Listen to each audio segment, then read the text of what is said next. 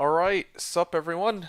We're back with some more Slashdiablo. Alright, Whoa. sup everyone? Why? Who's We're talking? back Whoa, whoa, whoa. with some more Sorry about that. Yeah, I think that should be a bit better now. Hold on a second. I hear my voice playing on one other location. Is there an echo somewhere? I think this should be fine.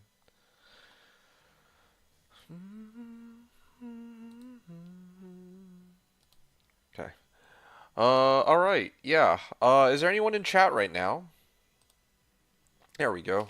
We're back at it. So,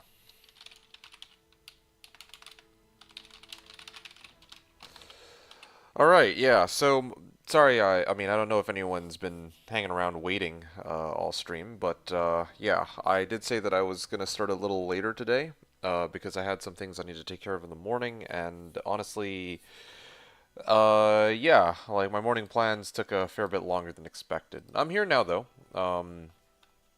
Yeah, it's like we're probably. I mean, I'm starting the stream here at about 6 o'clock. I'll probably end it at around 2 a.m. So we'll probably get like still a good like 8 hour stream in. It's not like a super long stream, but still, I'd say it's a pretty lengthy stream. Anyway, yeah. So we can see here, they're like I'm level 88. Sav and Post 7 are level 89 and 91 respectively, so they are beyond me. I don't actually since they've actually overtaken me in level, I kind of don't. I kind of want to take a break away from grinding out levels, especially considering that my main leveling method, which is my main leveling method for this season is spamming Pindle Skin, right? And that has kind of slowed down drastically to the point where I'm getting like less, like what, 0.4% XP a run. So that means I had to do like 250 runs to get a level, which I don't think is yeah, I'd rather do something else. Let's just put it like that. Um, yeah, but it's been a good run so far. When we last left off, oh yeah, sorry, one other thing I forgot to mention. This second place player, Sav, he's level 89. He's basically grinding out, I guess, Chaos Seal Glitch. And he actually did find, like in the last couple, just in the last hour alone, he found a low rune and a burr rune, and I think he found some other. Oh yeah, he found Tyraels too. He's found Tyraels, low, and burr rune today. I don't know what else he found, but he's got some pretty crazy stuff. Yeah, hey Fever. Yes, Tal Armor did indeed drop with 0 MF. That's correct. Yes, I did manage to grind it out on no MF whatsoever. So now that I'm done, yeah, I hope you're having a great day, by the way. So now that I'm basically done with my whole shtick with Bindleskin, I kind of wanted to take a bit of time and just, here we go. I want to take some time to farm some Flayer Jungle because it's nice and simple. And the reason for this is I need to get some gold. I don't really have as much gold. I mean, I did like a bunch of I did have a fair bit of gold earlier, but now I kind of want to start loading up on gold so I can run Countess, is my plan. Damn, when does the 0 MF Holy Grail challenge begin? That's a very good question. I don't know. I mean, I feel like that would just take a really long time. I think I could it could. Oh, I don't know actually. Mathematically, I don't know if it would be that bad, but it does sound like mathematically in the sense of how should I say? Like, let's say I have 300 MF versus 0 MF, right? Like, what's the likelihood of of getting an item as compared to without that MF? Like when I kill a boss, is it like 2 times, 3 times as likely? Hey yo, it's you, Post 7. Hello, good day. Sorry to keep you waiting. I just yeah, but Tal armor was definitely a really good find. I found like multiple lacquered plates, but only one of them turned out to be a Tal armor. I think even the last time I ran like a boatload of Pindle, he did get like one of the things that he did end up giving me was like Tal armor, so he seemed to have a knack for dropping me Tal armor. Hey, Saucy, how goes the grind? I actually just began. I had some errands I needed to run this morning, and so I had to do them, but I finished up actually not too long ago. Actually, yeah, I finished up not too long ago, but I needed to I mean, I was like doing a little bit of theory crafting, or not really theory crafting, but I was like talking to Ko because he has like a really crazy build cooked up, and then also what's the other thing here? Yeah, so I was talking to Ko about some theory crafting stuff, and then I also wanted, like, I realized that I'm probably not going to be getting Earthshifter for a while, so I needed to kind of I was like trying to figure out how I can potentially pivot my character into something else. I have a few ideas. I'm not gonna go over them just yet, but I decided that as a starting point, one of the things I'm going to prioritize is trying to farm probably Countess, just so that I don't. I mean, it's been a while since I've done this. I kind of want to farm Countess specifically so that I can get keys and runes. I'm hoping that she drops me like some mid runes. I mean, mid runes would be mid runes would be a bonus. I think the main thing I really need from Countess is T keys, because if I can farm enough T keys, I can trade them in for a D torch. I'm sure somebody would be willing to trade in for a D torch. Yeah, D torch is like, D torch should be like universal across all the builds I need. So I'm gonna start off by working my way through that first before I try and make any further adjustments to my build. That's what I'm thinking, at least. Anyway, yeah. So that's how the grind's going. Good to see you, Saucy. How are things going with you? Most of it said saw someone found a Raven lore. Don't remember who did though.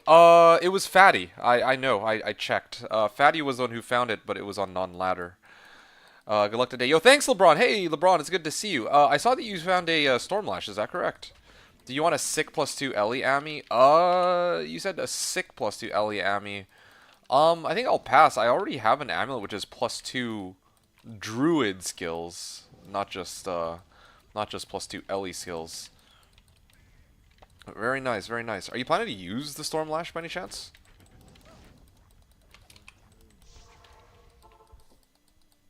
I had some D&D sessions over the weekend, so I didn't play as much. And I ripped two Nope, all yours if I want. Oh, seriously? For real? It's actually sorta tempting to take it. But the thing is, I don't... Ooh, wow. 111 attack rating on this.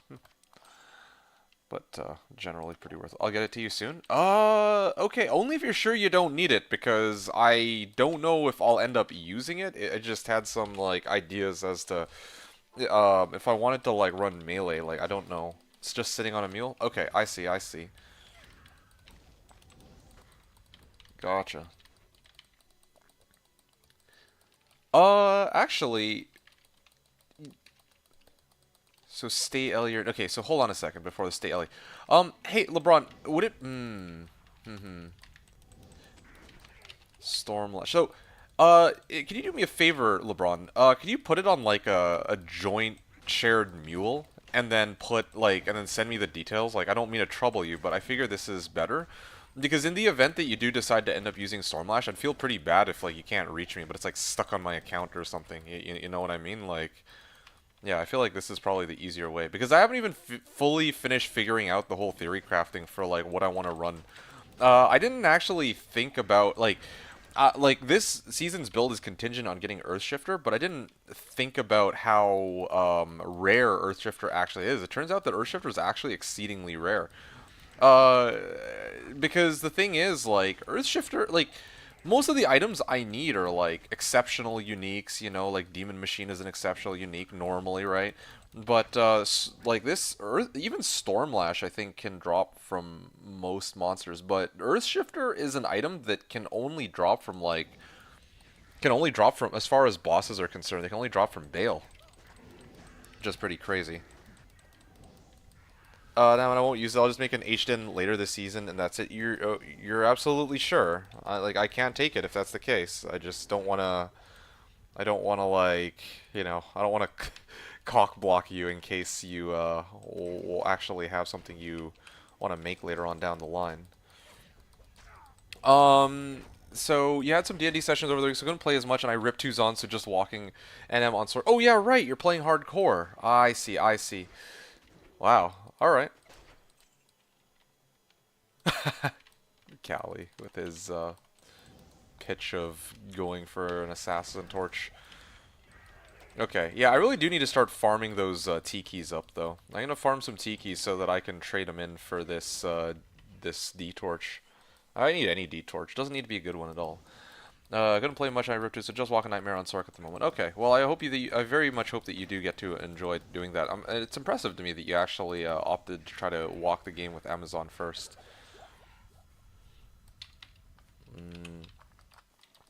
Sitting on a mule. Post 7 was saying, so stay Ellie or now? Right now I'm staying Ellie. Ellie is definitely staying Ellie for the time being, but I'm like really, I was doing some like theory crafting in my head as to how I wanted to do this. Like, here's the thing: if I do end up picking up Stormlash, I could, for example, play my.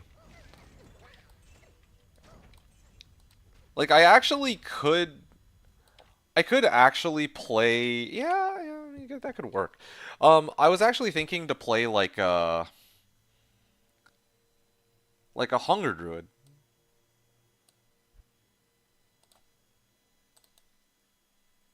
What the hell? Why is my playlist, or what did my playlist stop? Sorry, 1 second. Okay, sorry about that. I got sidetracked, but so yeah, no, just both died a dual enchanted nightmare bug. Oh, that's rough, man. I hate that bug so much.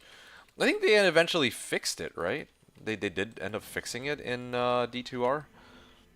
But man, that's a brutal death. I've died to that on a number of occasions. Even now, like I still die to it from time to time. But anyway, yeah. So yeah. You found an Ellie skill or GC? Oh, you found an Ellie skill or GC. Do you need anything for it? Here. I'm just trying to think. Like, I don't really have anything to offer. I actually would take the Ellie skiller. Indeed, I would. Um. But yeah, here comes the. You can give it to me. I'm just trying to think if I have like anything I can pass over your way. Like, I can give you like P amethysts. Maybe I have P amethysts I can toss your way in exchange for it. I don't know if you're planning to do any crafting at all. Or gold. Do you need gold? You also found mage fists. Actually, mage. Well, okay. Normally I'd be down for mage fists, but I actually think I need resistances more than mage fists at the moment. Like I actually, well, that's actually a bit of a lie. You found mage fists. Yeah, I probably can get away without mage fists. The only thing for me is like, okay, so here's the situation, right? Just to kind of fill you all in. Like I said, Earth Shifter is an item that apparently is much tougher to get than I had originally expected. And this whole build is contingent on getting, like the build I want to show you guys that I was going to use for the majority of the season is contingent on me getting that Stormlash, or not Stormlash, sorry, the Earth Shifter. But the problem is, since I can't get Earth Shifter, I have to find like some other alternative means to farm in the meantime while I wait for Stormlash.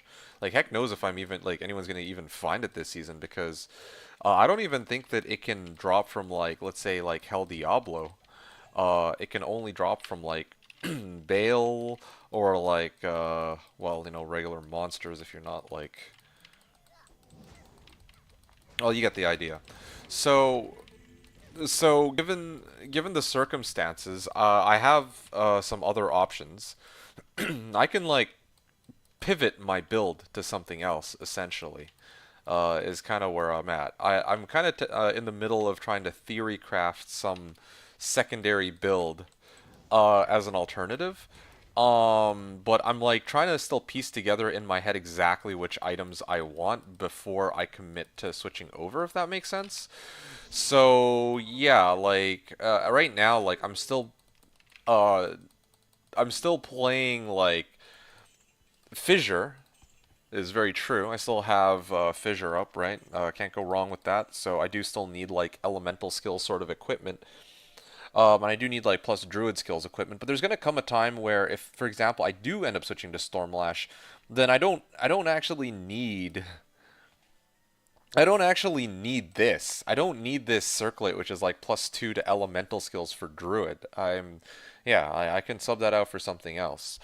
Um, and you know, same thing goes with a good chunk of my other equipment. Like this plus to LE skills GC is kind of pointless at that, like when that happens because The only thing that would actually be using the only way I'd be spawning, like if I'm using Stormlash, and I like here's the problem. Oh yeah, right. Game name is D2, password 1. So the problem here is that like if I'm going into werewolf form and trying to hit shit in werewolf form, I can't actually cast my natives. I can't cast Fissure. I could cast Armageddon. If I want, you found a lot today, so here you have extras. Okay, well, let's take a look. What are your so-called extras? Oh, natural GC. Okay. By the way, I would appreciate it if you guys could also keep an. Okay, I don't need the shape. I won't need the shapeshifting one, but still, why not? I would appreciate if you guys could keep an eye out for elemental. Oh, okay, Mage Fist too. For what's it called? For summoning skiller GCs, because again, I'm like in the middle of trying to figure out everything. If you guys want me to buy them off you, I could do that, but I will need to take some time to farm wealth in order to do so. I can give you the Mage Fist and Skiller no biggie. There's like close to no trade anyway on Slash nowadays. Yeah, we'll keep an eye out. Okay, thank you very much. Summoning Skiller, and wow, I'm actually pretty close to not having enough decks to wear this. Um, yeah. Mage Fist and Skiller. Uh, uh, Mage Fist and Skiller. Well, I can take the Skiller. I have Mage Fist from LeBron now. I'm just trying to think about how this will work. I feel like, okay, if I put this on, if I put this on, my resistances kind of take a nosedive, but, yeah, I mean, like, sure, okay, fine. For now. Okay, so this is the, oh wow, this is a pretty sick amulet. So this is the amulet that was given to me by LeBron. It's got Ellie skills, 57 life, 39 light res, 31 fire res. It even has a little bit of DR. No FCR, but honestly, that's a pretty insane amulet. Yeah, that's a really, really good amulet. It's just a shame that, well, actually, you know something? This is probably, like, currently this is better than my rare amulet. Like, I was kind of tempted to keep my current amulet, which is +2 Druid skills, because my bear does more damage and is tankier. But this thing will keep me alive for a lot longer. In fact, it'll even cap out my lightning res. So, yeah, this is a pretty interesting adjustment. Okay, I'm gonna post 7. Do you, like, you want me to come to your game? If I can either collect the items from you, or you can come to game name D, password D. So we're gonna pick up some Ellie skillers out here. Well, one Ellie skiller, I suppose. Gonna toss out. Do I need Stormlash? I'm still eyeballing that Stormlash. Thanks, dude. Appreciate you. Natural Grand Charm. So now I'm sitting pretty at 2,800 damage. I can sub out some faster run walk for that. There we go. Later I'm gonna be getting what is it? Hellfire Torch too. This is good. Thanks, Post 7. I'm gonna toss these out. Maybe put this on my Switch Mule. Put this on my Switch Mule. And I definitely don't think I'll be using this. There's no skills that I'm planning to use this season that would entail needing this this 3 to shapeshifting skills. Okay.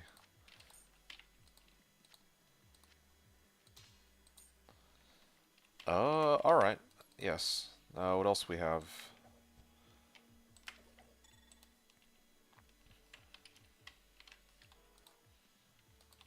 And here's my Magic's Mule. You want asking me if I want a Viper? I'll pass, thank you. I do like it's tempting, but I have this instead. I've already made rain. I've made it rain. Yeah, I'm liking it. I'm kind of liking it. All right. Oh yeah, hey. I actually might have something for uh well, I'll do either of you need this, LeBron or Post 7?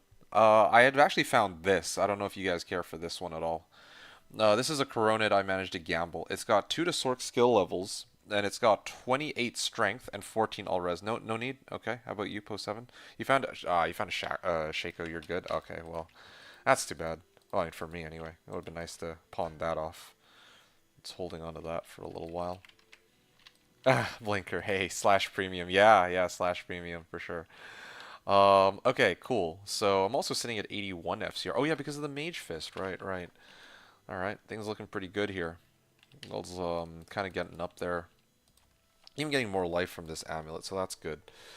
All right, I'm gonna continue my runs. Actually, in fact, because I think I'm probably gonna switch out my where is it? I need to switch these out for my tele staff.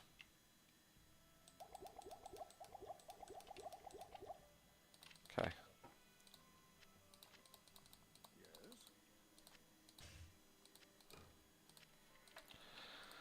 Wonderful.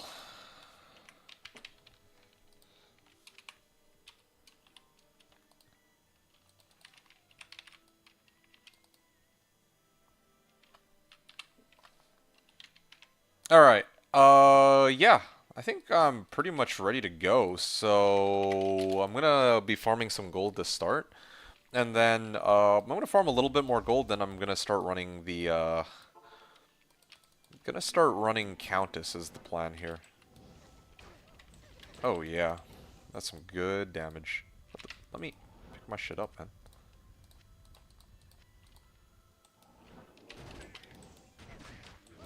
Oh, a spiderweb sash.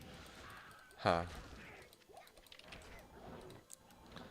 If I'm feeling particularly frisky, I might even consider getting MF soon. Yeah, right now. You know, the kind of an interesting thing to note is I still have my credendum up. I could like on my next respec, I'll probably have to dump more points into strength. Oh shit, gem shrine. I'll probably need to get more points into strength so that I can like free up my ring slots for something a little bit more valuable. My belt is okay. I actually really like Credendum, although probably I'm going to need to roll that for like, I don't know, Tal Belt or something that actually has a bit more MF, or any other stat I could use.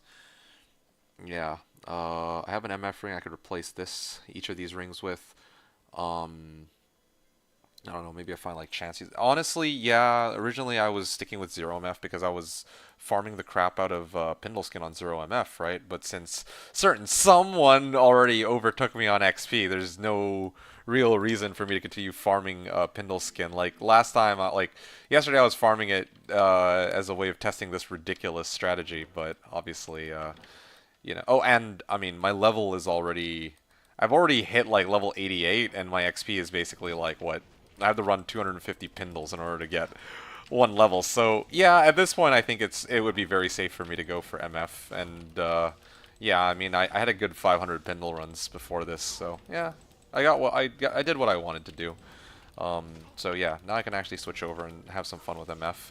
Maybe try to get some like good items, like some good items I can trade here and there with any luck. That's what I'm thinking at least.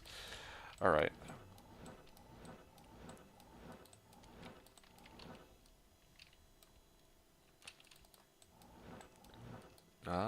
Gem Shrine. I would have preferred to use this on a P Amethyst, but I don't want to like go through the trouble of going back to my other character and then, you know, like going over to my other character, like my mule character, and then trying to go fetch the item, like an amethyst.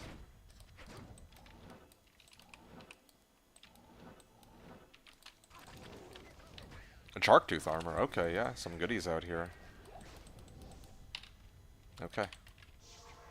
I also like how when I have more MF, or sorry, when I have hold on, let me sell all this.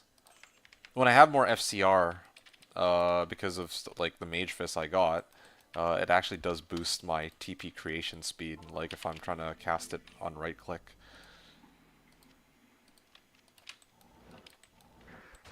Oh shit. Okay, sure. Yeah, kind of a shame the volcano is so ass. Like otherwise I'd love to just put up a volcano and have it like kill everything in this area, but fortunately it doesn't work like that.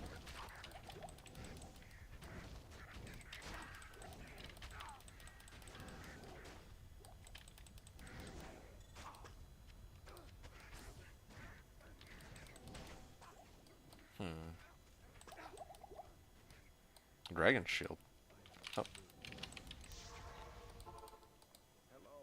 Time to ID this.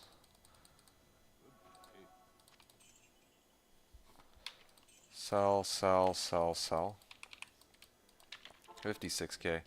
I do still wish I had a better response for those pesky council members. Because honestly, like, if I could clear council, that's where I'd probably be getting the most amount of gold, like, quickly. Well, it's either that or LK, I suppose. Although, I think Fatty had, like, a really good method of... He had, like, a gold fine necro. I'm not sure how he was doing it. Maybe, like, Pitt's champion forming or something. I'm not entirely sure.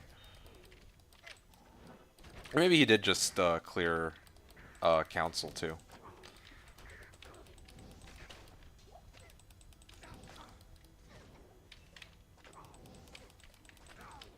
Alright.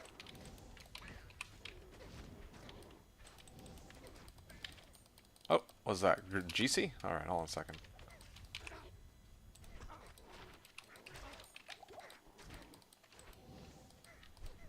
Oh, wow. Just, like, this is the other problem with Fissure that I like, that makes me kind of it's a little annoying to mess around with Fissure, because you see, like, Fissure, it like it just leaves a couple stragglers alive. And I have like chase down every individual straggler when I'm doing my run, which, you know, it's not the worst thing, but it'd be much better if I could just drop one Fissure and just be done with it, you know. So that's yeah, that's a work in progress. Ancient armor.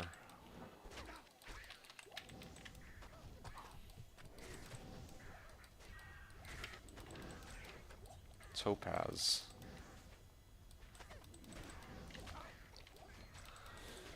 Kuros shield. GC. Okay. Never mind that.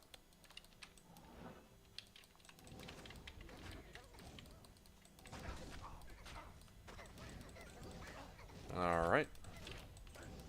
Bazinet. I could probably get some value out of this, right? Yeah, I think that should sell for a decent amount. Oh, Cuirass. Alright, I'll come back for that. Time to sell all this. What do we got? 35k, 35k as I called it, another 35k, and why not get rid of some poison res here? Spider bow.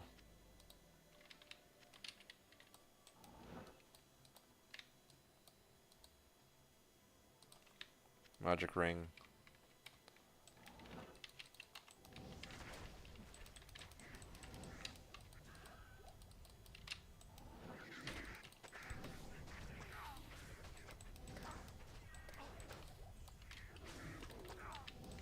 A large charm. I'm actually down to 2 tele charges on my weapon here. Did I actually ever find an Ort rune on this run? I don't think I did. If I had an Ort rune, I could like probably cube it up with a chip gem and then refill my tele charges that way instead of having to spend gold. That would do me a bit of a service. Oh yeah, still lacking a Nadge's staff. Although I don't know how long I would end up really needing a Nadge's staff for, because Nadge's staff is like... Man, I can only seal pop Pulls and Mals. Oh, ouch. Pulls and Mals, the horror. 4th Pull and 3rd Mal? Well, I mean, for what it's worth, so far I'm on my 1st Mal. If that counts for anything. And a Tal armor, but... Huh. Okay, 201k gold. 1.3 million. Grand Scepter, sure. What is this? MF. Oh, actually, that's not. Well, I mean, the rolls are like whatever, I guess.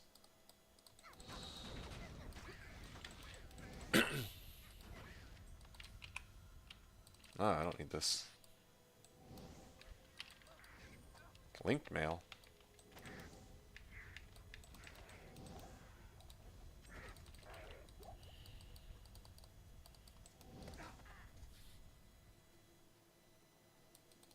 All right.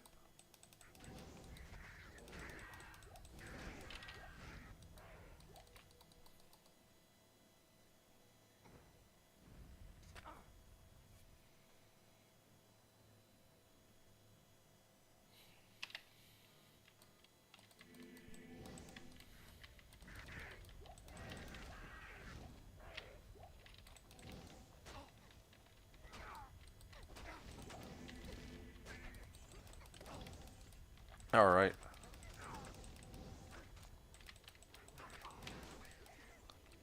Synquidus, Heraldic Shield. And Sav found Sur, low jaw, and less pop. Oh, okay. Well, yeah, I mean, if you're comparing yourself to Sav, yeah, then Sav has some pretty gnarly luck. Like, by now you're, like, level 91, so for sure you've done more, like, seal pops than he has. And yet, I think just in this last, like, I know in this last hour he found, I thought it was low burr, but maybe it was low jaw.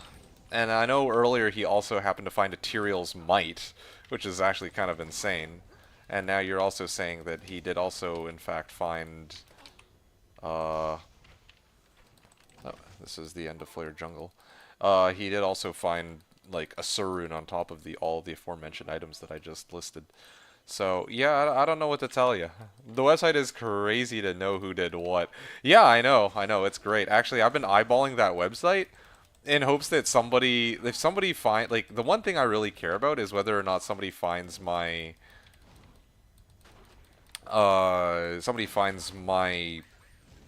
Earth Shifter. Yeah, if somebody finds Earth Shifter, I'm eyeballing, like, I'm eyeballing drops. I mean, I don't think it'll get marked on the Discord, but, like, at least not in the drops category, but maybe in, like, under Grail category, because it's such a rare find. I don't think most people have found it, right? So, yeah. Data wrapper. Here, let me take a look here. Oh, wow. Oh, yo, that's so sick. I don't even... Huh, okay.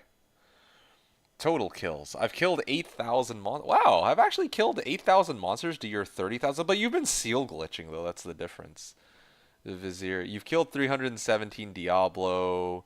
Okay, actually, sorry. Let me actually show this to like, those of you who are on the stream. I mean, I don't know if any of you really care too much, but it shows all Hyrule orange boxes. Ah, okay, yeah. This is, I mean, yeah. A lot of people, like, honestly, anytime someone asks me why Slash is, like, cooler than D2R, or why I opt to play Slash other than D2R, I should just show them this. Honestly, this is the sickest thing. Worth no, oh, actually no. Daima also, like, the hardcore Sork, also does not have any high runes. But if I just filter by soft core real quick, um, oh yeah, even DPS didn't find any high runes. It looks like that's kind of interesting. But he's actually killed 38,000 monsters. That's actually pretty funny. Um, yeah, yeah, I killed like jack shit for monsters, and I have correspondingly little to show for my efforts. Right arrow. Yeah, I'm just seeing what else is like out here. Yeah, so there's like a number of us who still have yet to find any high runes. But meanwhile, Sav Sorceress got low Sir Jaw already. Wow. So it was a Jaw rune, not a Burr rune. He killed one Mephisto.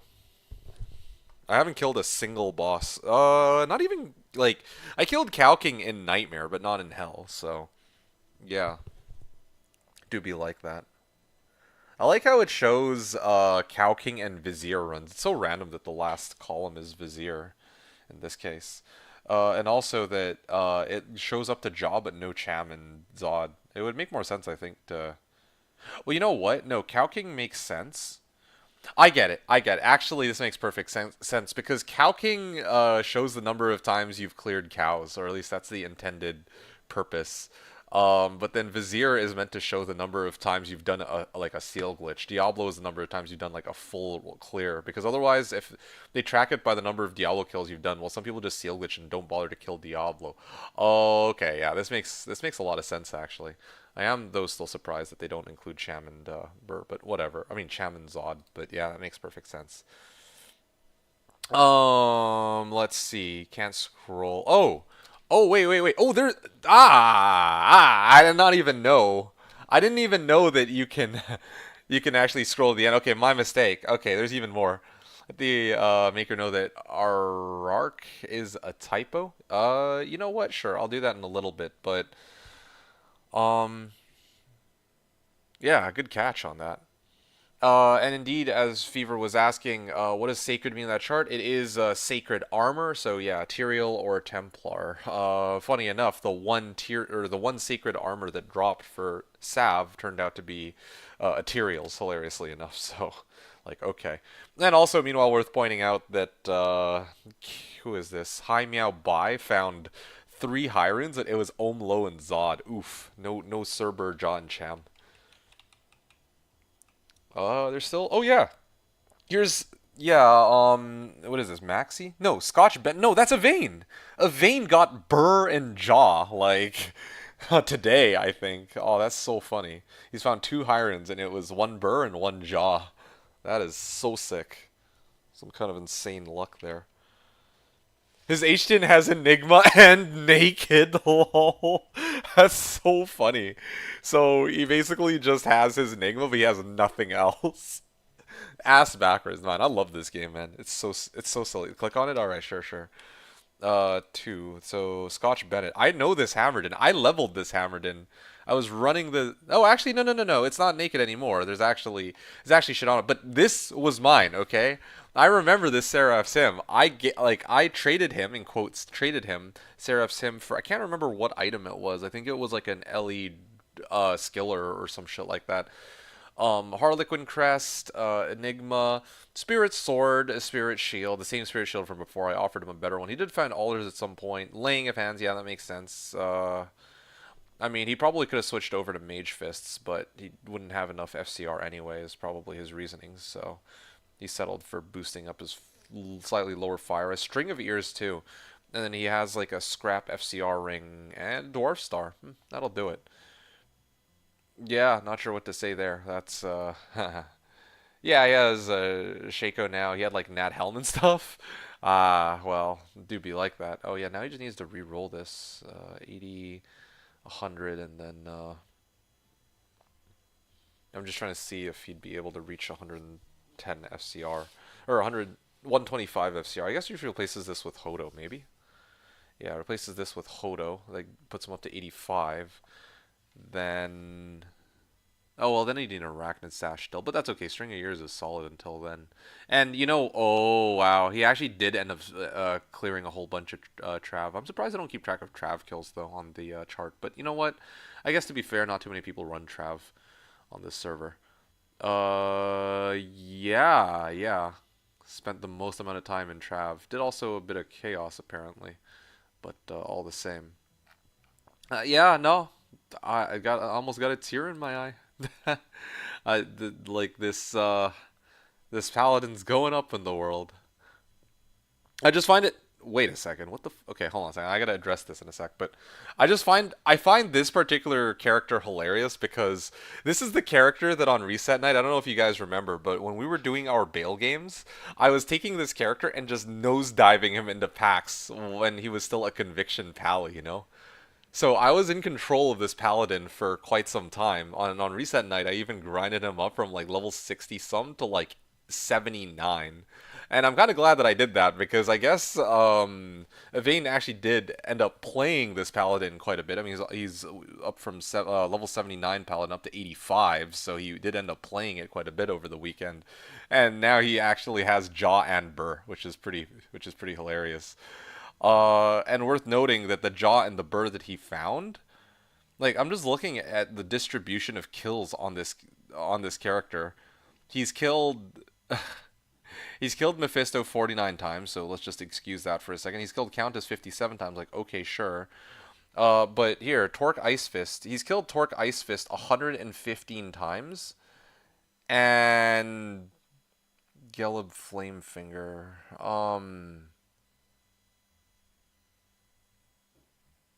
Yeah. So he's done 100.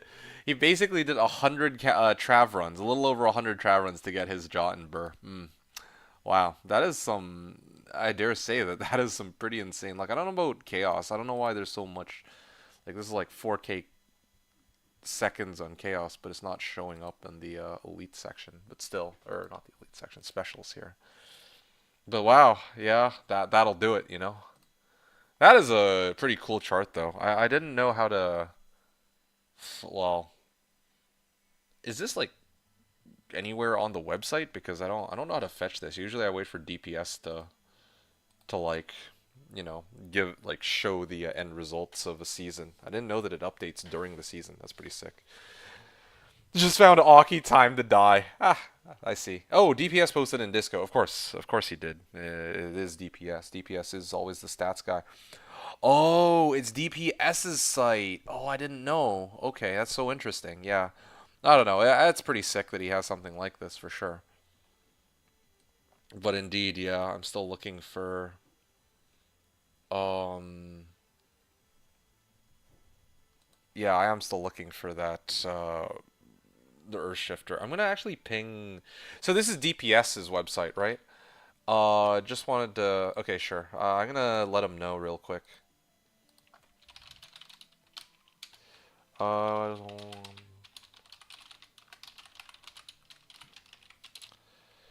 it's what is it?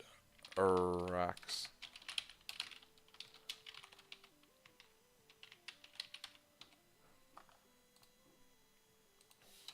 Okay, cool. I sent it to him. All right, excellent. Hey, Donkey Kang. Hello. Heard D2D2X dupes high runes. I mean, you you hit the nail on the head, good sir. Yeah, man. How did you guess? I'm just trying to see if there's any other SC Grail. Just paying close attention in case anyone does. Like, somebody found, or no, Post 7 found Bariza Dokian, and last season I was looking for that. I was able to get it pretty early on, but this season I don't need it at all. But yeah, so answering your question, you're playing hardcore this season or softcore? I'm still on, whoa, Act 3 stash, huh? Uh-huh. What? You got a drop for me? What do we got, man? What do we have here? What do we... Hey, yo, no way, man. Okay, yo, please take this. This is what I would have paid for it. This actually is what I would have paid for it. Bruh, you want that? Okay. Alright, I see what you did there. Don't tempt me, man. I will actually get you a Vex if that's what you would have wanted for. That's how much I valued it. But, I mean, I don't think, I'm gonna be struggling to find that Vex, but, yeah. Alright, I appreciate you, LeBron. Dude, that's so sick, man. Oh, we're going turbo. Yeah, no, this is... Wait, is this a good roll? I thought it's, 50... No, wait, no. I was gonna say 15 to 20, but that doesn't make any sense. This is a 13. 10 to 15? Here, let me take a look. That's fresh off the press, and it didn't show up in the, like... It's hilarious because I was looking at the, slash finds, but I guess this didn't show up there. Raven lore. Wow, yo, thanks, LeBron. Really appreciate it, dude. Oh, okay, no. The Raven lore roll is 10 to 20. This one's a 13. No. I thought it was 15 to 20, but apparently it's 10 to 20, and this I kind of rolled on like the low middle end, but that's perfectly fine, like whatever. This is and it has 24 to resistances. I didn't even know this came with resistances. This is like hands down better than my current circlet. Holy, this is insane. I did not even know this thing came with 24 resistances. That's insane. I mean, alright, don't mind if I do, guys. Alright, Raven lore. Sick. Alright then, the only thing left for me to do... Oh, yeah, I gotta refill my shit here, but, here, Here, let me finish selling my shit, and then I have to refill everything. The only thing left for me then on this build, is that Earth Shifter. I'm telling you guys, I get Earth Shifter, and then I'm gonna respec. Yeah, I can respec into like the weirdest ways possible. It's gonna be so good, man. I'm like so excited. I've been hyping it up for ages, but I really mean it. Like, it's gonna be great.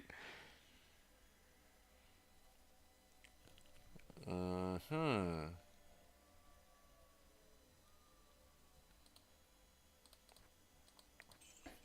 Okay.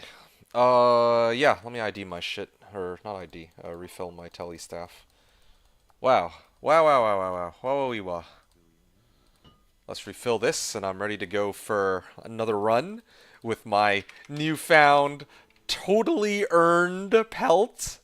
Courtesy of LeBron. I kind of wish you would personalize it so I wouldn't forget. But then again, if I do find a better one, like a higher roll. Oh, shit, a Ralrin. Imagine if it were Vex.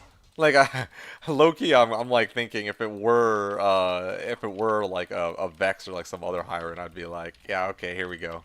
Now we're even, you know? Can you imagine? Oh, Jewel. Actually, you know, that kind of gets me thinking. Does this mean that I no longer need, like, if I were to run Pindle, I think I probably could... Actually, I can try it right now. How long would it take me to do a Pindle run with this? Like, I don't even...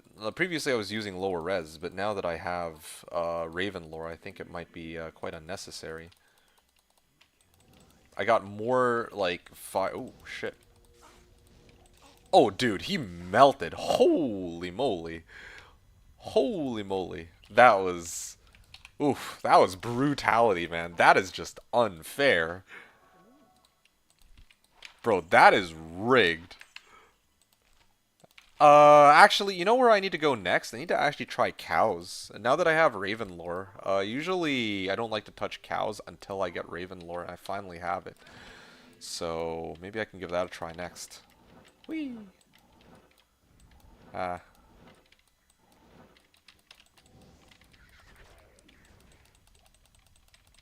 What the hell? Why can't I cast? I was like trying to cast it for like ages. Okay, let me get my summons up real quick.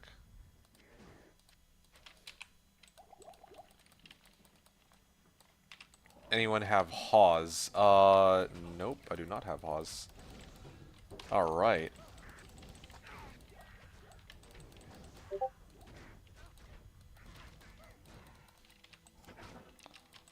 Hmm.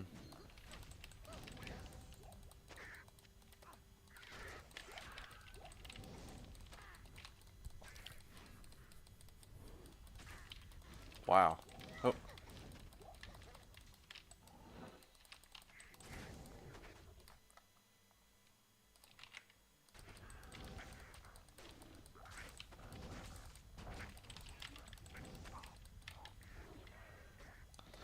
I just got a message back from DPS. Gotta reply to him real quick.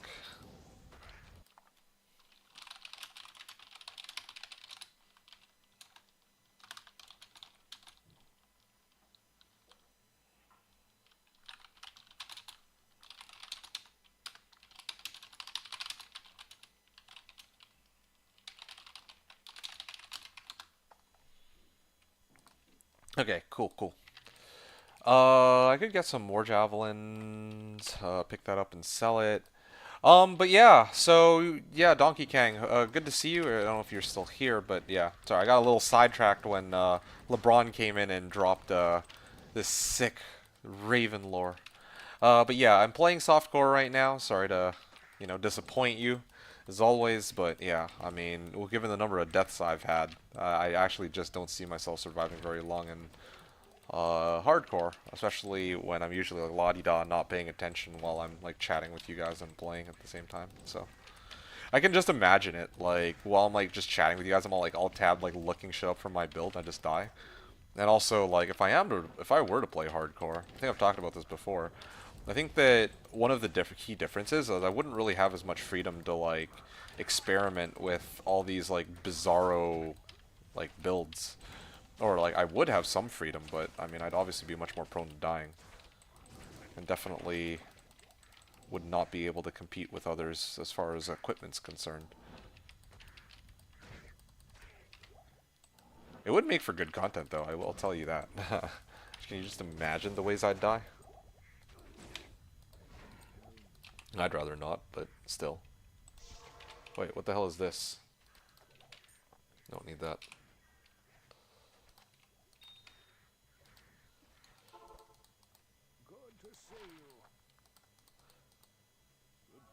Okay, selling all this. MF too. Crap, got a high rune. Oh, was it a Cham? Okay, why does it keep tabbing off my playlist? Like, come on, dude. Give me a second here. There.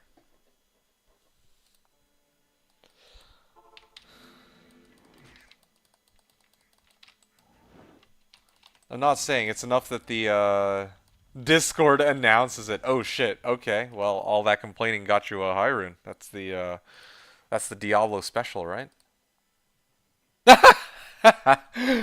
Oh, that's so. Oh, that's rough. Anyway, yeah, we can all take a look, point and laugh. Give me a second. Let me just. Yeah, there we go. So there we go. So this was post seven's drop. He did indeed get a. He did indeed get a Cham rune. Discord will not announce Earth Shitter though. I like that. That's a good name. Honestly, I was praying that it would show up in Grail. I mean, it's gonna show up in Grail. Other people are having their Grail shit announced in the Grails category or the Grail category. I was planning to just look up Earthshifter there periodically. Although I do have to reiterate it again. ISO Earthshifter. Yep, there we go.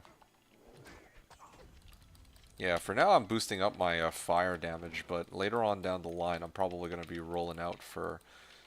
yeah, I'll have to fill up my inventory with something else at some point, but we'll see how that goes.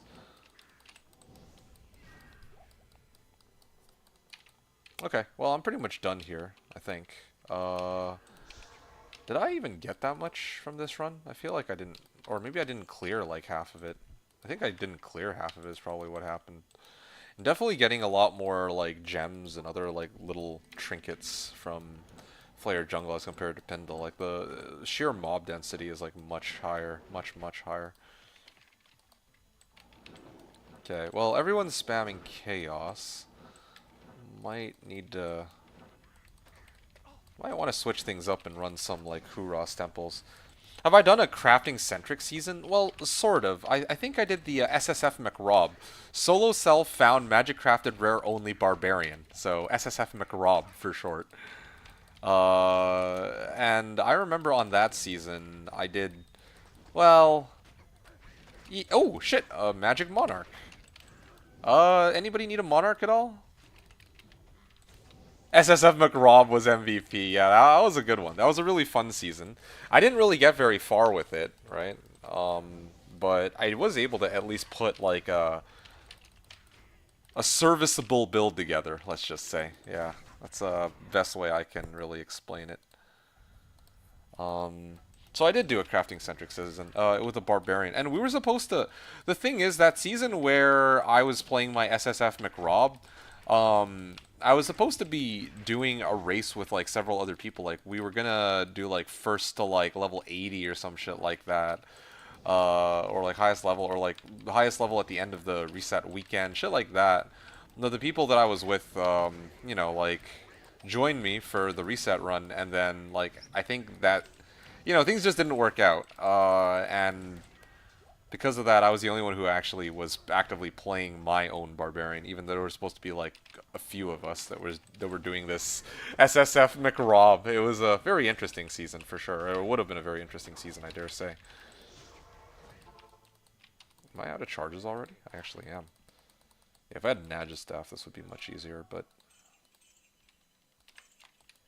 Alright, I'll hold on the plain white monarch, but I'm sure that later... I don't know if anyone's going to need this anytime soon. I feel like most people have their characters set up. Maybe some people might. I don't know. 1.5 mil gold.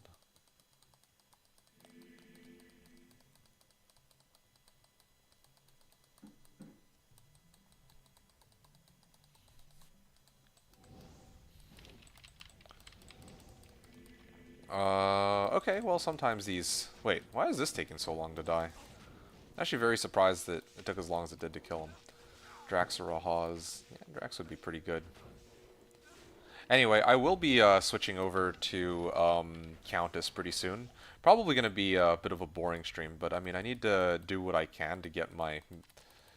Well, I mean, to finish putting my character together. Oh shit, there's... Actually do see the waypoint up ahead. Might as well hit these chests.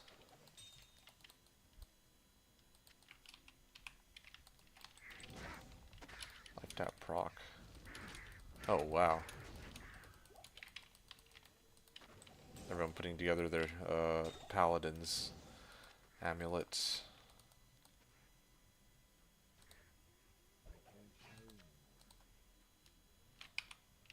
Alright, I'm gonna sell my shit. Sweet, sweet tikis. Damn it, I need tikis. I want to farm tikis, but yeah, I just don't have enough gold. I burnt the last of my gold on gambling last night, and I didn't even... The irony is, I actually probably should have just held my gold for like these tele charges, because all the stuff that I picked up from my gambling, aside from the 35 MF ring from cubing up, uh, yeah, like, I didn't really end up keeping any of the things that I gambled anyway. Like, I've already subbed out my amulet for another one that was better from LeBron. Ravenlord good enough for Larzik? Yes, yes, absolutely it is. But I don't know what I would throw on it after, you know? Like, I guess I could throw like a Ral rune or some shit, but I was hoping to put a facet in there. And I don't know if I'll find like a better... I don't know if I'll end up finding like a better Ravenlore in the meanwhile. You know what I'm saying?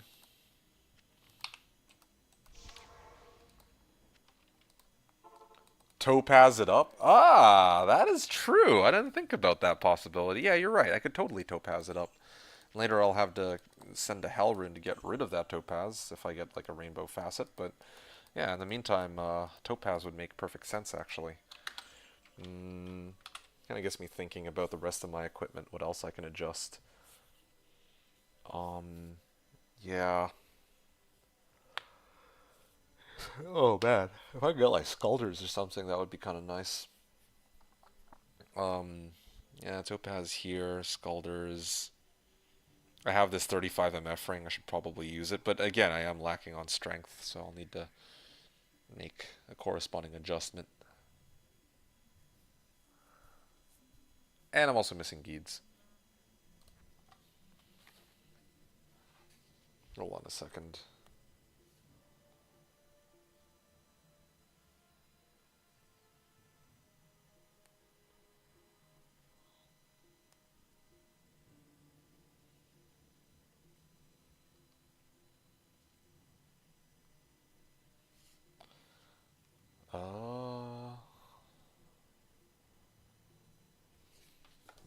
Alright.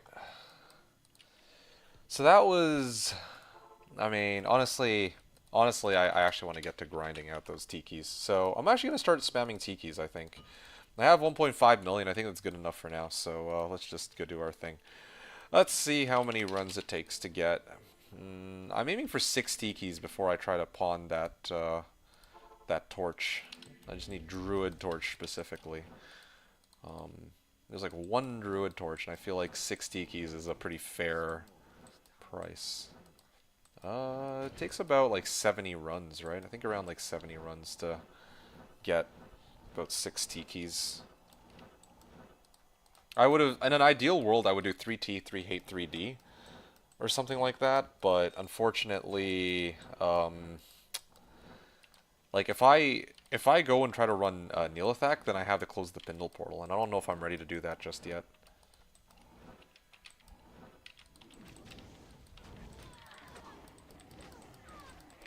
Oh yeah, these guys go down fast, except for the fire immunes. Well, this is a bit of an unlucky run, I think, because this is a bit of an unlucky run considering that normally... What the hell, man? Okay, normally she's by herself. And wow, this is as bad as it gets. Physical immune, fire immune, and he's got Holy Freeze. Like, bruh. Really now? Do I have like some other alternative?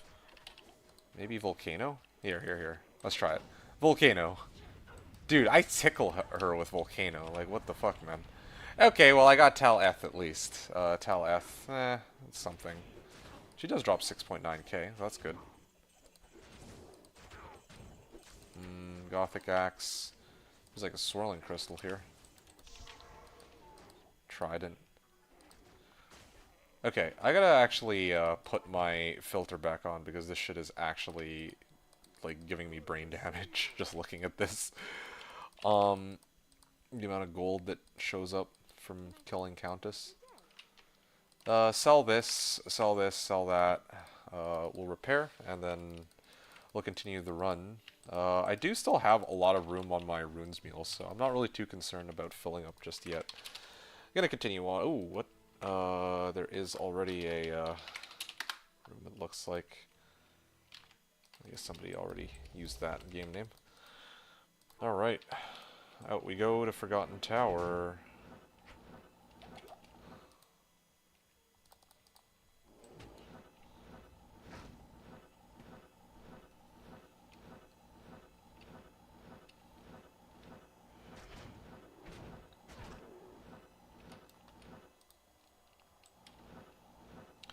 Alright, here we go.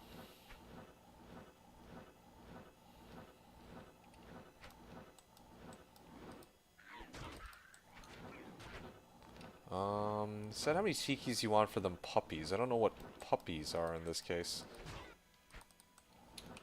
Oh, I'm out of charges. Damn, I actually had to trek pretty far this time. The sad part is this is a staff with like 48 charges too. I believe that's about as many charges as I get unless I'm using Nadges. That's like the only way I could get more, really. Or Enigma, obviously.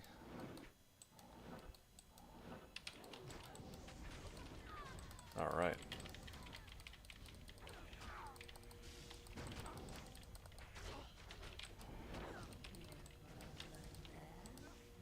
There we are. Ralrin. That doesn't help me. How long did this run take? Like a minute and a half? Holy, it takes a while.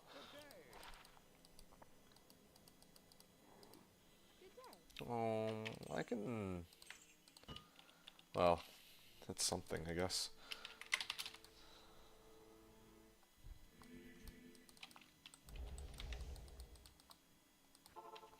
Oh, here it is.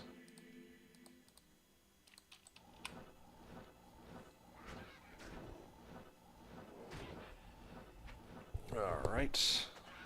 How about a run where you commit to cubing every single rune to see how high you can get? I mean, I guess that would certainly be the way to go.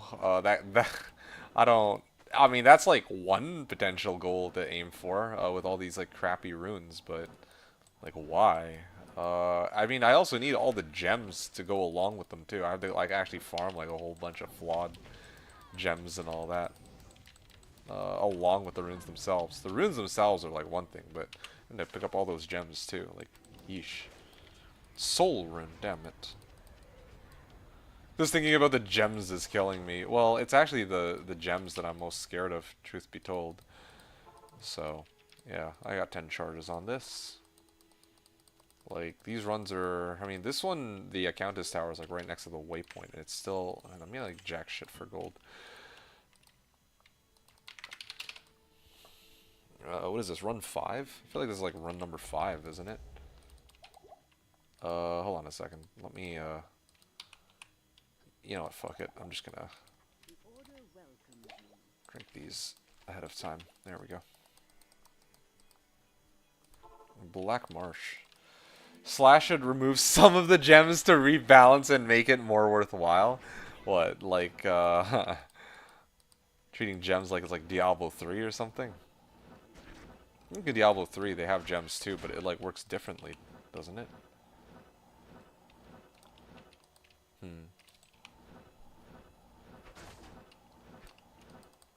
Okay, here we go.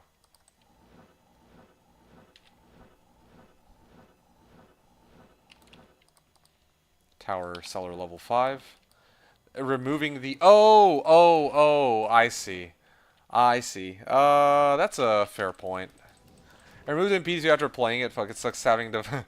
fuck, it sucks having to find low-ass gems. Yeah, okay, fine. Fair point. I don't, Yeah, I don't personally miss the... I mean, it's, like, supposed to be a one-to-one to, like... To, like, the base game or as close to it as possible. But, yeah, I'm not sure what to say there. Like... I wouldn't really hold it against... I wouldn't hold it against anyone if they actually did get rid of that, yes. That's a fair point. At least put any gems of the kind so you can use... Or I think in PD2 they allow you to, like... Oh shit, this is actually a pretty good Paladin Spirit base. I think that in PD2 they allow you to, like, carry... Like, you actually have, like, a separate bag for runes, right? At least put any gems of the kind so you can use Flawless in the... Well, yeah. I don't... Like, the thing is, I don't know how... I don't know if they'd be able to do that. I know that, you know, they added the cube recipe for the Annihilus, or for, you know, an herb and selling it to spawn declone and all that. But I don't know how much freedom they have to do it for any of the other cube recipes, you know? So I'm a little curious about that myself. Which lol's looking for Umentir. I mean, if he's looking for those particular runes, then he's probably trying to make Crescent Moon. Oh, sorry. Path of Diablo. Yeah, sorry. I meant Path of... PD2 is you can stack them. Like... Which one is it where, you know, you have, like, a separate, like... It's like a currency tab, and then, like, you can kind of, like, withdraw, like, the set number of runes from, you know, the, like, separate... POD is page. Oh! Okay. Oh, okay. There we go. Okay, gotcha. POD is a page, and then PD2 stacks up to 50. Gotcha. Cool. Well, thank you for that correction.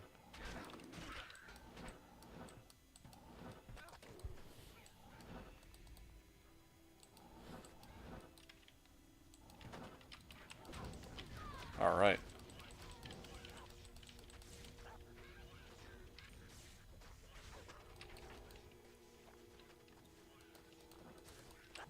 Oh, here we go. There we go. Shailrin. Ow. Small charm and an amulet, and I think I'm good here. PD2 removed the need for gems, but it's still never worth upping runes unless you literally need one or two. Yeah, that's what I would have expected. I mean, like, yeah, when are you ever gonna be like, I'm gonna, you know, cube up my 2 mals to make an ist? I mean, I guess, like, in some cases you might for, like, mid runes. But either way, like, a lot of the lower runes, like, if you want to go from, like, oh, shit, yeah, that's not bad. Like, let's say, like, from like, I don't know, Code Lem, right? You'd probably rather just have it be the case that you go 3 Ko runes, make a Lem, boom, problem solved. No need for anything else. No need for any other external, like, gems and whatnot. So I understand it. I get it. I'm not really... I'm normally very like, oh yeah, vanilla this, vanilla that, but yeah, I can understand why some people would want this feature. However, yeah, okay, so Post7 was saying, I always wondered how fucked an economy would be if they added a recipe to lower rune lowering from Zod. Okay, so I don't support them, like, I don't support the notion of cubing down, like, runes, though. That was something that was brought up, like, a long time ago. I think it was it Fog? No, there was, like, one of the Resurgence admins once did a like a poll, like, oh yeah, how many of you guys would want to see the addition of, like, you know, you could, like, cube down your runes, and I think there was quite a bit of backlash on that. I definitely would not want to see that. I don't think I would like it, but I would want to see it. Yeah. I mean, like, yeah. I know that there are some advantages, but that's just okay, at that point you're playing a completely different game, you know, like think about this. A Zod rune should not be able to cube down into like multiple Cham runes that cube down into even more Jaw runes, which cube into even more Burr runes. Like that's actually crazy. Or even like 1-to-1, like if you get a Zod rune you turn into Cham, and then from Cham you turn into Jaw, and then down to Burr is kinda like, I don't know, I feel like that would kinda devalue Burr a little bit, you know? It's like, yeah. That's how I see it. Like, Burr is Burr.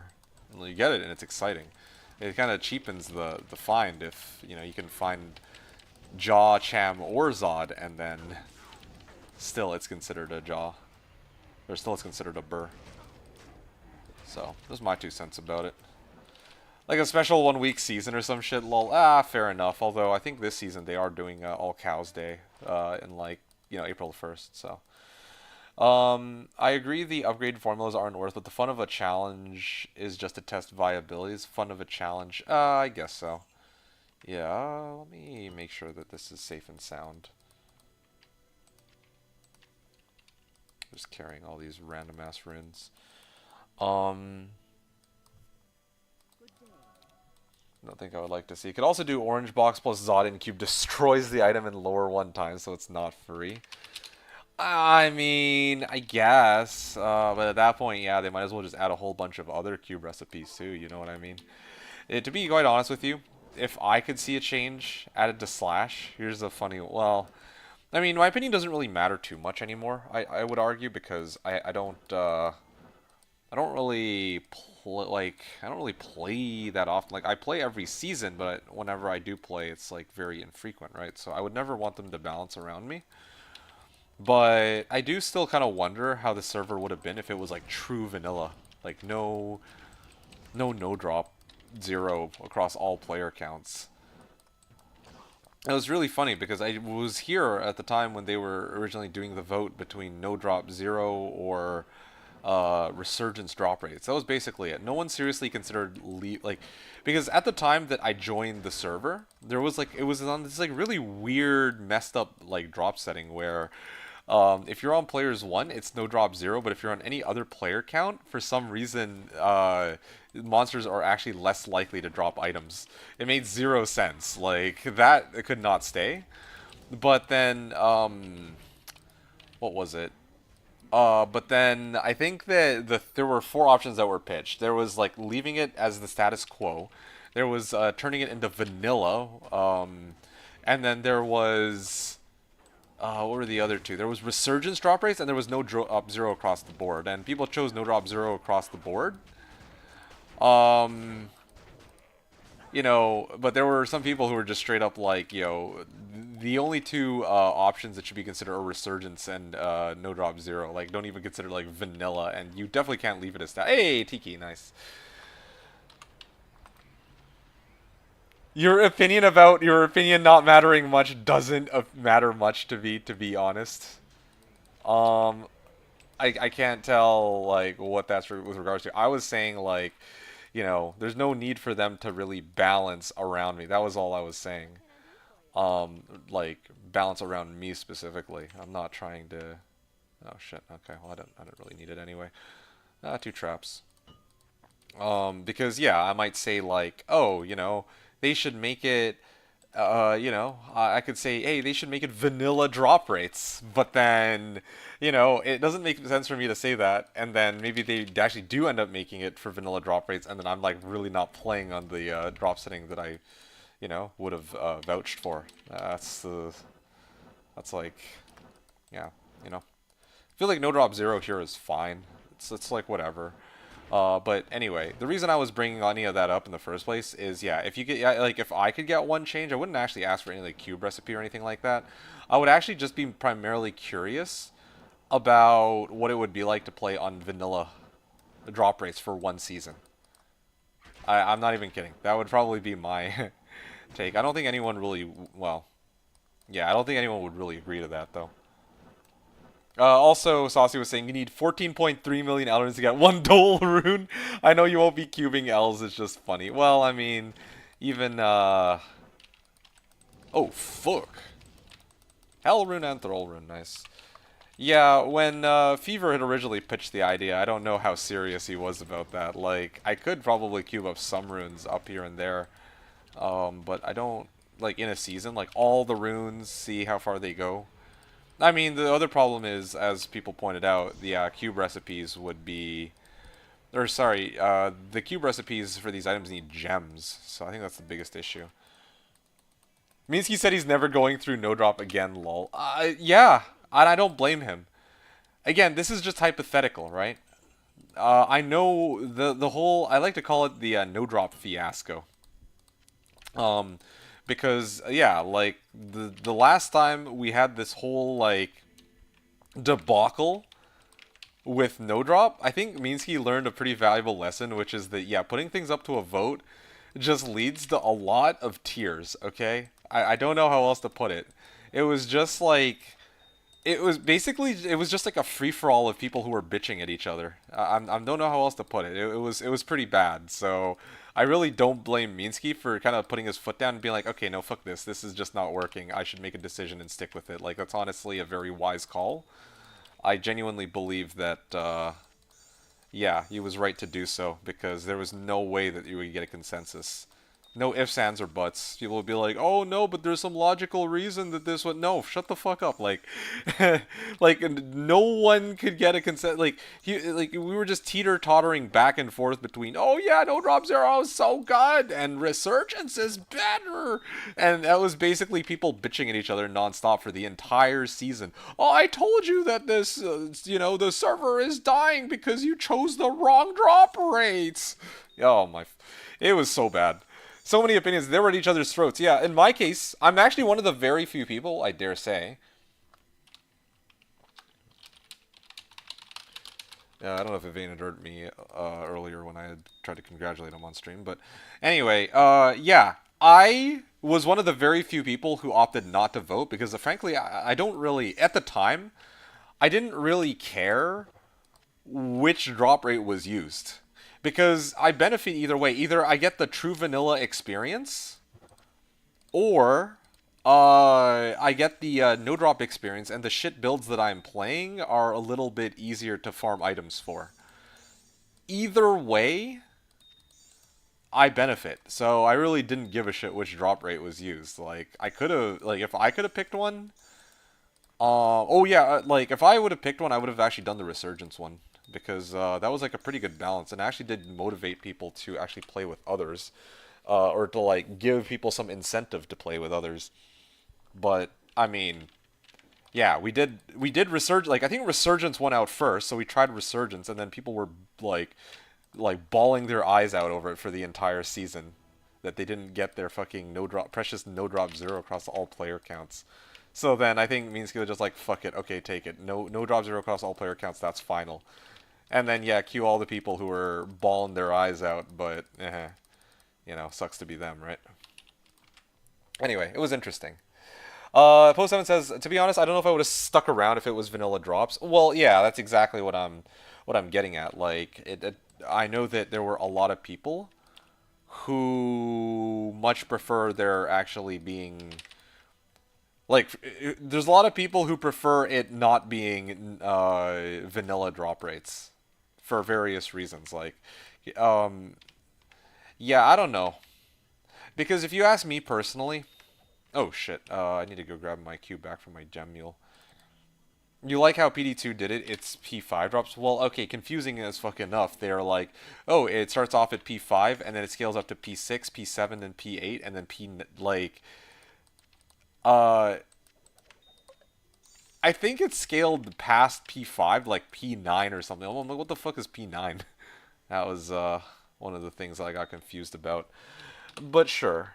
But sure. Like, see, you say P5 drops, right? But like, when the initial vote was thrown out for people, when the initial, like, the first ever vote came out for the drop rates, actually, I think the only one, um, originally the option that won were the resurgence drop rates, and the resurgence drop rates are kind of like the PD2's like so-called P5 drops, where there's a compromise, right, between getting closer to no drop zero, like not as unforgiving as vanilla, but then also making it so that you're not like swimming in loot like in no drop zero. So I think that personally, I feel like resurgence drop rates were like if you were to ask me, I feel like those that was like the best option personally. Um, like as a fine middle ground for the people who want no drop zero, people who wanted vanilla or like closer to a vanilla experience, and also giving people incentive to play with others. Um, yeah, it even gave me a reason to do like two, three, yeah, like multi-boxing like three characters into a game too, right? So that yeah, like basically I have something to work towards being able to clear P3 rather than oh yeah, well I shit on everything P1, so I don't need to ever worry about my damage again. So anyway, I got some well, yeah, I'm going all over the place, but yeah, bottom line is I don't blame you for not wanting to stick around for vanilla drops. LeBron, indeed, there were a lot of opinions, and yeah, yeah, I have like I can respect that Minsky decided to just pick something and go with it because there was just no way. There was just no way that people would ever come to like a proper consensus, and I would never expect them to change it here on out. But still, if the option was there, I don't really care for any new cube recipes or anything. I just think it would be interesting to make that change back to vanilla just to see what it's like. The one thing I will say about vanilla is that, yeah, my guy would basically have no gear if I played vanilla. But at least for, like, I don't know, maybe times are different now as compared to when the vote took place, like, 5 or 6 years ago. But, like, when the vote had taken place, like, I thought, like, personally, I thought it an argument that could be made for vanilla is that yeah, like oh, it's a private server, so why? Like I don't know. The for me, the reason why we would play on a private server is to get away from the botting, the duping, and the all the other stuff that came with BNet servers that was kind of problematic. You know what I'm saying? But there were some people who also felt that if you're playing on a private server, you should somehow have also enhanced drop rates on a vanilla-esque private server, and that kind of never made sense to me. I'm like, it's an expectation that yeah, if you're playing on this private server, that people will actively be monitoring gameplay, and there would be fewer people cheating as compared to BNet. Okay, fine, I can respect that. Hey, another Tiki. But the thing I don't understand is why there were so many people expecting that, yeah, because we're on a private server, that we should be entitled to better drop rates. You know what I'm saying? That was very strange to me. Like, I could never really wrap my head around that. And, uh, I'll sell this. Sell these. Okay, cool. Um,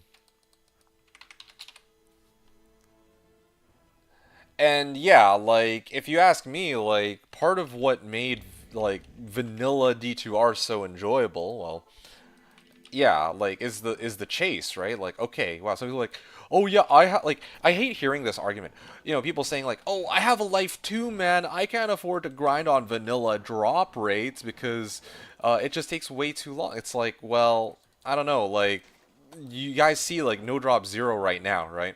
What's happening with no drop zero?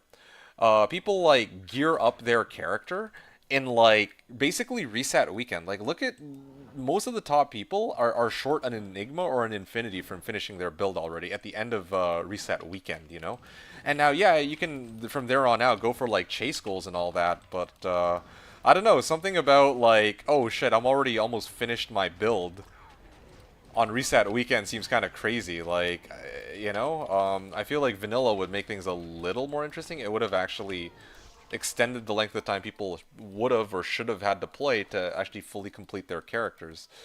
At least at the time. Now it's well, I mean, now times are different. I don't know if I'm like yeah, like back at the time when people were like arguing about all this, I'm like, actually, the longer it takes, I actually think it would be better overall. But it's a, sorry, that's a hot take. I don't think that people are ready for that hot take. Like I would have been if I put a post up like that, I would have been called a redacted, and then I would have been downvoted into oblivion. I guarantee it. I didn't have that opinion at the time, by the way, but you know, I'm like looking back in hindsight, and I'm like, yeah, it is a little strange. Some of these things just don't add up. Like, you know, um, this notion of like, you know, people wanting them there to be more drops, and the idea that, oh shit, well, oh, it's vanilla drop rates, now I don't want to play. It's like, well, if anything, that would make me want to play even more, because yeah, I'm not like guaranteed to get all my equipment on day 2. So that's what, you know, that's something that was always strange to me. You know, not everyone's going to agree with me on that one, and I can totally respect that, but that's something that I just want to point out, because I just couldn't really get behind it, you know, like, yeah, like, the whole game, Diablo 2, is about the grind. Most people stop when they finish picking up items that they need. So, I don't know. I wouldn't advocate for them to, like, extend or prolong it, but, I mean, those were the base drop rates of the game. Like, why change it, right? Why fix what isn't broken, I guess? And it was interesting too, because then I think the season with the resurgence drop rates, then there was actually more value in these intermediate items, right? Like then there's more of a reason to go for, oh, I don't know, let's like a Skin of the Viper Magi or some shit, as compared to now where it's like, oh, okay, well, I mean, yeah, we're like raining skins of the Viper Magi, we're like buy one get one free, guys. All the mid-level uniques are like trivial to get, dime a dozen. And the only things that really matter are like Jaws and Burrs. I mean, like, correct me if I'm... And Skillers, of course. Skillers with life. Like, do correct me if I'm wrong, but that's kind of the situation right now. I mean, obviously, I'm... In my case, right, I mean, it's a little rich of me to be saying this. Like, yeah, I know that a lot of my equipment is like hand-me-downs, but that's because I'm trying to... I'm playing a little differently than the average player. Like, I'm doing some, like, weird-ass shit. But if I had gone and loaded up a sort, assuming, or like any other meta build, like, yeah, I probably could have been fully kitted out, minus an Enigma, by the end of the, reset weekend, right? So, and then with regards to, Post 7 was saying, I just remember Damnam wanting to lower it, but it's vague in my memory. Yeah, I don't remember what his original vote was for, but Dan Bam well, I think for him, like, see, this is the thing, okay? And I have like mixed feelings about this too. Like in Dan Bam's case, he's what he's probably what I would consider a 1%er on the server. Okay, you know, like this is a term that I made up. Just bear with me for with it. It's basically like, you know, like the types of people who are like grinding out on reset weekend, and then they're like fully geared up with Enigma, like maybe 2-3 days into the ladder kind of type deal, right? So when Dan Bam was playing, yeah, like he'd be playing his freaking CE Necro. He'd kind of like get like the bare minimum to get his build like set up and probably ready to run cows, and then yeah, he'd just go plow through cows. He'd do like maybe 300 runs on reset weekend, and then suddenly he would have Enigma just like that, you know, pretty much without fail every reset. And yeah, so it sort of made sense that Dan Bam would want to lower it, because yeah, like there's really nothing to grind for if you're just gonna spam CE Necro into cows on reset weekend, farm Enigma, which is the thing that most people are working towards, right? Saturday Enigma. No, seriously. Seriously, put yourself into Dan's perspective, and it makes so much, like, I'm not criticizing him at all. It makes perfect sense why he would vouch for vanilla drop rates for his own benefit. Like, if he's voting in his own interest, right, rather than against it, then it makes perfect sense that he would want to roll he would want there to be some sort of, like, okay, there we go. He will want there to be vanilla drop rates, because how the fuck is it like it's fun, don't get me wrong, it's fun for people to like make it to Enigma on like day 2, I guess, but there's only so many times you can do that where you're like, okay, maybe I need a little bit more of a challenge, right? And maybe other people do too. But yeah, so the reason why I say like, you know, like maybe like some mixed feelings about this is because it kind of reminds me of like the situation that Diablo 4 is facing right now. Okay, I keep bringing up Diablo 4 this weekend, but sure, why not, right? The situation in Diablo 4 where there's changes that they're trying to make, which are like they have two groups to please, right? They have like casuals who don't really play the game very much, and then they have people who I think they refer to them as like blasters, the people who are grinding out like 100 hours. Well, okay, let's just say 50 hours on reset weekend. Or you know what? Let's say 50 plus hours like the week that the reset launches. I feel like that's like a fair that's a fair number, probably more than that even, but sure, you guys get my point, right? So there's a choice. Like if they're gonna up the difficulty, then upping the difficulty is supposed to be like, I mean, I think the argument is usually made that if they're upping the difficulty, then that's a change that is meant for blasters rather than for the casual player. Because if they keep upping the difficulty, then the casual player will never actually hit the end game content. But oh shit, wow, 3 tikis and 15 runs, hot damn. All right, well, this is motivating. But yeah, yeah, if they're gonna make a change where the casual player will have to take twice as long. Well, if every player has to take twice as long to get to endgame content, the Saturday filthy casual like dad with like 300 children or whatever will probably have like it'll be even more unlikely that they will ever be able to reach the end game content. And the argument for a lot of people is that whoever takes part in the new season should be able to experience everything that there is for that season, which means that yeah, like it shouldn't take like 100 or 100 plus hours to finish a season. Or something. Well, okay, maybe not like 100 plus hours, but it shouldn't take that long to finish a season, right? But meanwhile, yeah, for blasters, like, okay, if the game is too easy, then they're actually finished everything in like 2 or 3 days. And I feel like that's kind of the situation that, hilariously enough, that Slash was faced with when it came to the whole no drop gig, because yeah, there's going to be people like Dan who yeah, are like looking for a slightly more of a challenge than just, oh shit, I'm going to get my Enigma day one again for like the fifth time, right, or sixth time, versus other people who can only play like once a week, twice a week, and they can maybe play like 2-3 hours. Those people have like a lot of time on their, well, a lot of work to do to get to their end game. And I was at the time, like my first few seasons on Slash, I was definitely on the on I was definitely the latter of these categories. Like nowadays, like if I wanted to sweat out and get an Enigma like day, on reset weekend, I already know how to do that. Like I'd done that on a few seasons. There's that season where I played my Tele sort. I spammed 3,000 LK and I had Infinity within 48 hours. Okay, or okay, maybe not 48 hours. End of day two, I believe, was the goal.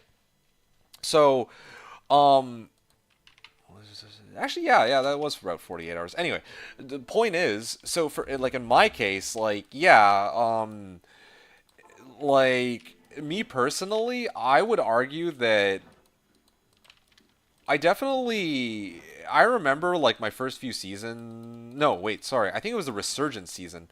The season that I played on Slash, or the first season I played on Slash, I'm just trying to remember. I don't remember which drop setting I was playing on the first season that I ever played on Slash. I think it was the really weird, messed up drop rates, if I recall correctly, where players 1 is like no drop 0. Um, anyway, this this setting, like despite it being set to that, okay, as a filthy casual who was like relatively inexperienced at the game at the time, like I'd played it for many years, but was just never any good at it. It took me the whole season to grind out Enigma.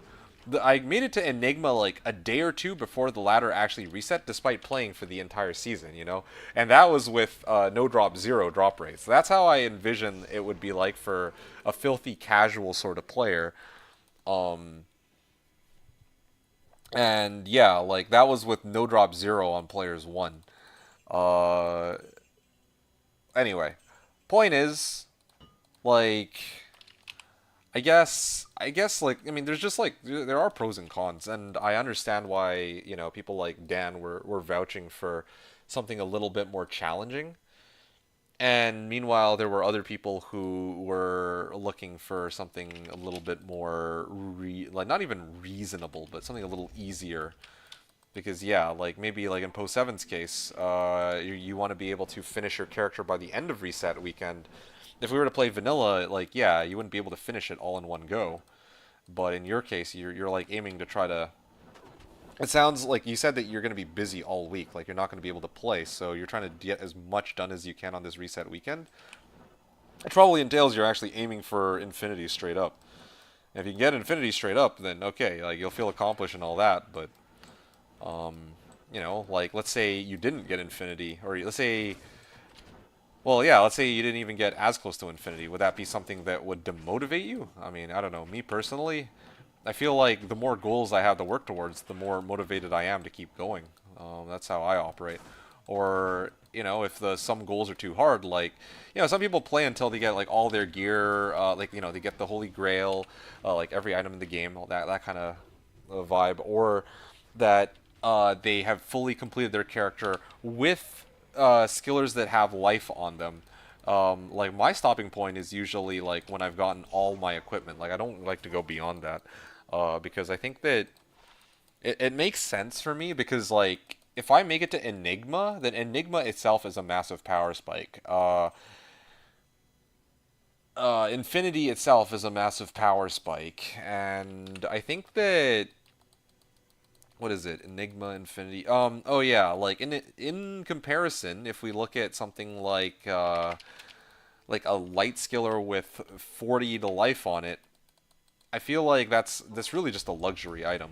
Like you don't need that. So that was my 2 cents about it.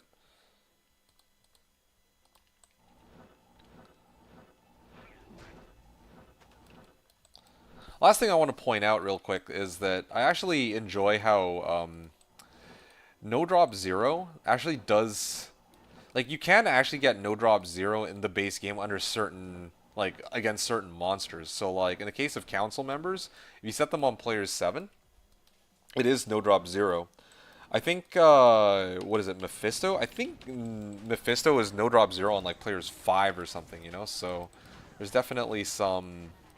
Well, it's sort of interesting to me how. Oh fuck. Oh sh. Let me get my bear up. Oh, there you go, Eldrin. Yeah, it's kind of interesting to me how, like, yeah, you can kind of simulate that. You can actually get no drop zero in the base game. It's not just like something that exists entirely within Slash, and like that's it. Post 7 says, one of my best memories was me and Co racing Xe on the leaderboard, both on Sorks, both trying to buy the next Griffin found. Yeah, yeah, no, for sure. Yeah, no, I get you. I remember, I think I sort of remember that. Like, there was one season where Co was hella rich. Like, a lot of people back then would have like yeah, Ko had some pretty good luck on some seasons. And then eventually, like, I think that season he was playing Light Sork, right? But then after that, he started Theorycraft. Well, he actually played more of his, like, wackier builds. Or I can't remember if he was just using a Light Sork to farm for whatever, like, bizarre ass build that he had in mind or what. Then he played Cleric. Oh, okay. Yeah, yeah, yeah, okay. Well, there you go then. Was that the same season? Because I remember the season where he was playing his cleric, like he was, committed to that cleric. He went rags to riches on cleric, and he had some of the craziest luck. He ran Pindle and got, I think, not a perfect Griffins, but I think it was like the first Griffins of the ladder. No, not same season. Oh, okay, yeah, yeah, yeah. I could have sworn it was like two different ones. Yeah, I remember that he had. You know what? I think I remember. He was playing his Light Sork, but there was like a twist to his Light Sork. I can't remember what it was.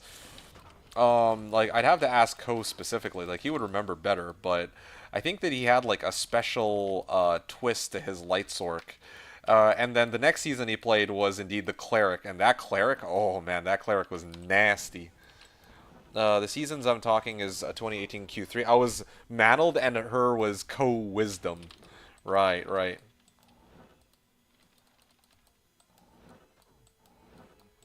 I think back then I used to call him Coster too. Or was it Coster? I mean no, like at some point you had to correct me. It's like no, you're saying my name wrong. It's not actually the way you're saying it. It's Coaster. I'm like oh, it's Coaster. This makes so much sense. But anyway, that's like off topic. Oh yeah, okay. War belts.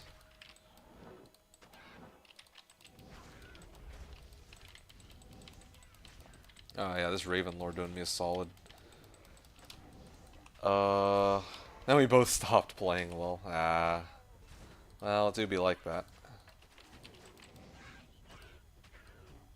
Oh,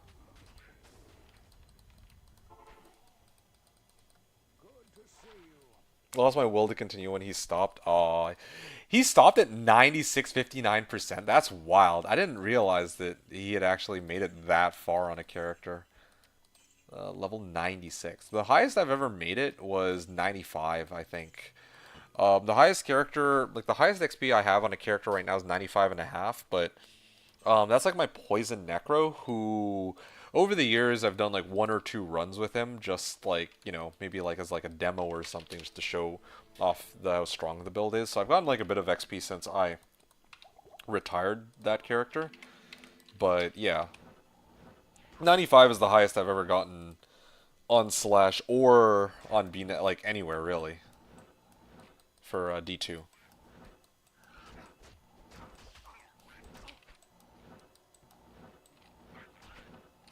Oh yeah, right, I gotta...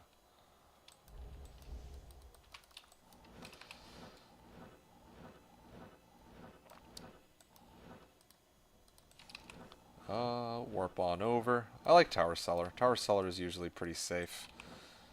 Occasionally you get some unlucky spawns with monster being right next to the entrance, but aside from that...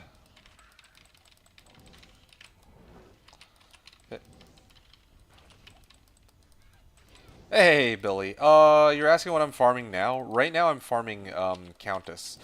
I'm farming Countess for two reasons. The first big one is she drops Tikis, and I'm looking for Tikis because I'm hoping to trade out my Tikis to try and get a,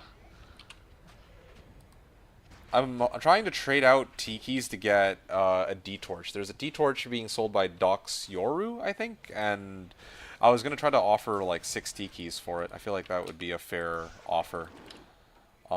So yeah, that's what I'm up to right now. My first priority is to get Druid Torch because I think that no matter what build I end up using this season, Druid Torch is going to be a priority.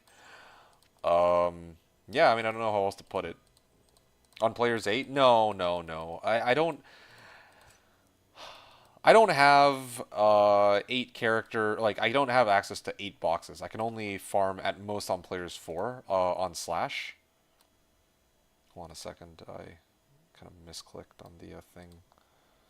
Yeah, so on Slash, the most like the most number of boxes I can have at any given time is 4. Um, but yeah, I'm only here. Like I guess I could port in a couple other boxes. I guess it wouldn't really hurt. I'd still get a good amount of XP, but I wanted to just speed through these runs as fast as I could go because I'm only really here to get T keys. I don't care about anything else. So yeah, that's what I'm farming now on players 1. I could take on a higher player count, but there's just not really much reason to. Like, yeah, I get slightly more XP, but again, like, I don't want to slow down my runs for... Like, there's not really any reason for me to slow down my runs just for, like, a little bit more XP. Like, I specifically want to get my Tikis as quickly as I can, get my D-Torch as fast as I can, then I can move on to whatever other thing I have in mind. I'll probably spend the majority of today grinding Tikis. This is going to be, like, how long has this stream been going on for? I feel like 2 hours so far, right? Yeah, it's almost been 2 hours. I'll probably end my stream at the 8-hour mark today. So we got another, like, 6 hours to go. Something like that. I might end it a little earlier if I see fit, or something comes up. But otherwise, yeah, we're going to be going and grinding it. Okay, but you know what I'm thinking to play with 2 Diablos is like cheating, you know what I mean? I'm a legit player, which only play with 2 Diablo is very hard as player 1 to get items. Um, You know what? I'm thinking to play with two Diablos is like cheating. You know what I mean? Sort of. I'm a legit player which only plays with two Diablos. No, I'm okay. Now I'm confused. First you say it's like cheating, then you say you only play with two Diablos. So I mean, I only play with one play. Oh, okay. Well then that makes a bit more sense. Like, yeah, I guess I kind of get it. It's very hard to play as player one to get items. Well, okay, here's the thing, right? Here's how I never played two or three or four. Okay, well, here's the thing. Context matters. Like, and I think a lot of people who will like, be like, "Oh yeah, multi-boxing is cheating." Like, he's legit too. I mean, sure, just don't look at the map. Yeah, yeah. Anyway, I mean, look, the way I see it, right, is like this. Um, when I play, like, okay, when I played on D2R, I actually do have multiple copies of D2R. I don't use multiple copies of D2R, but I could if I wanted to. Um, I wanted to see how far I could get on a single character. That's why I played my Singer Barb on Players 1, and that's where, like, against council members. Because the thing is, like, yeah, on Players 1 it's hard to find items, but, I mean, that kind of makes me think, like, okay, two different things. First of all, how can I, if Players 1 is where finding items is most difficult, then how can I up the player count? And that's why I made it a habit to farm in pub games, right? Hold on. Yeah, that's why I made it a habit to farm in pub games to boost the player count for myself while still being one player. That's the first thing. The second thing is there are some monsters or monster types which will give you more items or more like certain strategies of farming that will give you more items despite there being fewer, and like despite it being lower player counts. So, just to give you an example, right? The pit or Pindleskin. Let's say Pindleskin. This is a prime example. When I farm Pindleskin, it doesn't matter if I'm killing him on players 1 or players 8. He will always drop me 2 items. So, Pindleskin and other, super uniques are a good location to farm. Another thing, too, is bosses. Bosses, bosses usually drop you a good chunk of items regardless of what the player count is. And then council members. Council members are somewhere between regular monsters and unique monsters. They also have a pretty good chance to drop multiple items. And on top of that, if you are using a barbarian, you can use find item on them, and if you get a successful roll, then you're guaranteed to get 3 items. I took advantage of all this. I took advantage of these these little details about farming and playing the game in a legit way, and that's how I played D2R. But in the case of Slashdiablo, this private server, you gotta look at it from the context of Slashdiablo, right? Like, everyone on this server is permitted to map hack and multi-box. In fact, we're pretty much expected to map hack and multi-box. Now, you could say, oh, I'm such a legit player, I'm not gonna use map hack and multi-boxing. I mean, that's totally your prerogative, but like, this is kind of the established, I guess, rule set for this server, and the majority of us are playing within them. Like, if I wanted to play truly legit, then I would actually just be playing single player, like, straight up. So that's just my 2 cents. The Fever says, I'm a legit player. Learned all the drop chances and item stats by trial and error. Never cheated by looking up online guides. Well, guides are fine, whatever, but, like, I guess for some people it feels kind of weird to have access to, like, oh yeah, multiple windows of the game at once. The way I look at it on Slashdiablo, like, is that, yeah, like, what if you need to self-mule? Like, okay, it's more important to have the freedom to mule freely rather than, like, or what if you want to make, like, a second character? Like, yeah, okay, you could do this all in one box, but yeah, like, wouldn't it just be better and easier if you could just rush yourself rather than having to wait for somebody to rush you every time you needed a rush, or to ask somebody to open a game for you every time you needed to mule? I don't know, like, I can't imagine going back, right? And then a little bit beyond that, too, well,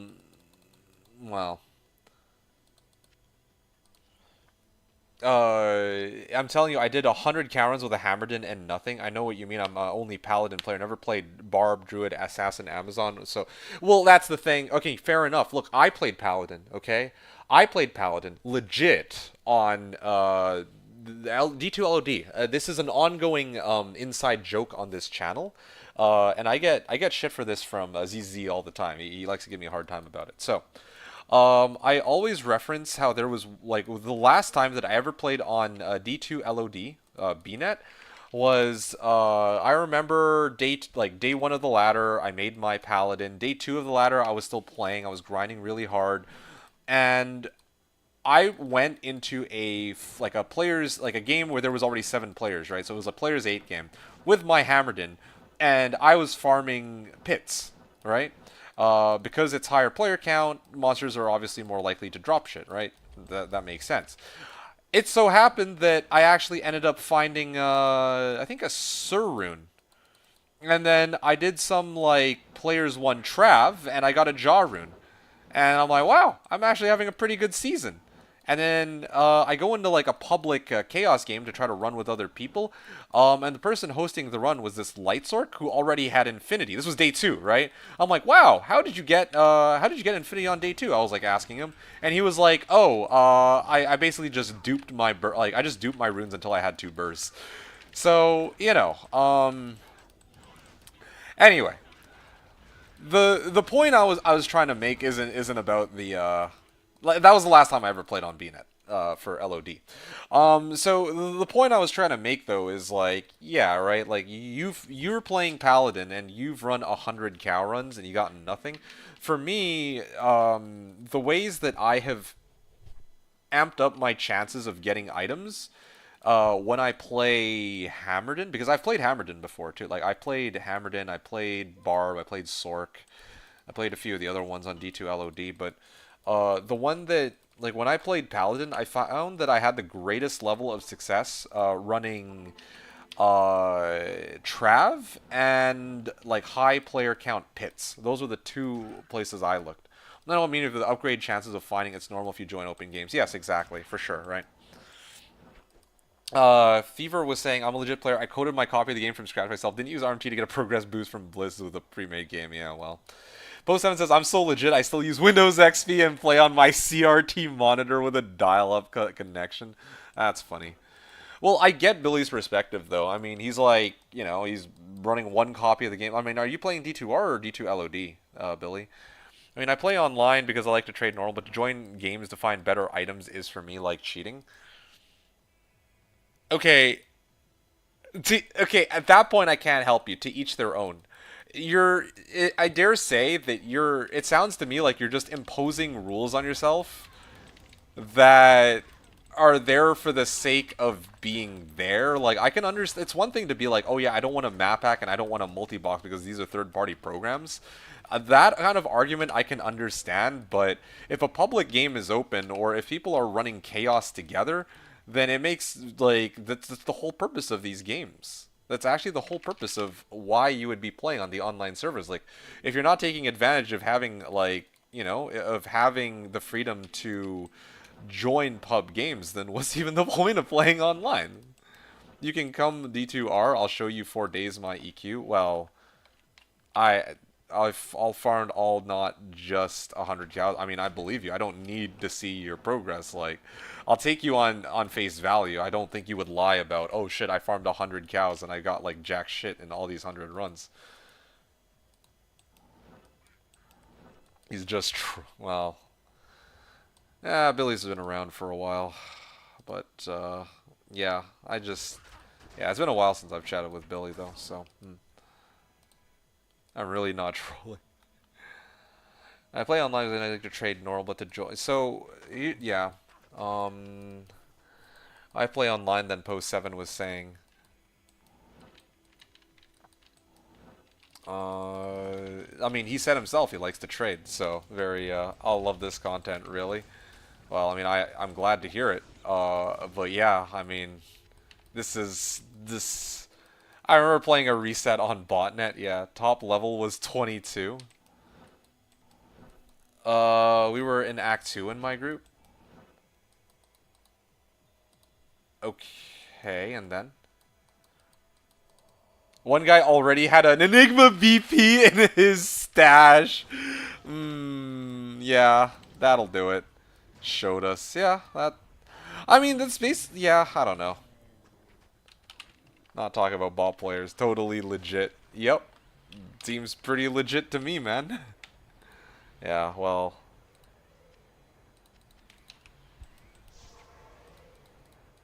I don't know what to tell you. I genuinely have no words for you on this one. It's yeah, like, hey, to each their own. I can't tell you how you should enjoy the game or not enjoy the game. um Like, if you're talking about not wanting to use third-party programs, I can completely understand that. Like, don't get me wrong. Like, no adjustments to the game. You just want, like, the vanilla, like, unmodified version of D2. That's one thing. But, like, if you're going to play... If... If you're going to be playing BNet, like, on BNet, online, with other people, but you're going to say, hey, I don't want to actually go play with people online, even though the full point of playing online is to play with other people, then there are issues here that I simply cannot help you with. And I mean, just to take take it one step further, like, okay, if you really do want to, if you really are insistent on playing on players one without, you know, going into lobbies with other people, if you're being fully serious about this, then all I'm gonna say is at that point, I would just spam council. I would just spam council and pray, man. And you're talking about trades too. Yeah, I mean, my point still stands. I would just spam council and pray. Council, farm gold, and then pray. That's it. That's all. That's all. Like, I would do. Like, well, actually, I would at that point be playing single player. But I mean, I guess you yourself said that you want to be able to trade. So, me and random people. I mean, random people. I'm online for in-game trades. Normal. Okay. Well, yeah. Good for you. Yeah. I hope that you're able to break your bad luck streak soon. You know. Totally legit, lol. Oh, the memories. Yeah, that's a BNet. Anyway, I mean, all good. Also, worth pointing out that I found 3 tikis and I haven't found anything since. Oh, Fever, here's another one. I'm legit. I earned all gear from PvP duels to loot the other player's corpse. Got fully geared without killing a single monster. Uh, just getting more and more ridiculous, I think. Yeah, I don't know, man. Like, I'm taking him at face value on this one, right? Maybe, I mean, he said himself, he's being completely serious. Like, alright, sure, I believe him. Like, whatever. Earned all, not just 100 cows. So, yeah, I don't know what to tell you. Okay, first you said you farmed 100 cows. Now you're telling me you farmed, like, a little bit of everything. If you have a bad luck streak that long, then, well, I don't know what to tell you, mate. That's D2 for you. I'm legit. I used to sit in parking games and follow people's transferring gear when I was 12 years old. Yo, I remember that shit. I remember how... That is what I mean. Yeah. Dude, legit, I actually remember those days where, you know, like, you would go into a game called Parking, and then, you know, you would try to, like, mule off all your shit in, like, some corner of, like, Bloodmoor, and then hope that whoever else was in the game would not come out and try to loot your item. And I remember one time there was a dude who fucking came, like, I tried to do that, and somebody came in, okay? Probably this is, like, his second window, alright? Legit, motherfucker came in with an assassin, pop burst of speed, had harmony, and bolted out the front door, and tried to grab my items before I could. Now my character was slower, but I remember I actually went the opposite direction of where my loot was, so that the assassin would head that direction first, and then I went to go pick up my items. But yeah, I mean, hey, times have changed. Thankfully, at the very least, if you're playing solo nowadays on D2R, at least you don't need to, like, you have a shared stash. So, yeah, that's a thing. That is what I mean. I played 2 runs, Neela, 1 Jaw first run, second run Jaw rune. Okay, that's pretty insane luck, yeah. I mean, good for you, I guess. I wish I could get Jaw Jaw from Neelathak. That's a new one, but okay. 20 minutes of doing nothing, see someone join and move. I got so many items doing that. Yeah, well, What was the best item you found doing that? Hey, let's just win. Tuber. Good old tuber. Oh, shit.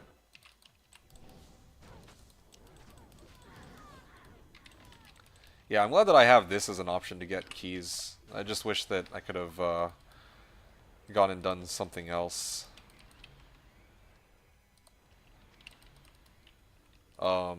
Like I wish I wasn't like gate kept on this. Billy says my best item is what I found is Jaw rune 2 minutes after Tyrael's armor. Okay, that's pretty sick. I mean, I think on Slashdiablo today somebody found Jaw low and Tyrael's. So yeah, I mean that's pretty sick.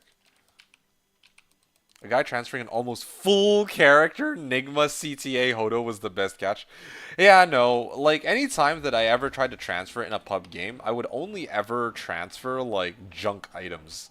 There is no way I would ever risk transferring like, like transferring like a crazy amount of gear. You know what I'm saying? Like, yeah, I wouldn't be trading like mid runes, like dropping those on the floor. Maybe P gems is okay, but never like mid runes, etc. And then if ever I wanted to actually trade, or if I wanted to mule items off, if I ever wanted to make a trade, or if I wanted to mule an item off from one character to another, then and like an actual valuable item, then I would actually have to wait for one of my friends to come online. Then I'd be like, hey, yo, can you to hold this item for me while I switch over to another character, and then yeah, you get the idea. And then they'd do the same thing. They'd ask me to help them out too, right? So yeah, I mean those are the those are the days. Thankfully, they did implement shared stash on the game's release. I think that was one of the smartest decisions they could have. It wasn't exactly a one-to-one recreation of the original game, but to be quite honest, I don't think anyone really gives a fuck. No, because no one really wants to just lose. I was like, yeah, okay, the scammers will be upset, but I mean, they're too busy going into public games, still PKing people and griefing anyway, so they can eat a dick. Yeah. Hey, wait a second. What the hell? This guy's still alive, actually.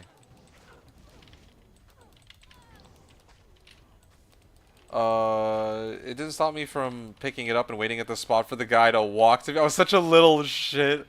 Yeah, I must attest. Like, I don't think I've ever, like, done something like that, That's a dick move. You should feel ashamed of yourself. Like, god damn, dude. That is just maximum BM.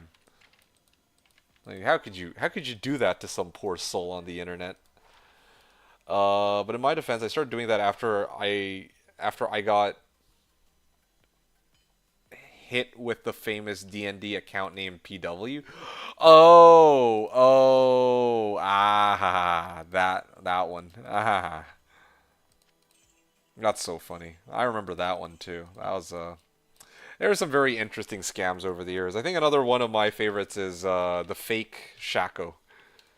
Or fake Shaco, where they put like a chipped emerald in a cap, and then it's like, here you go, here's the Harlequin crest, and then they like reveal the item, and they leave it on the trade screen, and then they exit out. They're like, oh shit, sorry, I misclicked, trade again, and then they put up the chipped emerald cap instead. I think I mean, some of these behaviors did not, like, people still did it in, like, even when D2R launched. You think that, people got older, so they're not going to be as much of a douchebag? No, that's not true at all. I think that even on stream, I caught this. There was a guy that, I think it was,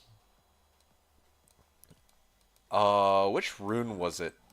I was looking for a specific rune. I just don't remember which one off the top of my head. Was it Ral rune?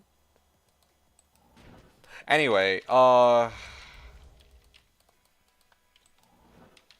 yeah, Ohm rune. It was Ohm rune. Okay, so I was looking for an Ohm Rune. I can't remember what I needed it for, but I was looking for Ohm Rune. And somebody on D2R, like, I put up the public game, right? Public game was like 6 D keys for Ohm or some shit. Some guy came into my game and tried to give me an Ort Rune for my 6 D keys rather than an Ohm Rune. I'm like, what the fuck is this?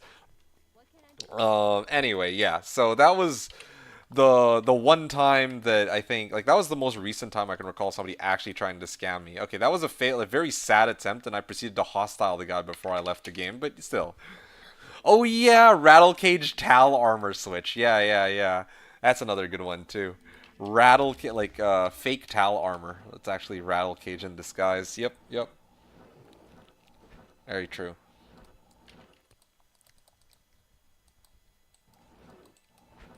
Mm,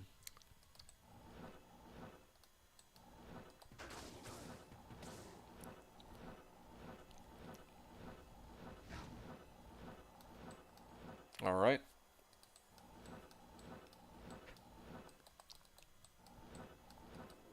Really now.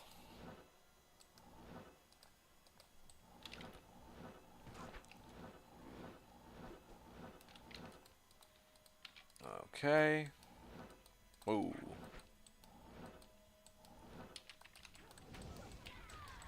Wormhide. Nice, I can sell that for 35k. I'm slowly bleeding out gold, but, I mean, it is what it is. Hey, Serpent Skin armor.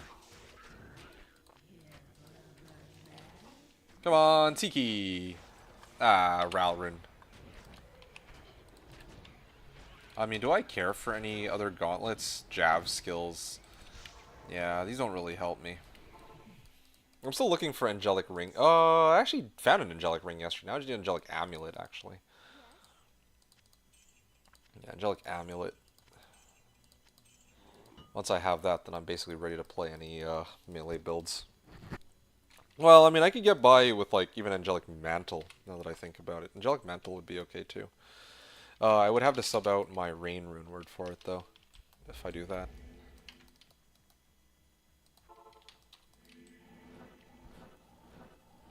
I still can't believe I got no G-Face still. Well, that's D2 for you. I mean, it's because here's your mistake. You're actually looking for a G-Face.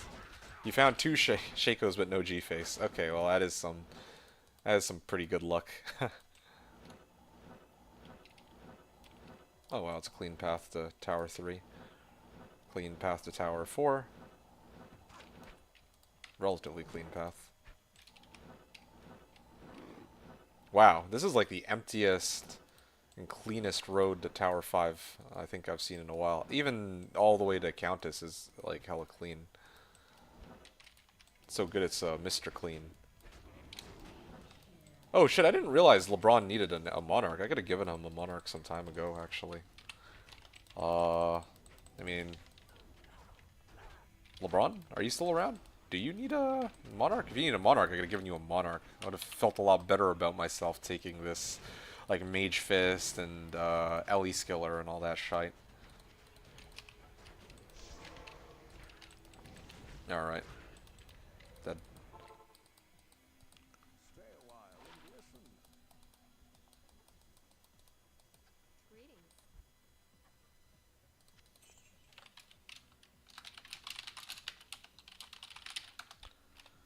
Uh...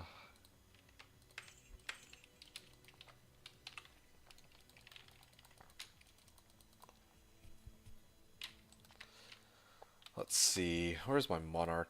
I have it on my bases mule, don't I? I did not realize he did not have a Monarch. Bases.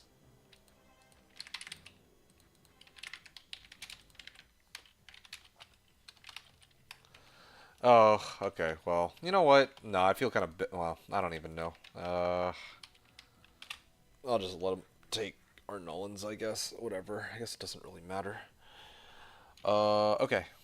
Where was I? Okay, I'm basically stacked up on runes right now. Actually, come to think of it, do I even have any chipped gems? Because I do have 2 Ort runes. If I could get like some chipped gems, maybe I could use those uh, in place of gold at some point.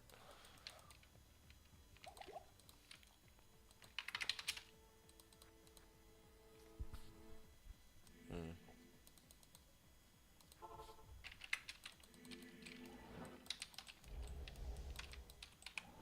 Okay.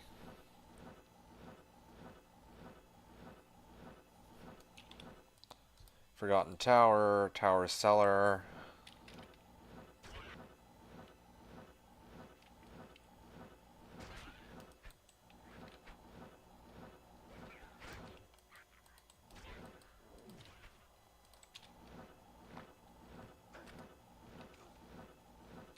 Okay, Tower 3.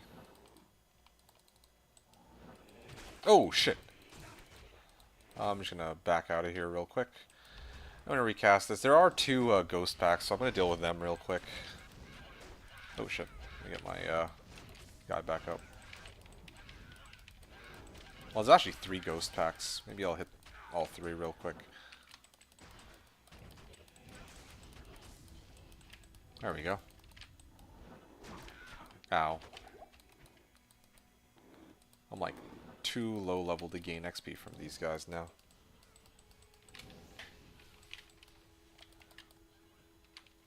Alright, out I go then.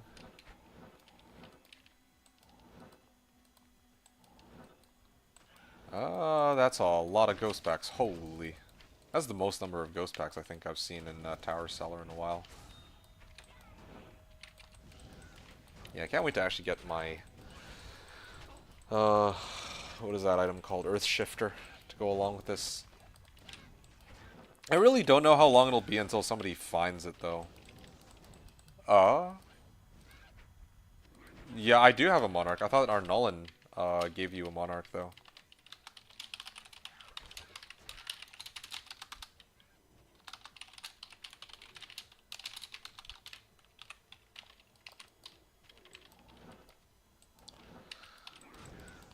Hold on a second. Let me toss this. That I needed to, but I was trying to SSF it. Oh.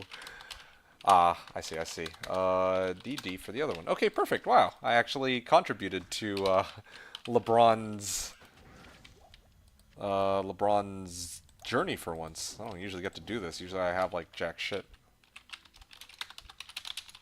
Alright, yeah.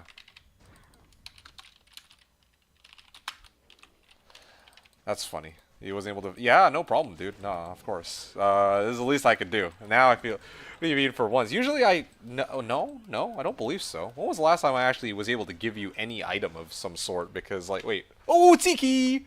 That is cosmic karma right there, boys. Yeah, because when like last season I played with you, like I don't, what did I play? It was that paladin, right? The bow paladin. I don't think I was able to get any like solid finds to pass over to you. And in this case, because normally I'm very like, oh yeah, I'm gonna be all like SSF and shit, but yeah, I mean this season I'm actually taking like I took. Well, okay, I traded you in quotations. Traded you a Malrin for Ravenlord, so that's fine, whatever. But you know, it gave me like Mage Fist and some Ellie Skillers too, so this is the least I can do. Give me a ton of things like you always forget. Do I? I don't know. I'm not convinced. I feel like you're buttering me up here, but all the same, thank you though. I mean, sure. I mean, I'm good to call it even if you are. Except for this Raven lore, which I offered Mal, and apparently you want to vex. Hmm. I mean, I gotta be honest. I don't think I'm probably not expecting to get a anything beyond an IST this season, but we'll see.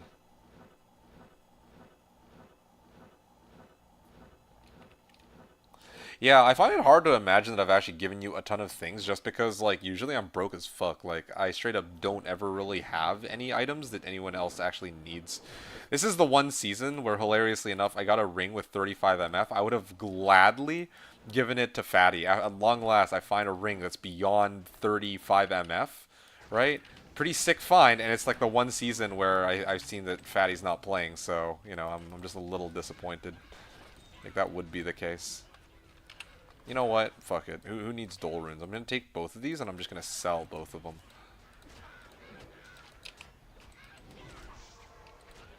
Okay, yeah. I can't believe I gave it to you for Mal. I should troll more. You give me like the basics actually a lot. Towel, weapons, belts, IK, alders.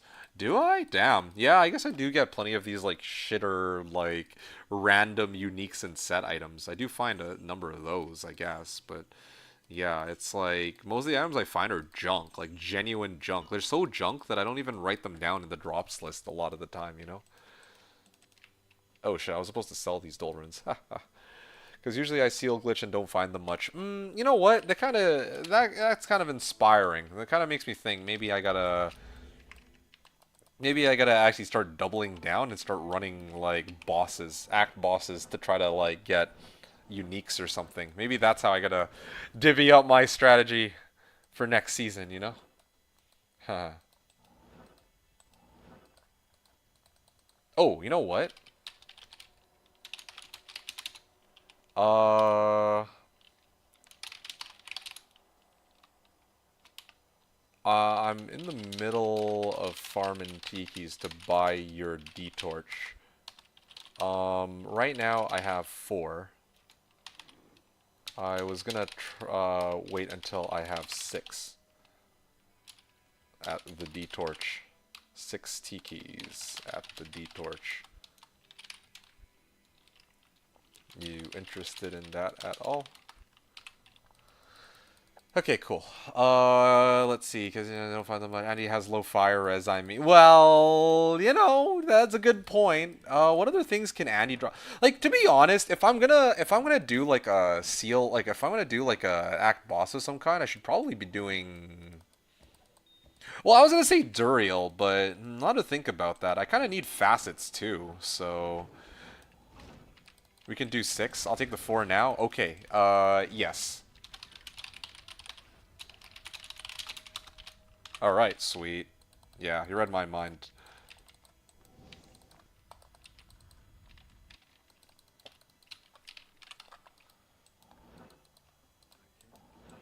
Oh, fucker. Ow, ow, ow, ow, ow, ow.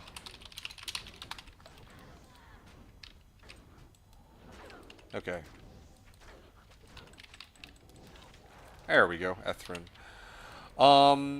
Yeah, I could. The thing is, okay, here's the thing, okay? I like the sound of running Andy on this build because, it's a fire type build, right? But it's always the tikis. I knew that I would be able to get tikis like this. I don't usually like to rely on tikis to get my items. But I'll make a special exception in this case for D-Torch specifically because this is it just makes a lot of sense to me, to be honest, to be farming tikis for a torch, like, yeah, there's something about this sounds right. D38 next. So Kip 1, I think, was the name of that game? Kip 1? Again, Aki almost died again. I forgot how shit it is. I didn't realize that it was actually such a problematic item. Yeah, I didn't realize that it was such a problematic item, that Aki. Down 7 juvies. Billy is asking, can you farm with this Druid Neela keys? I could. I actually probably could farm Neelathak, and I would. The main thing that's stopping me from farming Neelathak, though, is that if I were to farm Neelathak, that means I lose the portal to running Pindle. And I'm not sure I'm ready to lose my Pindle portal right now. I'm still kind of... I'm still on the fence about that, like I have to, choose whether I would want to run whether or not I would want to run Pindle or Neelathak. So that's why like even though I could farm Neelathak keys, and I actually would have farmed Neelathak keys because that honestly sounds more fun, I would not have done that.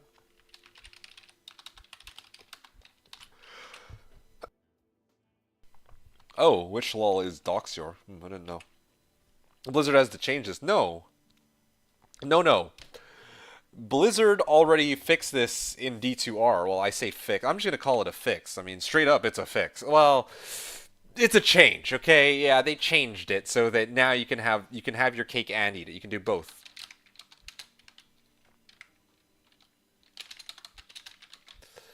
But at least in the original game, the version of the game that we're on, or the version of Slashdiablo that we're on right now, which is 1.13, that wasn't always the case, right? So the K now is walking around the town. Oh yeah?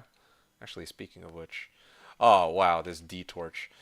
Fever is saying you've done enough builds to earn Season of Straight Poison Necro. I mean, I suppose so, but I mean, I am enjoying the setup though. Druid Torch, Fire Druid is not like a weak character by any means. It's not like some of my previous seasons where I'm like really struggling to clear shit. No, like this build is actually pretty nutty for. Well, yeah, I mean, it's fine. Oh, shit, I forgot to ID that one. I think that's like the first time I made that mistake, but whatever. Anyway, yeah, still could use some more skillers. Oh, yeah, I gotta keep farming Tikis, though. I do still owe him 2 Tikis. Ha ha. Let's see. And I'm still down to Gulrin. In Act 5. Yeah, fair. Anyway, yeah. So I'm just trying to read some of the rest of what you guys are talking about. No G face. Can't believe I gave you for Mal. I should troll more. Yeah. And as far Tellied in the middle of Convent Vector. Hot damn, dude. That's actually kind of crazy. Yeah, so I answered the Druid Neolithak down 7 Juvies can always. So yeah, post 7 raised a good point. Can always use the waypoint, right?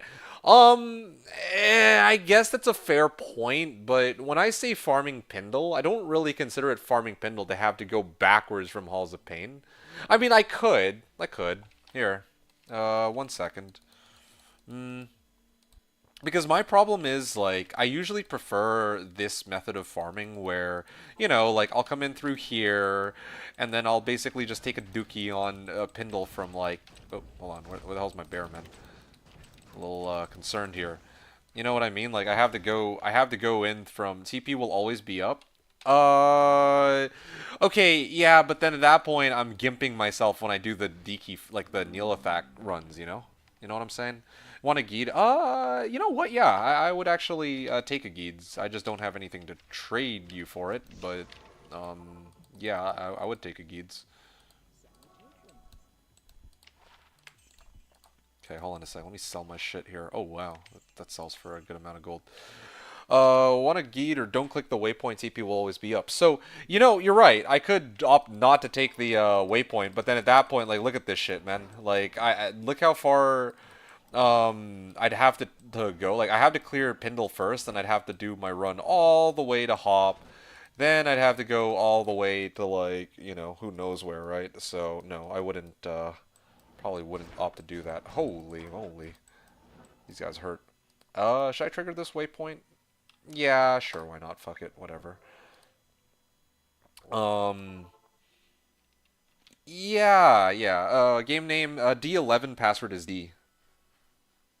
No, Pindle, huh? No. You're mistaken. It's fine for me to hit the waypoint as long as I don't as long as I don't kill Neolithak. Like, that's exactly the issue I'm talking about. And I will never farm like, straight up, I will never farm Neolithak starting from the Pindle portal. Like, that just sounds miserable. I'm choosing one or the other. I'm not gonna do this half measure where, oh, I'm gonna start at Pindle portal, I'll clear Pindle, and then I'll like teleport my way all the way to Neolithak every single run. No, if I'm gonna farm Neolithak, then it's gotta be from the Pindle or the Halls of Pain waypoint. And if I'm gonna farm Pindle, then ideally I'd like it to be from the portal. Fever says, well, what if you were getting distracted by chat and actually kill Neolithak rank now? Okay, well, at that point, I'm fucked then, like, at that point, then, like, all this talking that we're doing is for moot, like, yeah, at that point, yeah, alright, well, I'm forced to, so Neolithak. Neolithak Temple has no fire immunes and really good density. Okay, hold on, there's 2 things wrong with that statement. When you say Neolithak Temple, Neolithak's Temple is where Pindle is hanging out. You see this portal? That red portal is Neolithak's Temple. I think what you're talking about is Halls of Anguish, Pain, and Vaught. And here, I'm going to show you something, okay? And it might freak you the fuck out. Look at this shit, man. Look at this. What do you mean no fire immunes? All these fucking flayers are fire immunes, bro. So, no. I wish that it was no fire immunes and really good density, but no. I said temple. You did say temple, which is why I'm confused as fuck. Kill Neela, can I show you Neela? Well, again, as I just finished explaining, if I go kill Pindle or if I go kill Neelathak, then I can no longer access Pindle. I have to choose one or the other. At this point now, I know for sure you're trolling me. So, hey, Rune Factor. Rune Factor's asking how it's going today. It's going all right, I guess. I just made a trade. Four D keys for sorry, six T keys. I mean, I owe two of those six T keys for a Druid Torch, so I have this going for me. I mean, no matter what, I realized I'm gonna be running a Druid Torch, whether I'm playing my current build with the Fissure Druid, or even later if I try to switch this build off into what the hell is it called? If I decide to switch this build off and try to do this like Earth Shifter build instead, in either case, I'm still going to be using this Druid Torch no matter what. So I figured that I'd prioritize trying to get this for today. I didn't expect to get it so soon, but here we are. I managed to get the D Torch. I'm joking. Very good trade. I don't know which trade you're referring to. I don't know if you're referring to the Hellfire Torch trade or me subbing out my waypoint and sorry, me killing Neelathax so that I can start spamming Neelathak and can no longer do Pendle, you know? So yeah, did I lie? I said temple. You said temple, and temple is for Pendle. If you're, that's why I said if you're talking about halls of Vought, anguish, and pain, then that's a separate discussion where yeah, there are fire immunes, definitely quite a few. Nah, I'm Joe. Very good trade. Yeah, Hellfire. Oh yeah, no, it was a solid trade. I mean, I knew that this would be the case. Like D torches are fucking worthless, right? I would say worthless on the server, but yeah, I'm pretty sure it's a similar situation on BNet. Like, no one wants to play fucking Druid, except for Green Cable. And yeah, it was mentioned earlier in chat that yeah, like D Torch sorry, like it's hard to sell a druid to somebody. To sell the concept of playing a druid is like, that's like hopeless. Like no one wants to play druid, or virtually no one wants to play druid. I'm not saying that to hate on the class. I mean, I enjoy playing druid. I enjoy playing all the classes, but I gotta call a spade a spade. No one wants to play druid. Fever says, but what if you are getting distracted by chat and accidentally load up BNet and get to 99 there? Okay, you know what? No, I'm good. I've had enough of this discussion already. A long time ago, I multi-box Bale farm with 4 Druid Summers with my AFK farm strat. You multi-box Bale farm with 4 Druid Summoners. I did that too. I did that too. I remember I had my 4-box setup. I remember it took me some time to set up like all the summoning skillers for my Druid whatever, but oh, when I put it together, I blew some people's minds with that shit. It was goated. I missed that season. But anyway, yeah, I get you. AFK farm strat, I'm totally with it. I've done the same thing a few times.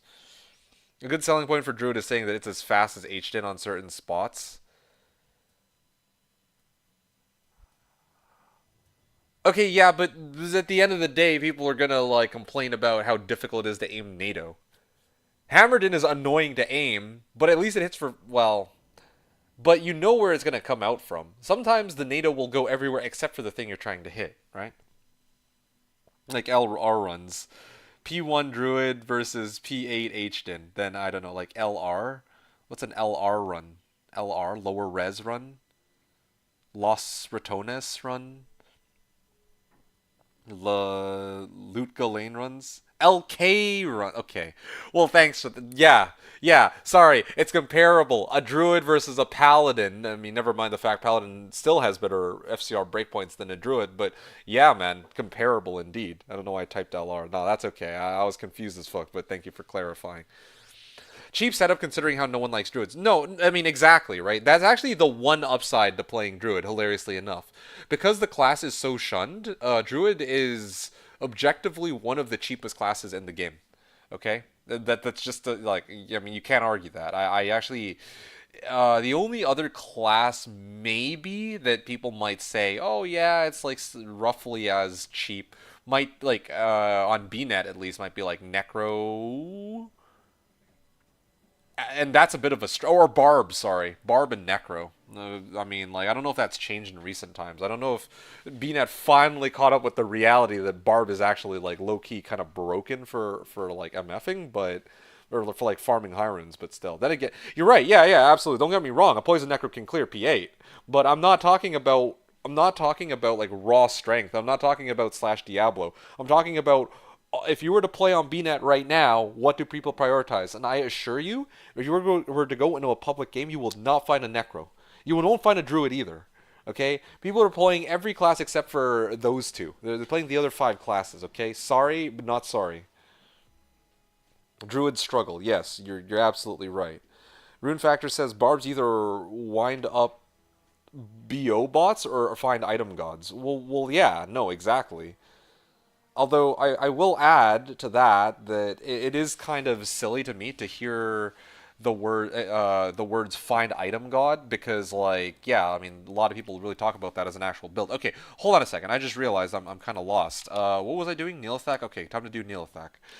No, in all seriousness though, hold on. I want to actually see how long it takes me to make it to Pindle and whether or not I even come close to surviving a run like this, you know?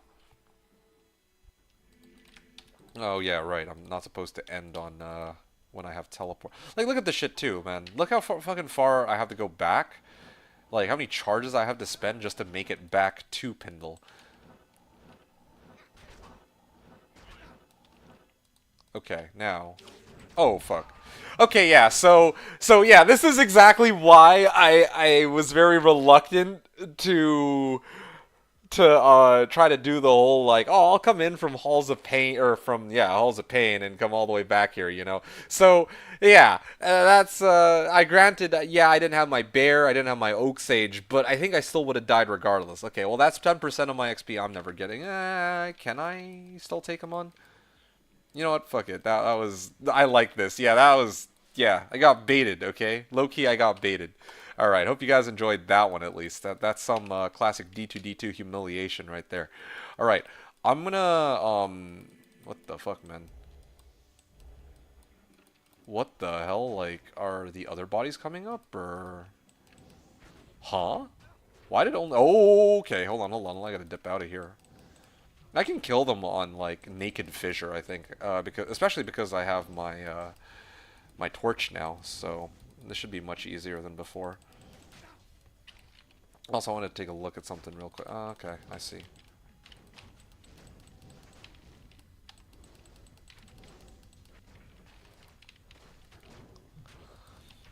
Hmm.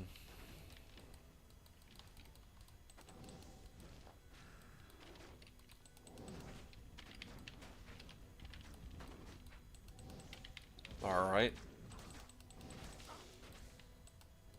Pindle skin, fire enchanted, cursed, and aura enchanted. I mean, to be honest, I think that if he was not cursed, it would have made very little difference. Also, I don't know if healing makes much of a difference either. He's got fucking holy shock, so he's gonna apply cursed regardless. Oak sage. Yeah, I just gotta go collect my body real quick, you know.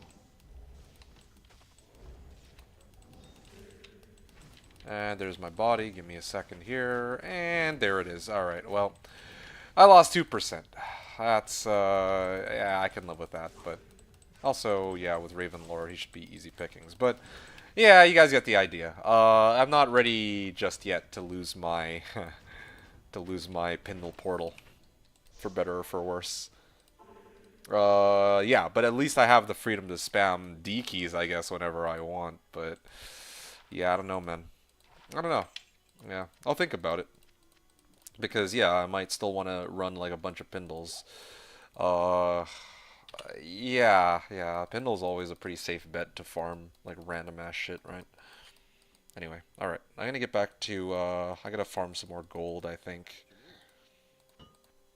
Are you even strong enough for Neolithak? Yeah, trust me, I am. I am definitely strong enough for... Especially since I got this... But this is insurance, you know, like, my damage is, like, what, 3.5k of Fissure? And then I also have, like, minus enemy fire res, too. Like, I can. You gotta take my word for it. I know I can. That's not even... You don't think you are. Oh, you... Why is everyone out to troll me tonight? I know, I see what you're trying to do, and it's not gonna work. Not this time. Dick. Alright. Moving along to what the rest of people were talking about. What were you guys discussing here? D38. Um, yeah, so Billy Blizzard did indeed change the way Portal works. You farm this with Druid and Nilo keys. Yes, you can. I talked about the Poison Necro in Act 5. I did pick up Geeds. Want a Geeds, don't click the waypoint. Yeah. Did I lie? I said Temple. Yeah. What if you, yeah, loaded up BNet. AFK Farm Strat. I talked about that.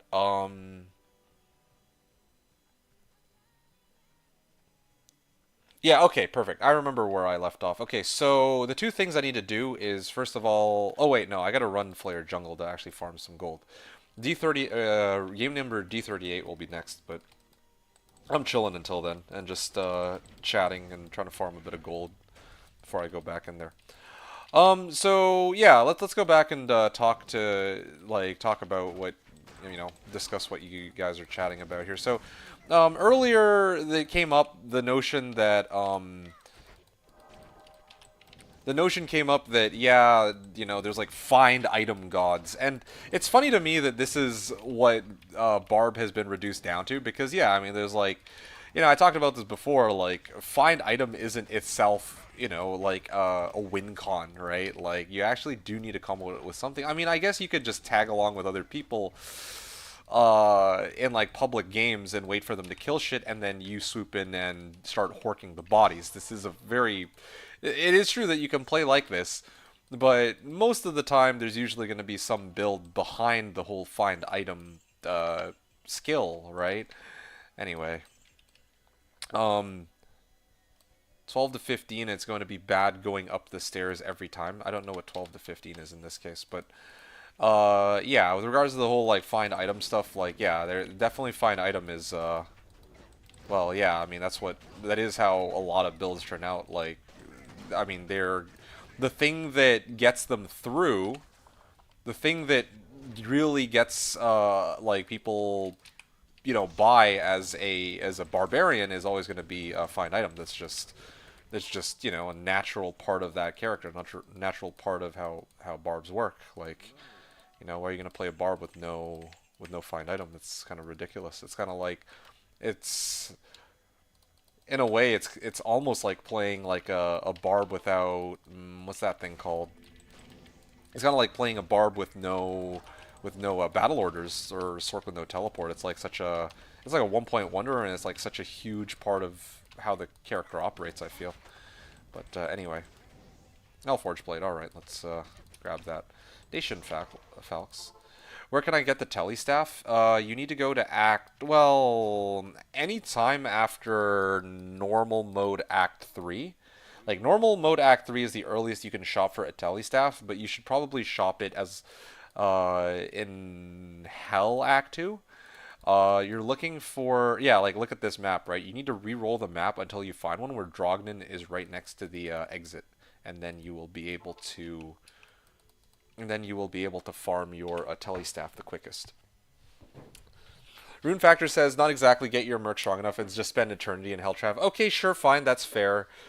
That is very true. You could make a Mercbarian, I guess. That is an option. But I guess the point I was trying to make is that yeah, I mean, if we're just gonna like, I don't know. I don't know if it's entirely fair to reduce down barbs to one of those two options, but I mean, I guess essentially barbs are gonna spec into find item one way or the other. They should be if they are MFing. Like, I mean, if it's like a PvP barb, obviously not, right? But anyway, bottom line is, what were we talking about originally? Yeah, I can. This is like a tangent from what I was originally discussing. Like, druids are by far the most like cheapest class to farm gear for. That's just how it is. Uh, yeah, no, they're the cheapest class to farm items for, because no one wants to play fucking druid. And unlike Barb, which at least has BO and has find item, like Druid does not have these kinds. Like they have Oak Sage. Oak Sage is great. Don't get me wrong, but Yeah, like Oak Sage by itself is not enough to convince people to want to play a druid most of the time. Um, or to have actually very much value on druid. I mean, like, yeah, I know that fire druid with like what's that item called? Sunder Charm exists now, but guys, like I'm just telling you it as it is. Like, I could defend druid all day, but as it is on BNet right now, like, good luck finding people who are playing a druid. That's all I'm trying to get at here. For better or for worse, that's how it is. I mean, Sork with no teleport isn't that uncommon. Oh, yeah. A Sork with no teleport. Yep, makes perfect sense, right? Thank you, Buddy Billy says. Yeah, you're welcome. Just go into a Bale game with 6 Sorks in it, and it's the Barb running to Bale. Okay, well, yeah, I mean, there you go, right? So, but the thing is, like, people are very, like, a lot of players are reluctant to start off as a Barb when the reset starts because people are conditioned to wanting to make, like, a Sork from the very beginning. I don't think I need to explain why Sorks are valued so highly, right? Like, they're just so versatile and they're excellent boss farmers because of their teleport and static and blizzard. But, like, obviously, like, yeah, Druid has some merits too, but for the majority of people who are playing the game, most people don't even want to touch Druid. They look at Druid like it's the fucking Black Death Plague. I'm not kidding you. So you're saying we just need a mosaic for Druid? Good idea. Well, I mean, let's be real here. Even hey, by the way, ZZ. I mean, let's be real here. Like even before, uh, even before this mosaic was a thing. Okay, now especially with mosaic, like assassins are like well up there. But even before mosaic was a thing, like I think that there were at least some people who would at least be okay playing an assassin over. Well, yeah, actually starting off as assassin, but I mean, like, just druid is so clunky because it's two skill, like, it has two skills that people typically tech into at the very beginning, right? Again, not factoring in their stupid, what's that build called, mosaic or whatever the fuck. Like, there's two builds that they can go. Um, sorry, I'm getting it mixed up. In the case of the druid, there are two builds you can play. You're either going to be going Fissure or you're going to be going NATO. That's basically it, right? Like early ladder. Like obviously there's some variations. Like if it's myself or Co. and we're doing like theory crafting, yeah, of course we can come up with more builds. But by and large, the majority of people are playing one of two specializations. It's Fissure or NATO. And the issue with Fissure is that you have to deal with immunities. The issue with NATO is that the thing goes to fucking Narnia. Like you actually can't predict where it will land. Really, like you can't, unless apparently like your name is Green Cable or something. I guess I don't know. So yeah, like I think most people will try Druid and immediately be like, okay, no, this is not worth my time, and then end off on it. Whatever the reason, I believe that Druid has the cheapest torches, and in fact, like, sorry, Druids like there's like I don't think Druids are like the least popular class on BNet, and they tend to have the cheapest torches over everybody else's torches. Like you actually can't name me a torch type that is actually less expensive or less cheap than a druid torch. Anyway, the whole reason I was ranting about this in the first place, or like went on this long ass tangent, is because all I was trying to say is that if you're like one of the strengths to druid is that their gear is cheap. It's cheaper than pretty much any other class. Can't really contest that. Like at the very least, it'll match, right? At a maximum, it will match the gear of another class, if not being, like, if not being cheaper, just outright. Can make cows at Akara and shop that way. Oh yeah, Rune Factor had a really good idea there too. Yeah, you could just shop with a cow portal next to Akara, and then keep going through the portal and talking to Akara and seeing if a telestaff shows up. But you are playing D2R. I don't know if you can like do that super quickly as compared to Act 2. I'm not sure. So yeah, Rude Factor says Barb is a great start. Warcry setup is cheap and farms pits well. Exactly, exactly. Barb is kind of a weird one though because like You know, like, yeah, Warcry is fine. I mean, it's just a weird one. It really is. Like, if you know what you're doing, then yeah, like, Barb can be kind of nasty for, like, early farming, right?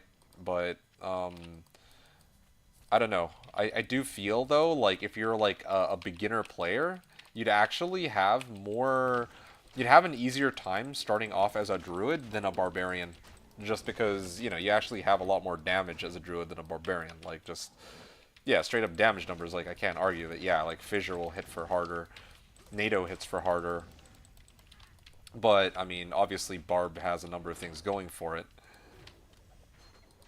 Anyway, you got the idea. On PD Torch, Druid Torches are the most expensive early hue. Okay, yeah, but I'm not talking PD2. And, I mean, you know that, but still. Anyway. Hey, Nishi. But what about the MC Necro? Well, okay. Yeah, I was actually just talking about this. I think Necro is like second in terms of how expensive it can be. I think it's just those two. Like Necro, oh, sorry. I said Barb and Necro maybe could come close, but yeah, I don't really see too many people playing like Necro either. But yeah, Druid is still the least popular class, but I think like honestly Necro and maybe Barb would be close seconds. From what I've seen. Of course, yeah. It wasn't like hearing yelling for hours on end. Yeah, rah, rah, rah, rah, rah, rah, rah, rah, rah, rah, rah, rah. And then hork, hork, hork, hork, hork, hork, hork. You know, like, I enjoy that. I could listen to that for hours on end. But obviously, not everyone is as psychopathic as I am. Okay, 15 minutes of farming gold. You know, I actually kind of want... Well, I was going to say, I wonder if at this point I'd even be able to take on Trav, and then I remember that most of them are fire immune, not fire resistant.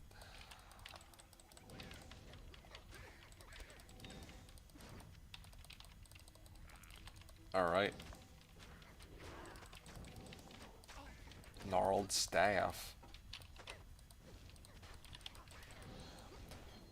Worst part of itemization... Just give me a second here. War Javelin. Okay, cool. Should have actually dropped the Sanders in town.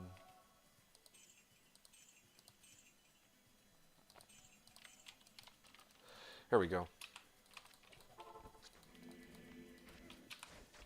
Increased stamina. Sure. Okay.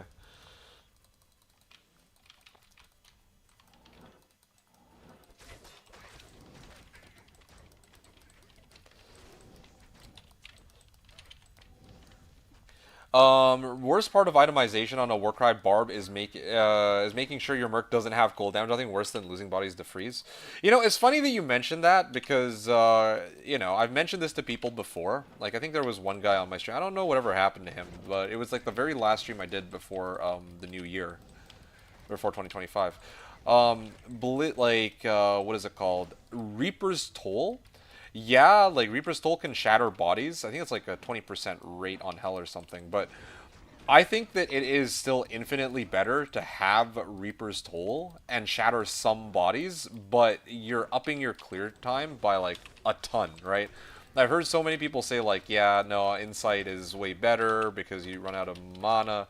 But yeah, I mean, there's ways to kind of get around mana depending on where you're farming. But definitely, like, especially if you're hoping to clear anything beyond players 1, like, yeah, like, Reaper's Toll is just way, way, way better. Like, it just helps, like, it helps you so much, but anyway, whatever. Maybe that's, like, a separate discussion for another time. You guys going to bed? Rune Factor says bedtime. Level finds. Yo, thank you very much, man. I appreciate you. Same thing to you too, Post 7. Congratulations, I presume, on reaching 92, level 92, and then also I think you also got a high rune Cham. Ah, you got your Cham rune. Congrats on you got chammed. But yeah, bedtime for you. Good night. Okay, you have a good night. Thank you both so much for tuning in. I'll try to stream again tomorrow, but if I'm not, then well, yeah. I mean, I'm gonna be here for another. This is supposed to be, let's see, 8-hour stream, right? So another 5 hours, I think, for tonight's stream. So yeah, you guys have a good one. I appreciate the discussions. Okay. Revive. What is this? Flying axe. I could actually sell. Okay, this will sell for a pretty penny. What is a spiculum? What do we got? Okay, this will sell, I think. Alright, fine, sure.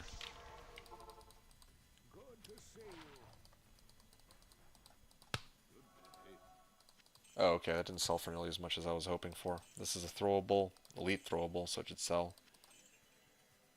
Wow, this was a very non-lucrative run. Alright,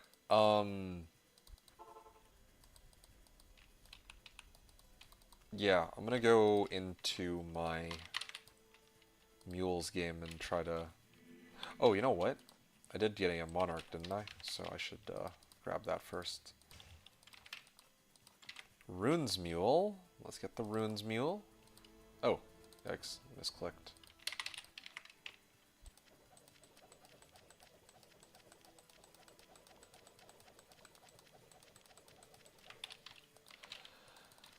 Okay, I don't think I have enough.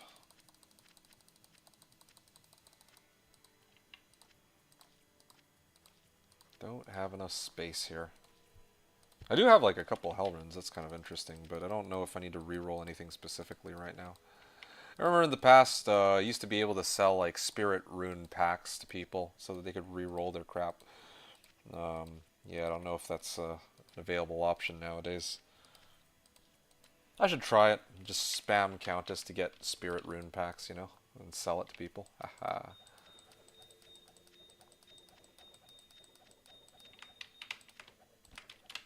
Alright, yeah. Let me go get the sets mule first. So I can pick this up. Oh, you know what? I did indeed say that it was going to be an 8-hour stream, but I will need to go grab myself some dinner in a bit. So yeah, I'm gonna have to.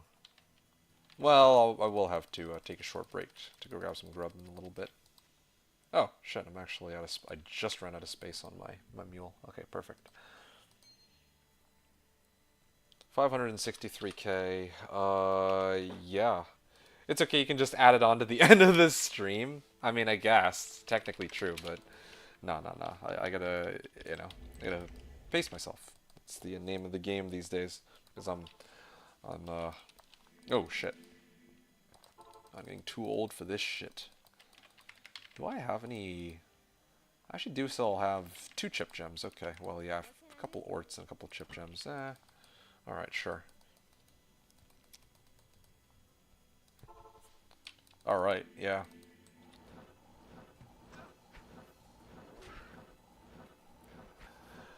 Anyway, back to the runs. Yeah, I don't know. There's like a few different avenues I could take with how to build my guy. I think I talked about this at the beginning where I did say that I was going to prioritize Fissure for now. Just because, yeah, like this is supposed to be an intermediary sort of setup, so I have a chance, like, so that I have the ability to farm for a little bit until I can get Earthshifter.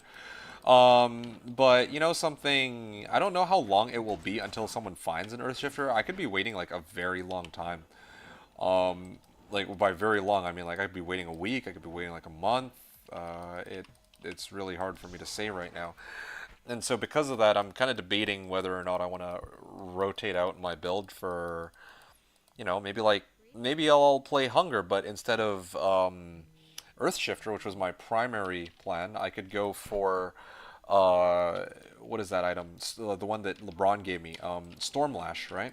I don't think I've actually ever really used Stormlash in a build. So I could do Stormlash, but if I do Stormlash, I could make it like NATO. Ayo! Istrune, let's go. What is this? That was run number.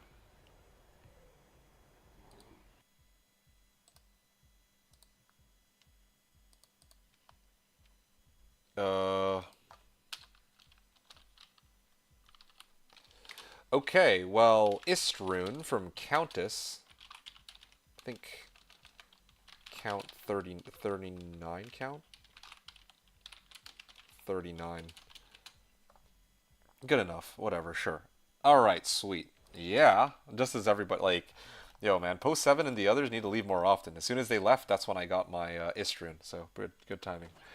Grats, Billy says. Yeah, thanks, dude. I appreciate it. All right, yeah. Woo, an Istrun.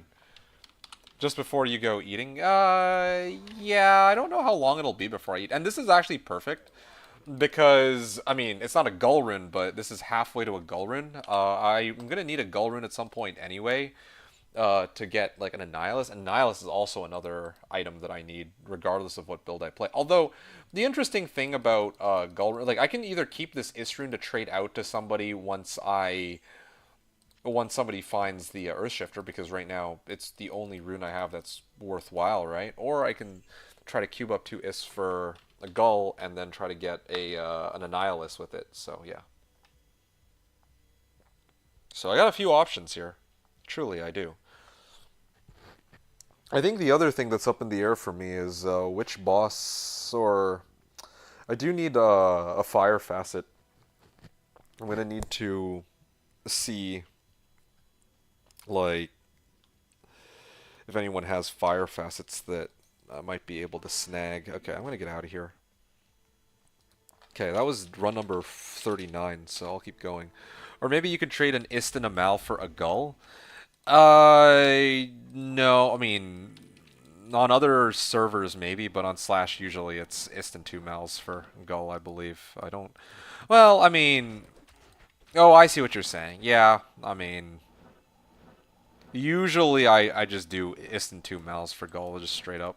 It feels wrong not to. For Gull, up to Gull specifically, Gull to Vex is a little bit more challenging. Like, I feel like Gull Ist for Vex is fair, actually, but, you know, like, Ist and 2 Mals for Gull, I think is, like, makes more sense, just me personally. Oh, well, okay, I think a rune dropped, but it didn't show up on the map pack, so I'm gonna assume that it's not actually a worthwhile rune. Hey, yo, there's a pack here. You know, Countess Tower is no slouch either. I know that there's been times in the past where I actually found a Zod from here. The season I played my Spears on. That was a long time ago, I admit, but still. You know? Gotta get that Zod rune again. That'd be nice. Oh, yeah. I'm just looking at, like, how close to, like, fully kitted out my build is. At least in terms of damage. Like, okay, 6 Fire Faceted Sword would be better, but 6 Fire Faceted Sword, or for like Phoenix Shield, something like that. Like 10 Fire Facets. Yeah, that'd probably be better. I could probably farm cows with that. If I had like 10 Fire or I guess I could say 11 Fire Facets. Probably 12 Fire Facets actually, because in my armor, I would want... Oh, you know what I would need? Ormus. Ormus robes? Yeah, Ormus's robes with 15% fire skill damage. I have the fire facet in that. And then here I would need a fire facet, and then in my sword and shield I would need like plus... I would need like 6 fire facets in my sword, and I need like 4 fire facets in my shield. Or Phoenix. Phoenix is like just impractical to expect to get, so it'd be 6, 4, 1, 1. I need 12 fire facets. That's actually kind of crazy. Then here I would need like SOJs and Arachnid Sash. Yeah, I'm actually quite a ways out from like a fully kitted out character. But if we're looking purely at like just like plus to skills, I'm actually already pretty close to the cap, even if I'm not close to the complete possible damage output, I would say.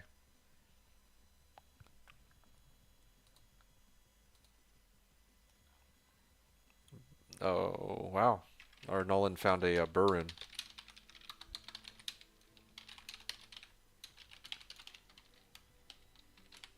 Okay, wow. Our Null found a Burin, it seems.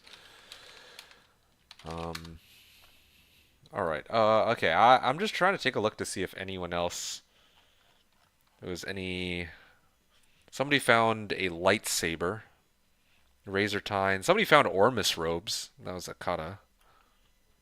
I could probably find Ormus robes by tomorrow if I have something to like properly trade for it, but even then, like, do I need Ormus robes? Come to think of it, no, that's stupid. Why the fuck would I use Ormus Robes? Ormus Robes makes no sense. Ormus Robes only gives 15% fire skill damage by itself. It's actually better for me to have a chest piece that has 4 fire facets into it.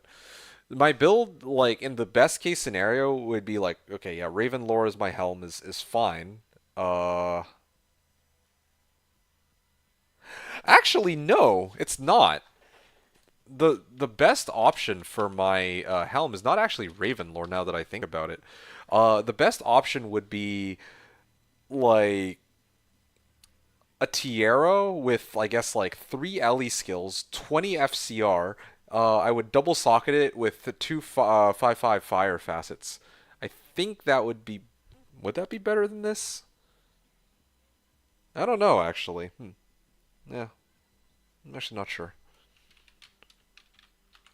For one, I for one feel ripped off. These guys. Anyway, yeah. What does your Merc wear? Right now, he's running Insight in a Cryptic Axe. I guess I could replace this with Reaper's Toll. That's an available option. Yeah, I mean, I would need Reaper's Toll sooner or later anyway, but still.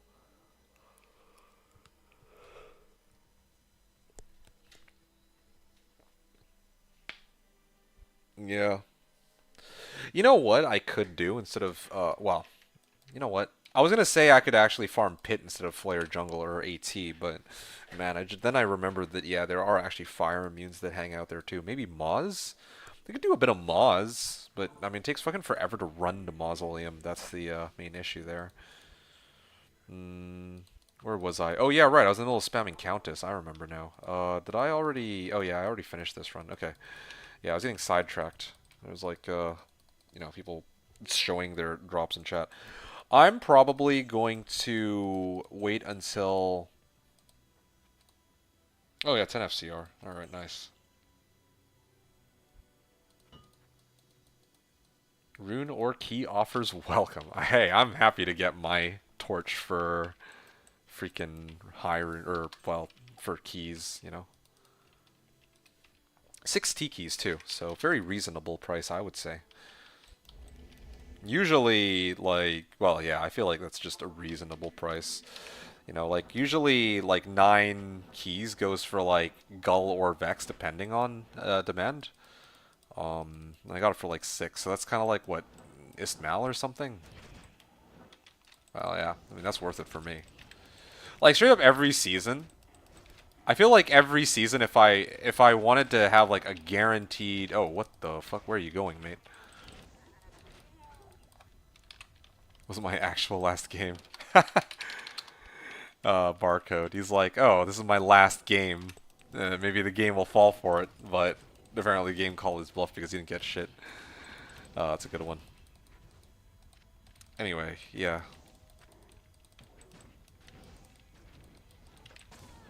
Oh, shit.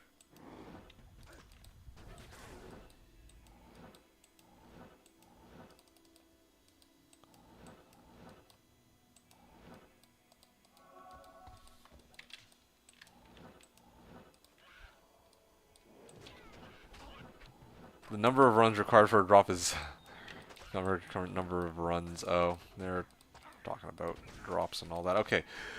Yeah. Um, Still have a ways to go. You know what would be really great if I could spam. Okay, I don't need these. If I could actually spam Duriel runs like Questbug Duri, that would be really good. I don't know if I could do it very well on this build, but yeah, getting a lot of Duri runs in there would have been great. Because yeah, Duri has a pretty good chance to drop facets, right? I remember, but I mean, I haven't quest bugged him. That's the issue. I didn't expect to need to quest bug, attempt to quest bug. Yeah, I guess I could just put out an ISO for like fire facets. I'm gonna need fire facets no matter what anyway, but especially with this jank ass build.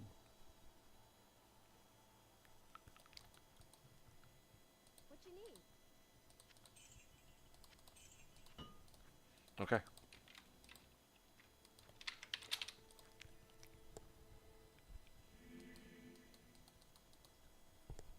Mm, Still need another 2 tikis. case anyone's wondering why I'm still here, yeah, I mean, I have an IOU pending for 2 tikis to Doxior. I pawned off 4 of my 6 tiki. Like, you know, I thought about farming all 6, and I realized, this is, I mean, I think I'll do him a solid, and I'll let him have his fun for 1 more torch, while I get to have my fun with my D torch now. I mean, not like anybody else is going to contest me for Druid equipment. Again, another big benefit of playing this class.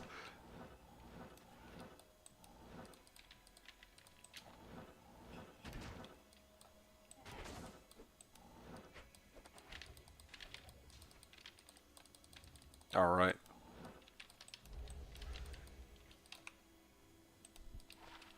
Hunger and Solar Creeper. Alright.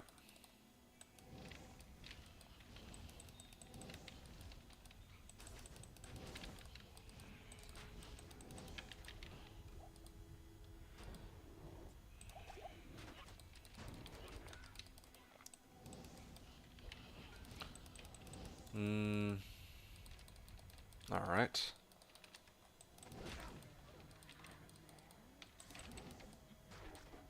Tiara. Alright. Okay. I could probably get plenty of equipment for... Hey, yo, we're Ralrun. What is this Sawaya? Ah, yikes. What's this Sawaya? Oh, okay, I can come back for more crap, I guess. Coming back. That should be a good batch of gold. Ah. Ah, this sells for nothing. 1 to Paladin skill levels. Yeah, okay. That's good.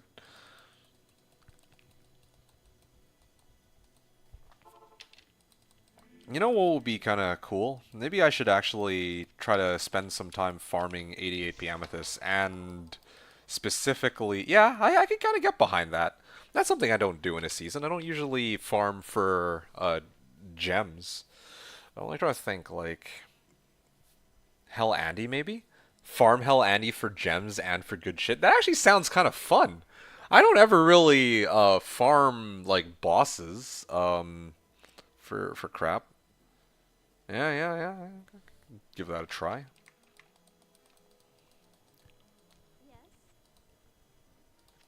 Yeah, maybe I'll do that after all this. I can find some random ass uniques and sell them to people for like measly scraps.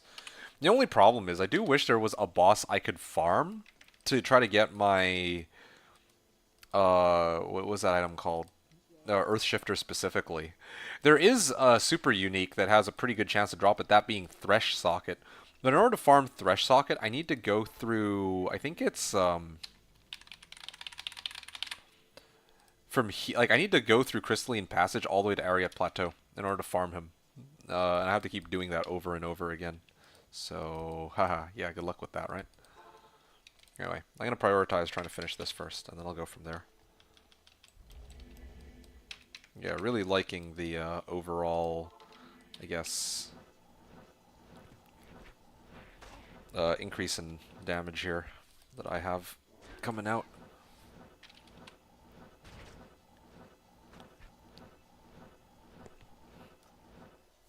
Okay.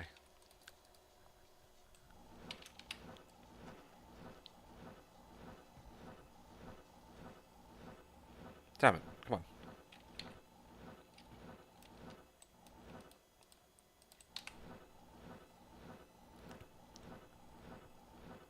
Okay.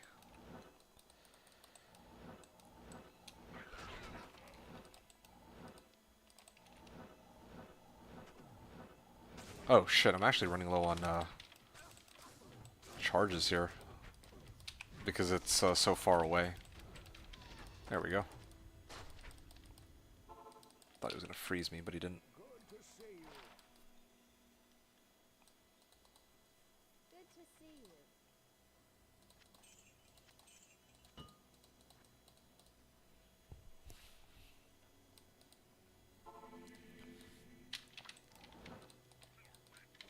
Hey, Demon Head. Hold on a second.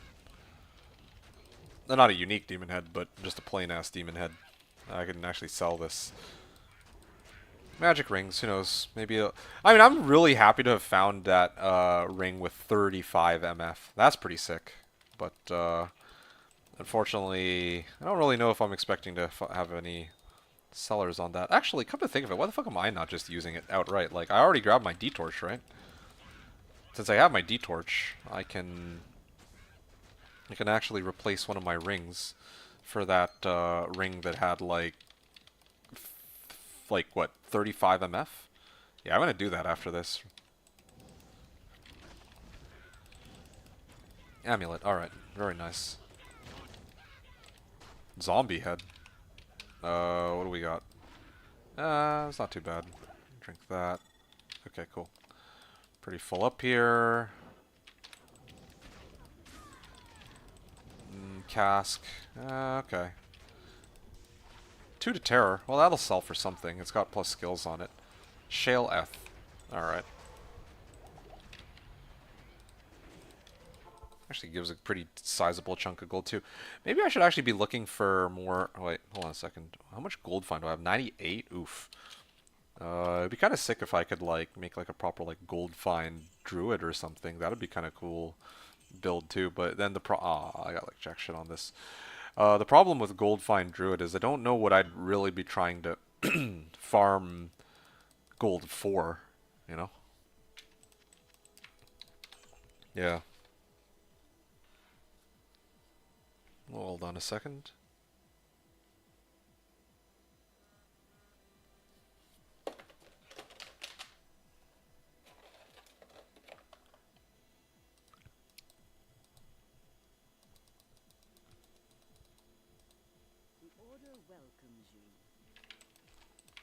Alright. Wait, did I already finish this run? Yes, I did. Ah.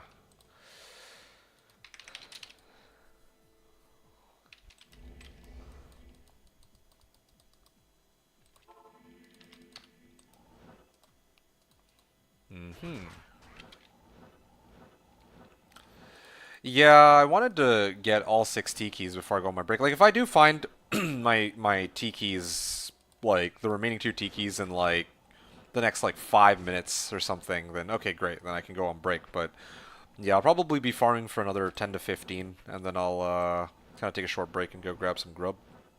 My 1 food break for the day, I guess. And we'll continue from there. We're actually barely just halfway on this stream. But after the break, I think I'll be halfway. Good pace today. Taco Bell? You know? Oi! Tiki, let's go. No, Taco Bell sounds pretty tempting, though. Think about that one. Yeah, probably if I could choose, like, one thing to just spawn in front of my face for food, like, I would want some pizza right now. I'm kind of craving some pizza. Yeah, but,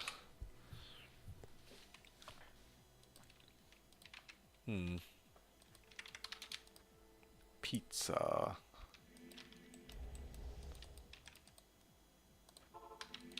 But I think I'll save that for another time. I haven't actually had pizza in a hot long while, now that I think about it. That makes 5. Oh. We do live in a day and age where it is possible to have food spawn in front of you. Yeah, but I mean like right this very second, not in like 5 minutes, not in 10 minutes, 15 minutes, just like right now. Yeah. And besides, to be honest, like, I'm not like super hungry. Like I should eat, but I think that pizza might be like a little much as a meal. Tal tier, okay. Hey, 10k gold, wow. She actually drops a pretty sizable chunk of gold. Kind of makes me think that if I had a little, just a bit more gold find, I could, you know, take advantage of that. Also, the durability on this isn't usually 130. It's usually like 65, I think, so this is a failed set item. There's no set scythes, so this is a failed set scythe. Quite unusual to come across something like this, but, well, there it is.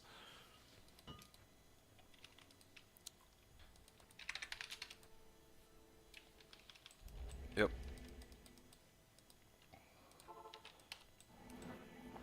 Yeah, I really would like to finish off the remaining T-keys and just be rid of them, but I mean, I have no control over RNG. I don't know if it'll take like another 50 runs for the last T-key. Like, you never know. Like, maybe I spend the rest of this stream farming T-keys. I'd be really happy if I get it like soon though, so that I can kind of take a short break and then decide on something else to do after. Right now, I'm kind of leaning towards trying to farm Andy. Not even just because she can give like some pretty decent unique and set and well maybe even like rare items, but because I was hoping to collect gems. It's actually kind of crazy, but yeah, I'm actually tempted to farm Andy for Andy for gems specifically. Ralrin. Rals and P amethysts. Yeah, yeah. Straight up sell crafting packs to gear my guy up, you know? I'm like trying to think, like, if I do get... Hey, FCR, mana per kill. Alright. Yeah, I don't know, like...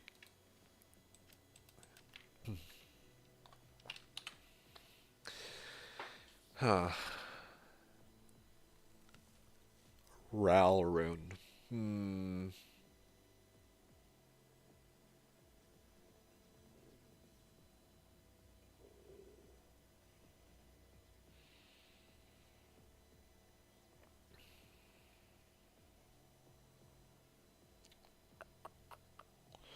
Sorry, I'm just trying to think here. Um... Yeah, I kind of want to try this. Sure. Well, let's give this a go before I go into the next run.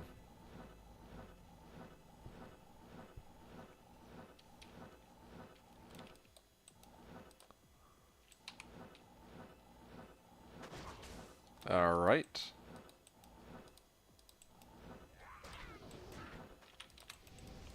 And I don't have a lower but actually she has like negative 50 fire. Oh wow, bro, she's about to die. Holy! She got completely annihilated. Ah, it's a rare Shaco. I should have put on that MF ring, actually. You know, I'm going to do that now, so I don't make that mistake again. Holy, she melted. It wasn't even like... Yeah, it wasn't even like a slow burn or anything. It was just... Yeah, she just exploded. Like, all these monsters are exploding. I mean, like... Yeah, I guess it makes sense. I got minus 13% enemy fire res on this, and she herself is... Hey, a Lumrin. Okay. Okay, what is this ring? Okay, useless. Yeah, that was brutal. Like, yeah, she stood no chance, but again, I don't... I just don't have enough gold to keep doing... Well, I could, like, sell the shit that she drops, and that could probably self-fund the run, to be honest. I genuinely think that would be okay. Yeah, no, I spent, like, less gold on the run than I earned. If I move these two GCs into my stash, I could probably make my Andy run self-sufficient. I could actually probably... This is kind of crazy. I can use Hell Andy as a gold farm if I wanted. But then the other problem is I don't know... Like, she's prone to dropping gems, but that was like, what, one gem? Oh, fuck, I had almost forgotten again. Let me sub this ring in. 16 attack rating. I mean, I don't attack anything, so... Yeah, okay, this is pretty good. 156 strength, even without my boots. Now I gotta figure out how I'm gonna get rid of these. So, yeah, what's my MF at? 66 MF. Okay, not too bad. I think earlier the idea was brought up that I can Larzik this and then put a B Topaz into it. I can kind of get behind that, but this is my last Larzik quest, though, so I'm a little stingy about it. Yeah, I'll hold off on that for just a little bit. Yeah. 35 MF ring, though. Holy. Alright, I'm going to try this again real quick.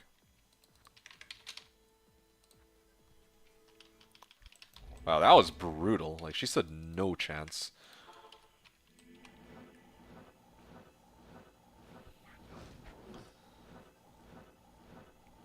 I should take her items and just start selling them. Good old quest bug Andy. Yeah, I wish all bosses were just outright quest bugged. Although I guess that would make Meph kind of insane. Low-key.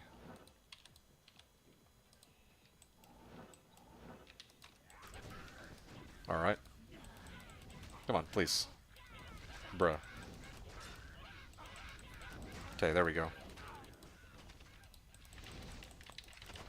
What the hell, man? Alright. Small charm, jewel, cask. And I feel like... I mean, sure. What do we got here? Ah, this is nothing. I'm gonna go war javelin, sure. Yeah, it would still help to have a little bit more inventory space, but real. Oh, I got 0% XP out of that too. So, attack rating dex. No, I don't need that. All right, yeah. I mean, the runs are. I could break even on these runs. Although I guess that one I didn't really get too many. I don't really get too many good drops on that one. Maybe I could try Nightmare Trav to farm gems. Yeah, I can kind of get behind that. Because then I'm actually farming for a purpose. It's not just like, oh, I'm hoping that anything useful will drop. Like, if I'm running like Nightmare Trav, I might actually have a pretty good reason to do so. Like, since I'm just, trying to grind gems. Just a shame that I don't really have a way to break the immunities on Trav, so that because it'd be nice to actually be able to do Trav on this setup, or maybe even like Bale, right? Thunder Charms would do the trick, especially with Raven lore, but and like some facets. Oh shit! No, I'm in trouble.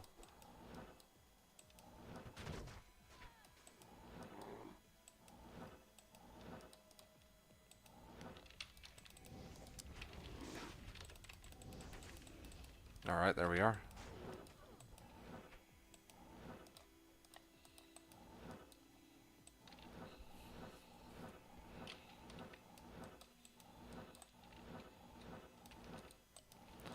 I could actually probably run WSK too.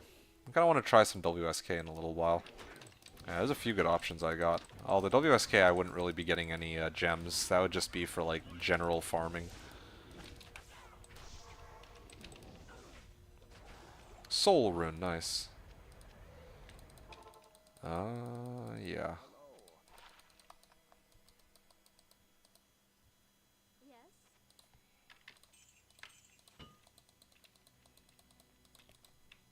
Dude, they really gotta do me a solid here. I will... Okay, so 3 more runs. I do 3 more runs, and if I don't get in 3 runs, then I will take a short break. And go grab something to eat.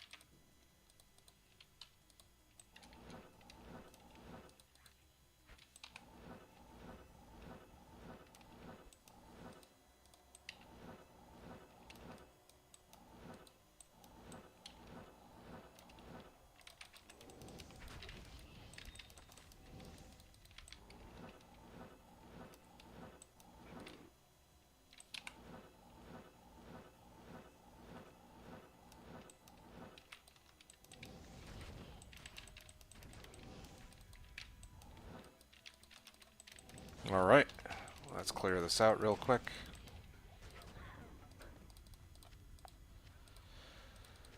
Wow. Damn. How much damage do my other skills do anyway? Volcano does like 800. Molten Boulder does like 400. Firestorm apparently does like 3k, but it's like, I've tested Firestorm before and it sort of behaves a little weirdly. Doesn't actually seem to be doing the amount of damage that's actually listed on the skill. Okay, I'm gonna try to drop a Volcano on her, and man, she takes no damage. But okay, to be fair, this one has Stone Skin, so okay, she's, Volcano is forgiven this time. Okay, come on, Merc. Eth Am, damn. What is this? Griffin Headdress. Twister. Yeah, I could sell that for a pretty penny, I think. Sure. That great sword. You know what? Fuck it. I'll take the great sword instead. Yeah, if I had my if I subbed out my LE skillers, I think it would be much easier. But oh well.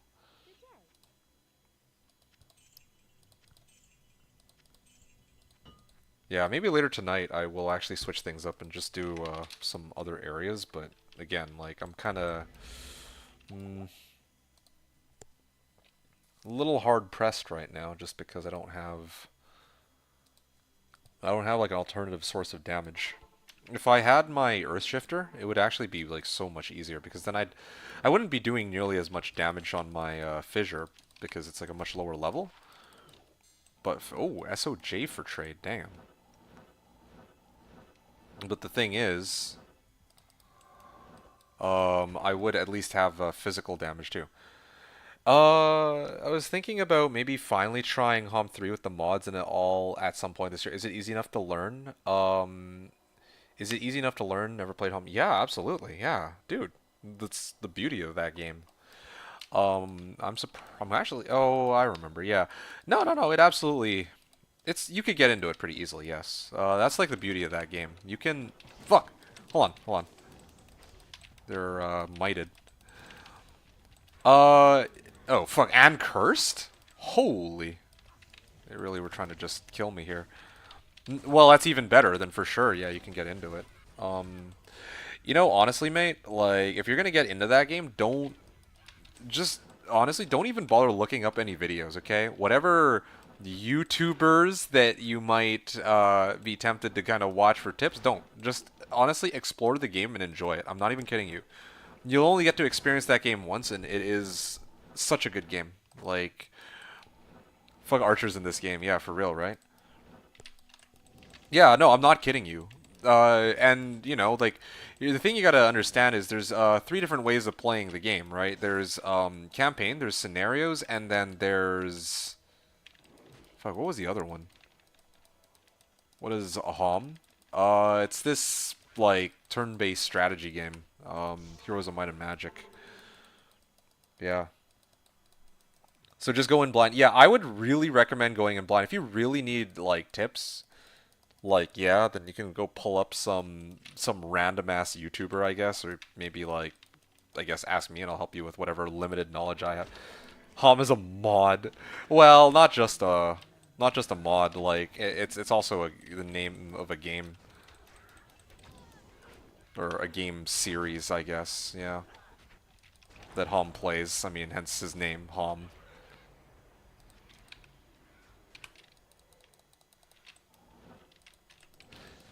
Would you recommend any of the Homs on Steam? No! No! No, no, no, no, no, no. Don't fucking get that trash. Get, like... GOG and mods. No. It is far better for you to set it up with GOG and mods. And whatever janky method that you can come up with to get, like, a GOG version with mods working, you have to do it. You should do that. Like, I like, trust me, please. Like, anything short of that, like this idea of, you know, this notion of like, oh yeah, like, don't even look at the Steam version, okay? The Steam version is trash. Never buy it. Don't ever ask me that again. Just don't get it. Like, I honestly, yeah, I will for sure. It's on my list. Okay, so. Yeah, there's like a couple different methods of playing the game. I mean, I'm guessing you're not playing multiplayer. So really, it just boils down to like, you have like you have the campaign, you have custom scenarios, and then you have random maps. Some of the scenarios are quite interesting because they put you in these like maybe they'll give you like one hero and you have to like, well, maybe it's like I remember there's one that's like a single player map and you have to, it's kind of like a time trial. You have to beat the map in like, let's say like 4 months of in-game time. And then other scenarios are like, oh yeah, there's like two AI players that are or computer players that are like pretty freaking insanely strong, right? So stuff like that. So scenarios are kind of interesting. They're all over the place, and never mind the player-made scenarios too. Those are a world unto themselves. I'm not even going to talk about that. You should start with a campaign, Restoration of Arathia. Because Restoration of Arathia's campaign is sort of like a tutorial for the rest of the game. Like Loki, there's a tutorial that you can get your feet wet on, and then after that, the campaign will, it's designed in such a way that'll help ease you into the game. And then when you're talking about like custom scenarios and random maps. You can explore those at a whim, but here's the beautiful thing about that game. This is why I'm saying like you get into it. It's the kind of game that anyone can get into, experienced or whether you're experienced or whether you are like familiar with it, because you can actually adjust the difficulty setting too, right? So yeah, in your case, you're like relatively new. So yeah, you can actually just put it like if you're having a hard time, or sorry, you can start off on like normal mode, and if you're having a hard time, okay, then you can set it to easy until you're more familiar with the game's mechanics. But alternatively, if you're finding that the game's too easy, then you can up it to hard mode and then expert and so on. So you get the idea. So yeah, just kind of giving you like some very basic information about the game, but that's as much as I'll tell you. I really want you to have the joy of experiencing that for yourself. Man, you are, yeah. Oh, and one other thing I should point out. You don't, like, getting the the mod for HD is pretty important, is like, you need that, right? Or it helps a lot. There's like a really popular mod for the game right now, Hoda, I think. And Hoda is like,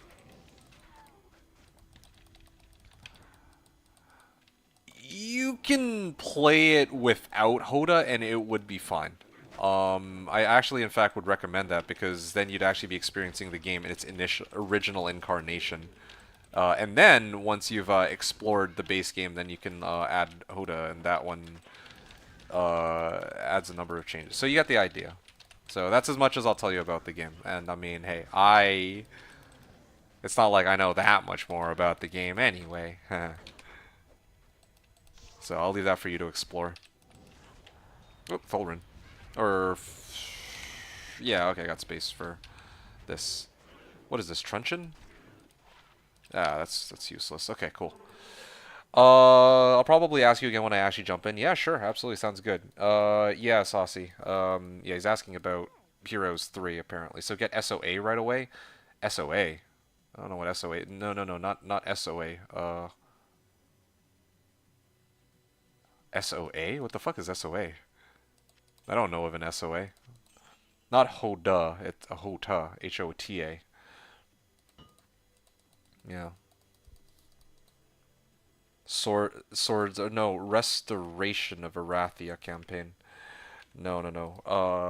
Okay, so, oh boy. When you load up no, it's all good. When you load up the version of the game from GOG, Hodor. When you load up the version of the game from GOG, you're gonna have the option of playing the Shadow of Death, Restoration of Arathia, or the Armageddon's Blade campaigns.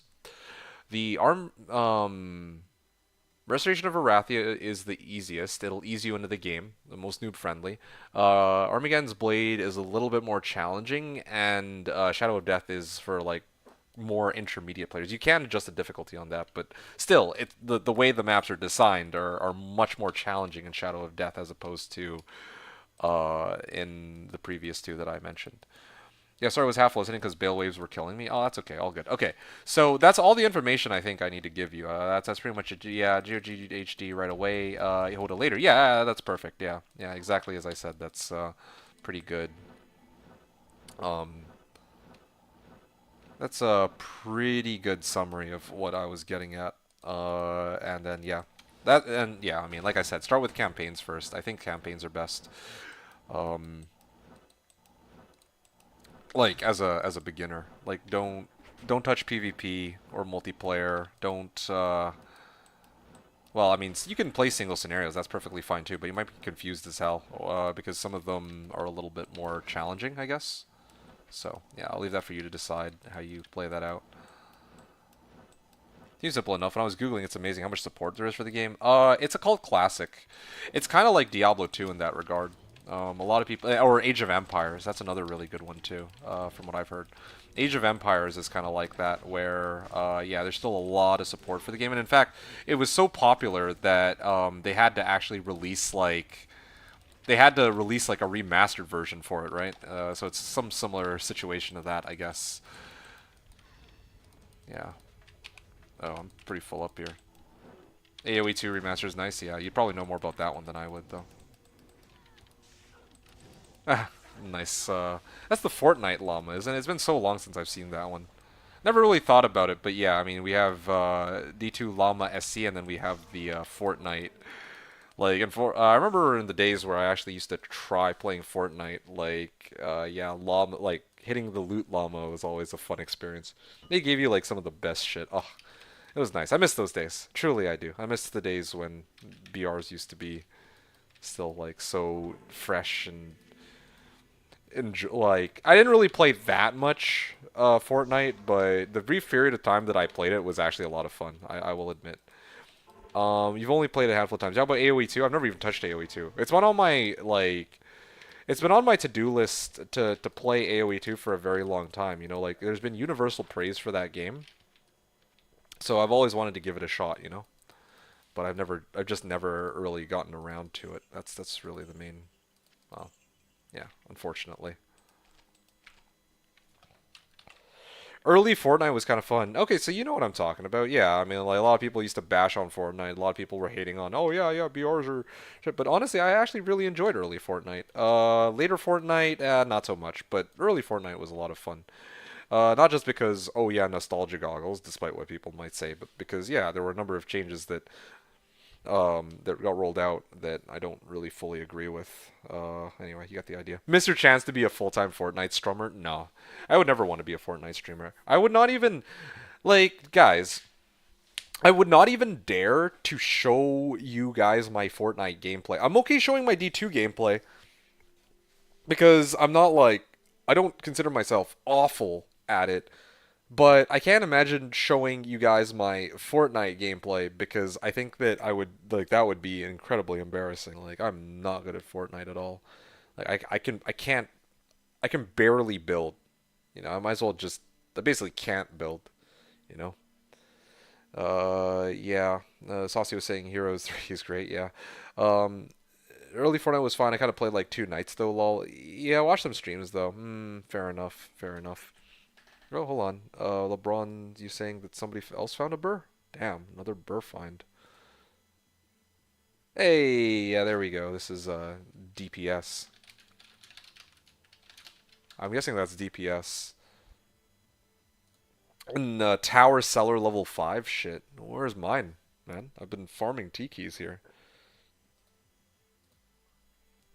Siggins, Icar String, Shadow Fang. Still waiting for the day the Earth Shifter shows up. But the tower was nuts. Infinity made though. GGC and next ladder. See. D2D2 founded Zod there on the character. He needed Zod. The Spears on. Spears on. Spears on was nasty. I remember that. Duped burrs. Oh, I don't even want to talk to you anymore. Um, Early. You know, honestly, PUBG. That was one trend that I always kind of wish that I'd gotten a chance to try. Everyone was talking about PUBG like it was the holy grail when it first launched, but I never really had the time to try it. I think at the time my PC couldn't handle it either. But anyway, that was a while back. All right, fellas. Especially on Cow Day. Oh yeah! Requiem for a Cow is with the spears on. Okay, it's time for me to take a PUBG ruined people's lives. Lol, people were so addicted to that game. Yeah, so I heard. So I heard. Yeah, that's the yeah. I mean, I like looking for games that can really hook me in. I haven't found any that have hooked me in recently. And again, it's not like, oh yeah, you know, games are, you know, it's not even like a doom and gloom sort of like.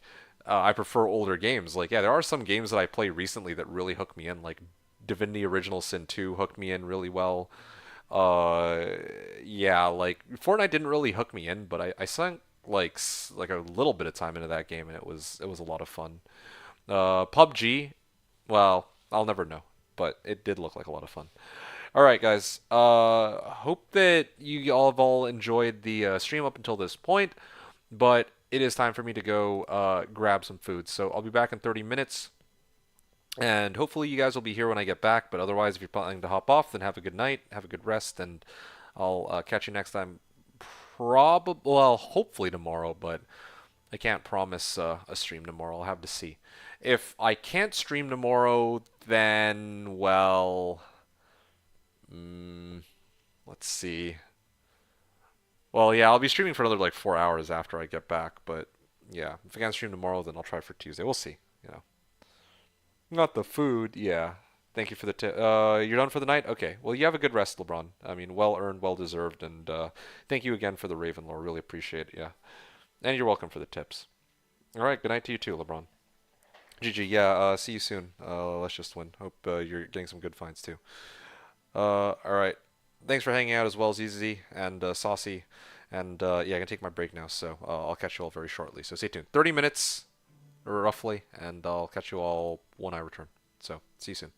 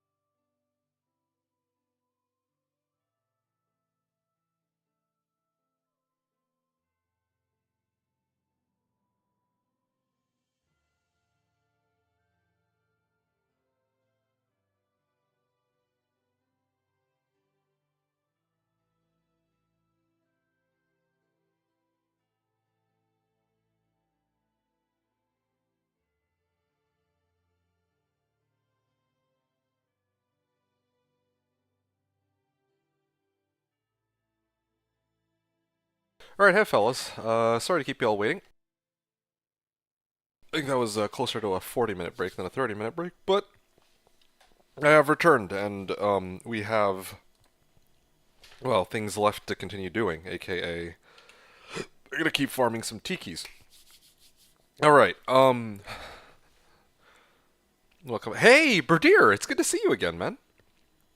Vane, good morning to you. Well, you said morning. I guess it is morning for you. Uh, hey, Vane. You're here for about 20 to 30 minutes, then you're off? Ah, that's totally cool. How was your day, man? Indeed it is. How's it going? It's going pretty well. Just to kind of fill you all in on what's been going down. So, I had an epiphany. I'm like, all right. Oh, cool cat. Hello, YouTubers. Hey, that's ZZZ. Hello, ZZZ. Before I go any further, okay, actually, hold on. Well, I'm going through a couple things at a time here. Okay, I'm gonna start doing my runs. I'm running Countess right now, and I'll explain why in a second. Day is okay. Cats woke me up for pets a few times during the night. I mean, I think that's kind of reasonable, right? At least you had some. Well, I mean, they needed you, so they can kind of be forgiving or forgiven in this case, right? But yeah, you said you're here for 20, 30 minutes and I'm off? Okay, cool. I'll try to make the 20 to 30 minutes that you're here at least somewhat enjoyable. So, yeah, today I've been continuing my journey on my Druid. I was hoping to continue it a little earlier. I told everybody on stream that I would be trying to come back around 3 o'clock my time, like 3 in the afternoon. But for a number of reasons, I wasn't able to get back when I wanted to. The errands that I was running in the morning took a little longer than usual, or little longer than expected, and I also had to do a little bit of theory crafting with Co. And I also had to do some, I had to do some additional, like experimenting and play testing about my build, like this build right here. Well, no, sorry, the build that I'm trying to make, rather, because, yeah, I still don't have Earth Shifter, and I'll talk about that later. BRB overlay still on? Oh, yeah, my bad. Oh, don't forget to take that off. Thank you for the reminder on that. There you go. Okay, cool, good. We're out of there. Anyway, yeah, so it's going pretty well, though. Evane, it's good to see you. How's your morning so far? Good, you know, and I hope you're doing well. What's up with you? Um, Yeah, so the day's been going pretty it was a pretty busy day, but I'm actually quite happy and relieved to be back here and doing, well, I want to say doing what I enjoy most, which is grinding out I guess items on D2. So Nam here just got up yesterday, was pretty mad though. Mad in terms of what? Like how busy you were, or in terms of like how many items you found? Because it sounds to me, or it seems to me like you got some pretty crazy finds. Actually, you know what? We were looking at your character. Yeah. It was, yeah, okay. Wow, 51 minutes. I actually have your character open right now, in fact, on the Slash Armory, because we were looking at this, right? We were looking at the Slash ladder, and then I was like looking down at like random characters, and I'm like, oh, hey, look, this guy got Burr and Jaw, and then I matched it up to the same paladin. And I was telling people I was playing this paladin on reset day. Like you gave this like paladin to me, and then like for when it was still conviction, and I grinded it up from like level 60 some all the way to 79. I remember that. And then not only that, but after you grind like after I grinded it out to 79, I still see you're the Seraphs. You also found, well, somebody in my chat was like, okay, yeah, this paladin is apparently naked, but then we looked and no, you apparently already have Shaco, dual spirits, I know you had that before, laying of hands and string of ears. And alders were not there before, nor the dwarf star. But the Saracen was mine. Now, with regards to the enigma itself, though, I took the time to actually look here, and I saw that you had killed council members only 100, and you basically only did 115 trav runs. And I was like, well, shit, dude. That means that you managed to, like, you were spamming a bit of trav, and you got Jaw and Burr within almost a little over 100 runs of trav, which is actually absolutely insane. Um, So yeah, that was the discussion we had, and then I did 10 L. Oh, you did 10 LKs for Uber. Oh, that's so sick, dude. I didn't expect that with Hammerden of all things too. You weren't. Well, wow. Okay, I don't even know what to say. That's pretty insane. I never gotten Jobber in 52 minutes. Like, I was like, what, day two Enigma? Damn, I can't top that. No way. Best I've done was 3,000 LKs, but to be fair, that was 3,000 LKs, right? A little over 3,000 LKs. This is like, like I don't even, wow. I don't even think anyone on the server has luck that quite matches that. I know that, there was somebody, Sav, the second place guy, who was playing Sork, right? He's like seal glitching. He actually found, no, I think it was Jaw Low and Sir, if I remember right. I could be misremembering, but I think it was Jaw Low and Sir. In addition, he also found a unique sacred armor, and that unique sacred armor turned out to be Tyrael's. So, yeah, yeah, and he also found Tyrael's yesterday too. So that was pretty insane. 5,000 Pindles, yeah. I mean, I did 5,000 Pindles too, but I didn't. I mean, I guarantee you, I didn't get shit out of that. So,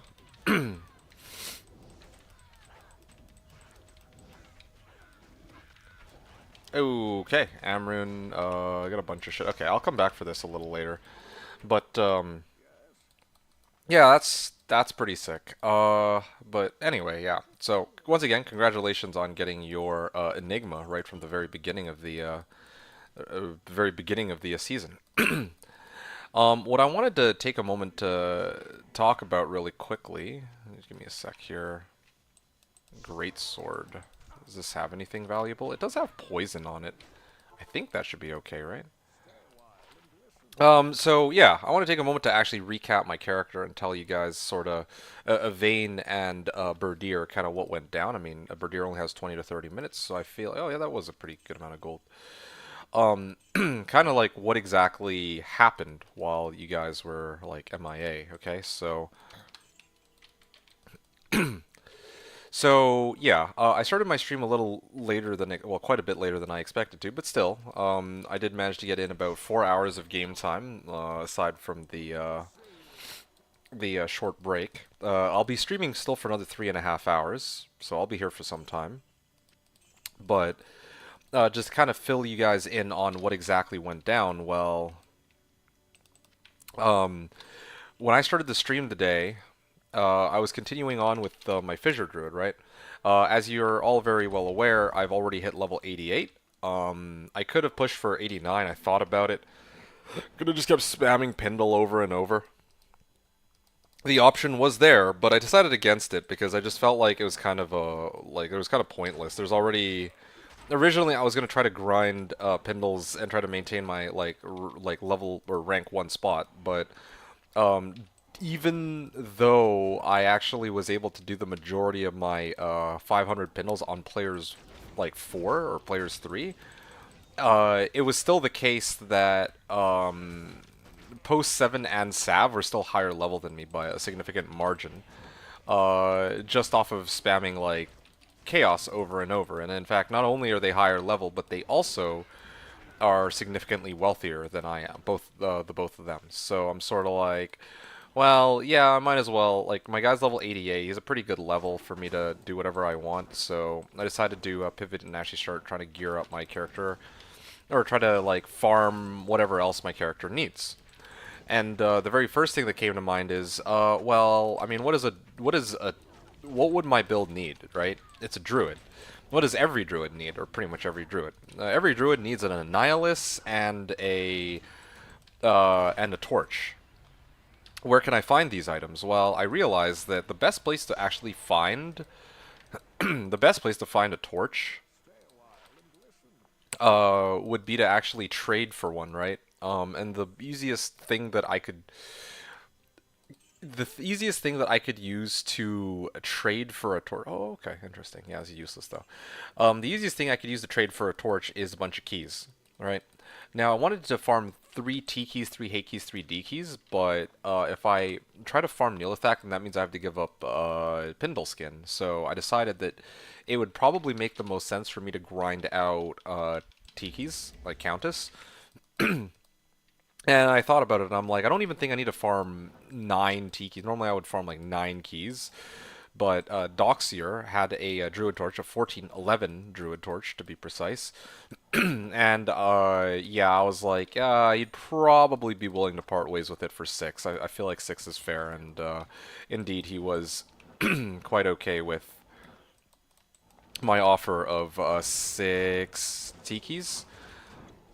I only had 4. Like you'll see here that I have a D torch. So I offered 6 Tikis, but I didn't actually have 6 Tikis. I only had 4 at the time I made the offer. So I gave him the 4 that I had on hand as per our agreement, and then now I'm trying to grind out the remaining 2 keys. I found 1 key. Now I just need 1 more, and then I'll be done.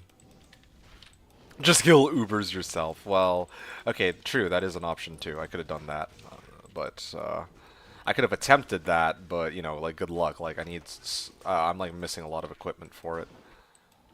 I mean, I guess I could have made my own paladin, but what fun would that be? Demon head, harpoon.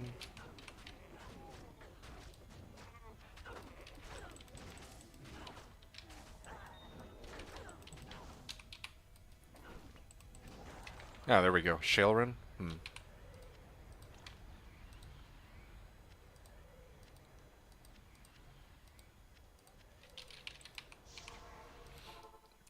Offering items you don't have is super BM. I'm reporting you. Well, I mean, it would give me an excuse to shut down this channel or stop playing on Slash. So yeah, go for it. That would work. Finally, at last, a reason not to play. So yeah, there you go. There you go. That's the premise behind like what I'm doing here. No, you have to stream for 10 more hours. That way I can watch the end of the stream when I come home. Again, yeah, sorry, I no can do on that one, Berdier. Tonight I actually do want to go get some rest. There's not going to be another freaking 20-hour long stream. But unlike last season where I wasn't really able to stream beyond reset weekend, I probably will get like a few streams here and there.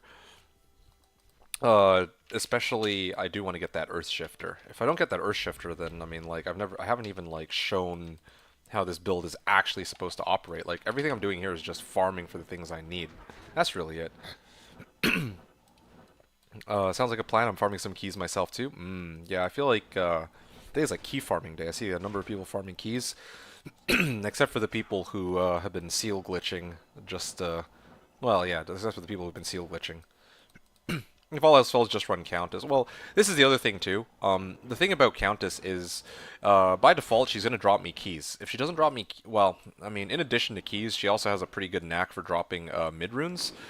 She was also like, whether it be Lem rune, Pul rune, rune, I could have used any of them, but she was nice enough to actually drop me an Ist rune. So, yeah, I mean, I can't really complain about that, right?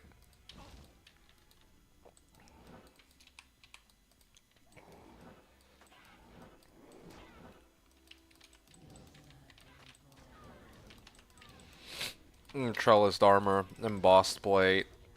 Uh, yeah, I mean, this might take me a minute to clear all these guys out. Kind of. Another thing I'm missing is still a Reaper's Toll. I could use a Reaper's Toll, perhaps. Anyway. Oh, finally. Ral Rune, Shadow Bow, a couple other items, and a rare ring.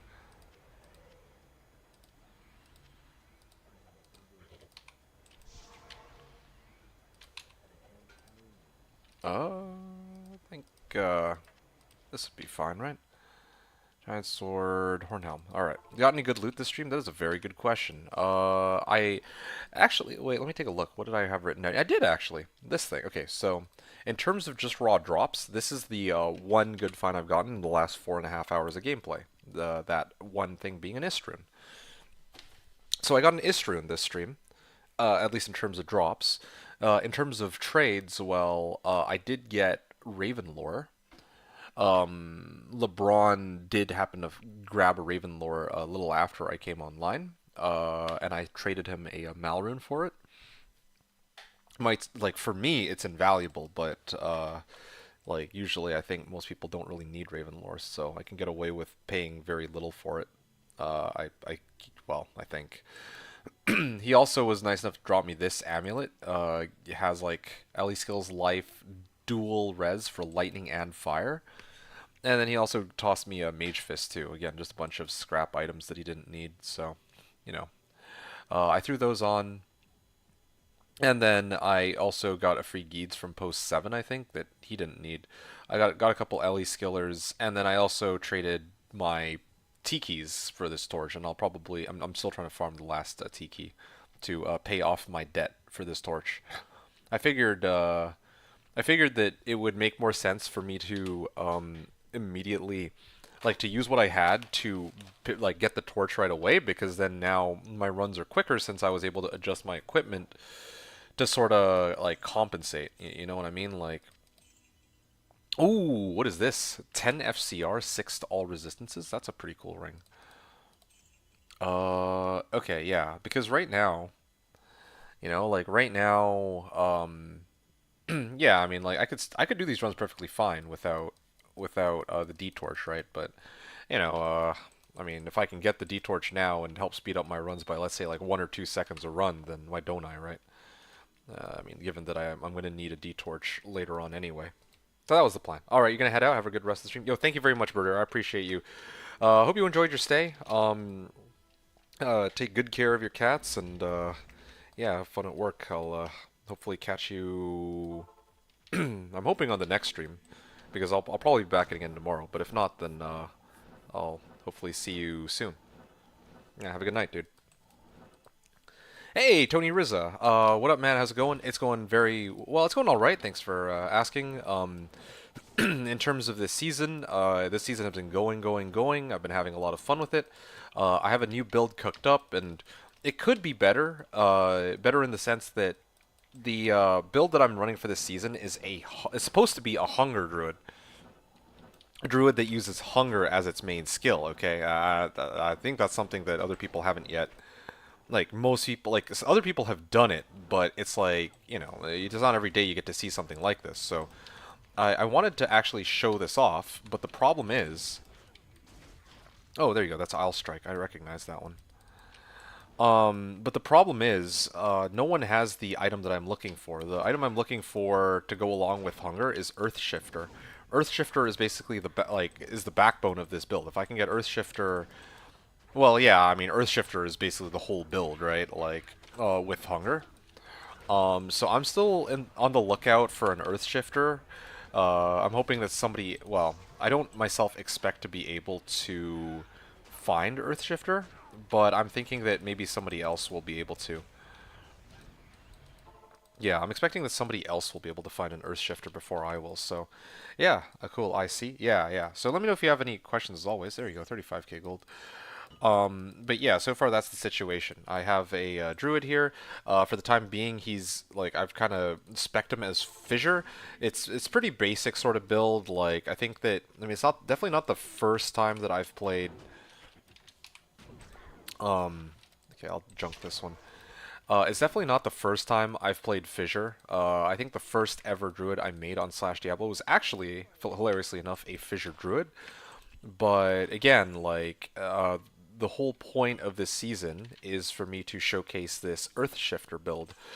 And yeah, I'm just waiting to get my hands on it before well, I mean, that's supposed to be the whole point of this season, right? So that's the plan. Also, I had some other, like, mini goals until I actually get my Earth Shifter. So just to put it in a perspective for you, one of the goals that I had was to take the rank 1 spot on Slashdiablo's ladder this season and hold it for as long as I could. So I did that. I got to like level 81 before everyone else, I think. And then I basically went to bed. I woke up and I got to hold it for about an hour. And then Post 7, one of the people in this chat, funny enough, actually did overtake me like an hour after I started my stream yesterday. So, me having the rank 1 spot did not last very long, but it was chill. The other thing I wanted to try to do, like once I lost my rank 1 spot, is I was like, okay, I'm gonna try to grind. I'm gonna try to grind the level 90 on just Pindle alone. I made it to 88, and I decided that I wanted to try to do something else. So you get the idea. So yeah, that's basically what the last few days I've been up to, or that I've been up to the last few days. Kind of giving you a nice little summary, and then of course in terms of equipment, well, my guy is actually pretty kitted out. I built Rain Runeward. That's all I had. Like I had a, Mal rune. I can't remember where I got it from. Oh,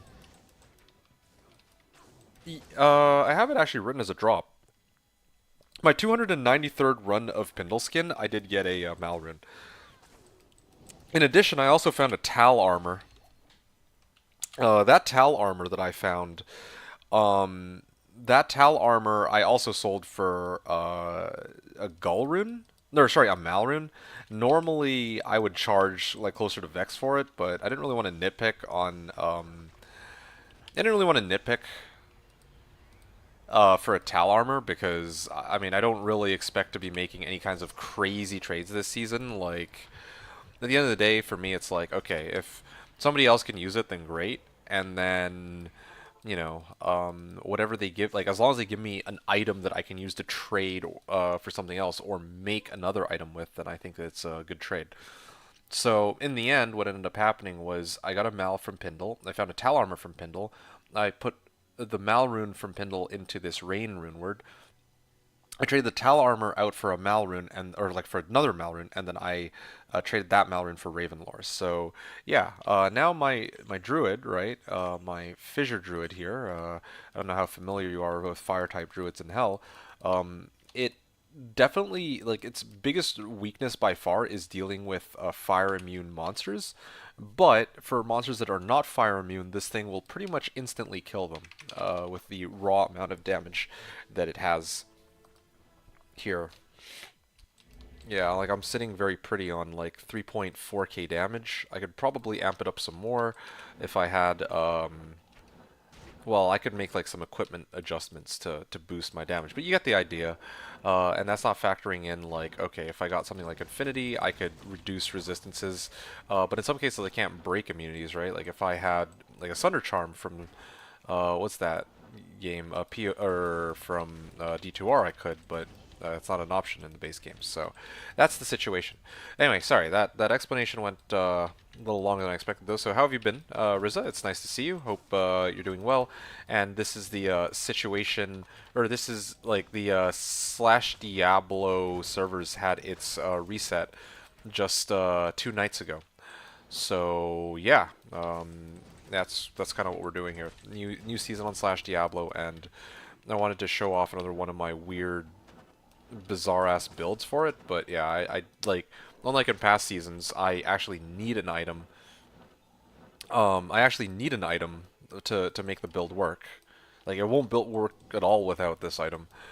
So I'm like trying to find some things in the meantime. Like I'm trying to farm in the meantime, and I could have used like some of the other skills, like let's say Rabies or Fire Claws, but I kind of felt like Fissure would be better, just because I had other goals that I wanted to try, aka like trying to see if I could like take #1 spot by just spamming Pindle. And the answer is no. Like I couldn't hold it for very long, so at least I got a chance to test that and see. It's a pretty decent spot to farm XP for myself personally, but not very competitive. Etanax, that's or Etanax, that's I recognize that. Etanax is Rune Master, I believe. Okay. Rune Master indeed. Hey, Brew, what's up, man? It's good to see you. Nothing much. I was just giving the play-by-play to. That is a 5-socket Rune Master. I will probably chart that down as a drop in a second. This Bobnator has been a while. Yeah, it has been a hot minute. How have you been, dude? Hope you've been well. And you've come at a very interesting time. It is the first night of the Slashdiablo private server did a ladder reset 2 nights ago, so we're just participating in it. And I have another one of those crazy weird builds in mind. But unlike in past seasons, this build that I have only works with a very specific unique item. That item is called Earth Shifter. So that's kind of what we're trying to. Well, that's what I'm trying to sort out right now. So yeah, you get the idea. Been good? Okay, I'm really happy to hear that. Yeah, what are you up to these days? Yeah. Are you still playing any D2 related stuff, or are you doing something else? Yes, Earthshifter the Mall. Yeah, correct. I want to turn this druid, like right now it's fire based because I needed something to farm with. Like I don't know how much the explanation you caught that I was giving to Tony, but I'll go over it again in a second if you didn't catch any of it. Um, just wanted to reply to Tony real quick though. Tony was asking a very good question. Is it half physical or is that PD2? If you're talking about Fissure, Fissure is pure fire. But some of the druid's other skills are not pure fire. So Volcano is not pure fire; it has a physical damage component. There's Molten Boulder, which has a physical damage component, and I think Armageddon itself also has a physical damage component that's not listed here. Um, yeah. So if you're talking about the skills, then there you go. That's the situation there. Okay. Okay. Right. Right. Yeah. Yeah. Good. You have two kids now and almost died about 2 years ago. Seriously? Oh shit, yo, I'm so sorry to hear that, man. What the fuck? That's crazy. Just like so casual about it. Like, oh yeah, I nearly died 2 years ago. Like, dude, I mean, I haven't seen you in ages, and the first thing telling me is that yeah, you almost kicked the bucket. Like, not damn. It's good. I'm totally fine right now. Okay. Well, yeah, I hope you're well, dude. That's kind of crazy for me to hear. Hold on a second. 264 ED 5-socket Rune Master. And what run number was this? This is count number 60. Well, tower, cellar. I don't know which level, but yeah.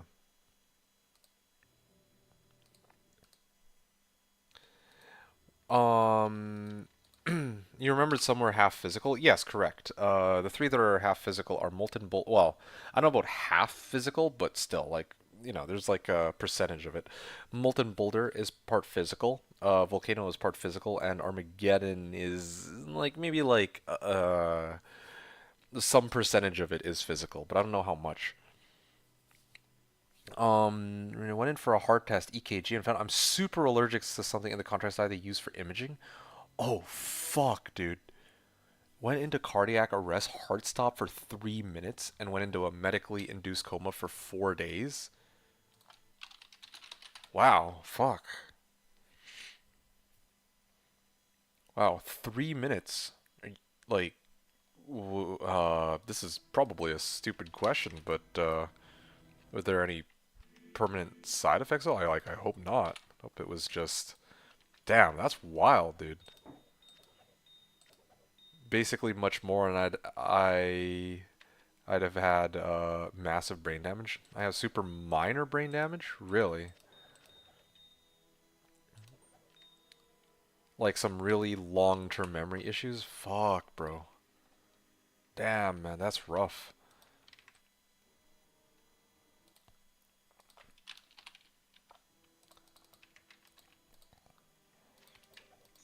Nothing, nothing super bad. Well, I mean, I guess I mean, I don't know what to tell you. That's actually kind of crazy. But the one thing I will say is at least you made it.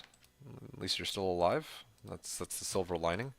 At least we're here to discuss and chat about D2 today. So that's like the one upside to it. I'm really sorry to hear that you went through all of that though.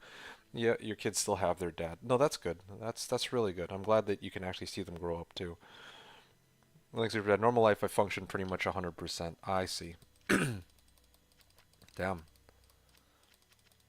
Yeah, that's scary. Like I genuinely don't know what to say. Like I don't I mean, I know people who've gone through like medical issues and they've even come close to dying, but I've met people who've gone through like oh yeah, they contracted like or they had cancer and all that, but yeah, I don't know if I know of anyone else where it's like, oh yeah, your heart stopped and for like 3 minutes. That's wow. It's weird shit with my memory. It's only long-term stuff. Okay, I guess that's not. as far as issues are concerned for, uh, I mean, I don't know what to say here, which is like, hmm, I genuinely don't know what to say. This is kind of crazy.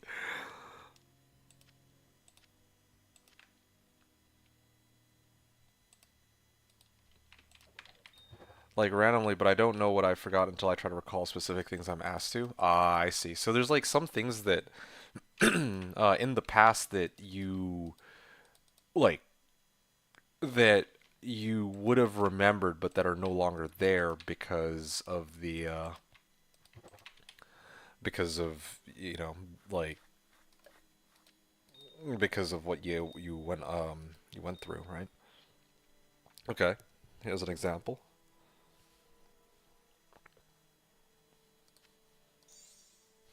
Mm, your brother had his baby shower. Okay. And in case you guys are wondering what I'm doing, I have to cube up gems in the other window because I'm actually running out of space.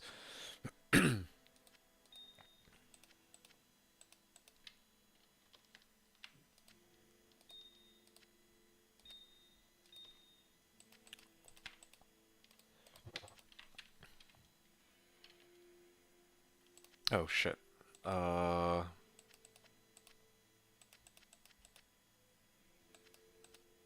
okay, so your brother had a baby shower. My fourth grade teacher, who was a family friend, was there. I remembered who she was, that she was my fourth grade teacher.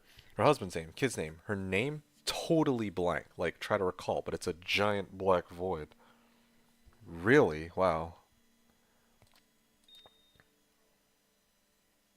So you remember, like, oh, hey, this is my fourth grade teacher, but you don't know what her name is. Bro, that's spooky.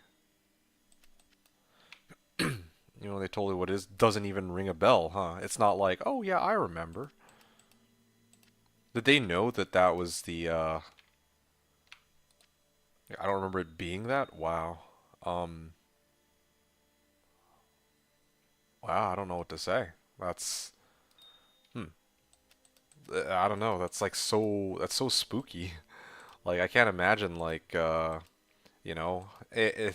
know this is not the same thing, but, like, for me, they didn't know I had brain damage until I explained that shit, like, 5 months later. Oh, I see. Yeah, I mean, hmm. Yeah, can't really fault them. I mean, if they don't know, they don't know, right? Like, yeah, they just like even now, I didn't know that you had something like that going on for you, and then now all of a sudden, it's like damn, you'll make movies about stories like yours. Yeah, dude, that is nuts. Like, really, it is. Like, straight up, am not accustomed to hearing of situations like that at all, like whatsoever. So, um, yeah. Docs were like, dude, it's 1 in a million you're alive. Dude who did CPR on me when I coded. Oh, it was like I was fucking pounding on your chest for 20 minutes, dude. That is wild. Like no one comes back from that. I thought you said your heart had stopped for 3 minutes though.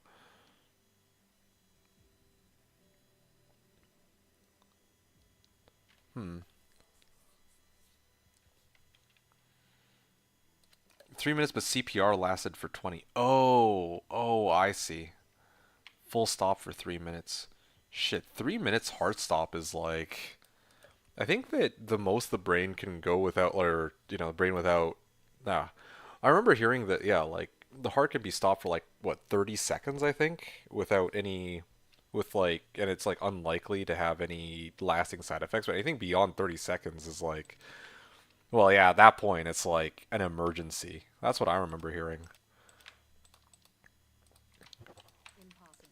Irregular heartbeat and cardiac arrest for 10 beats. My health story. I went to the doctor for cold, walked out with a heart surgery. Damn. Okay, that's pretty wild too. But um, yeah, I'm not gonna lie. I don't have any kinds of crazy stories like that. Like, lucky for me. Oh, they caught that shit. So the thing I don't understand is you. went in for a heart test, and then like the contrast they use for imaging. So did the heart test cause you to go into cardiac arrest, or was it like what caused you to go into cardiac arrest? Because you said that, glad they caught that shit. What did they catch? The dye did? Hmm.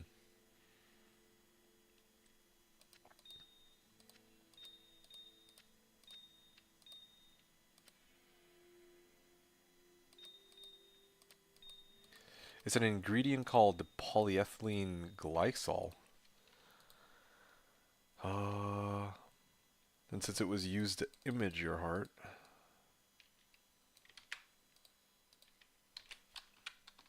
Okay.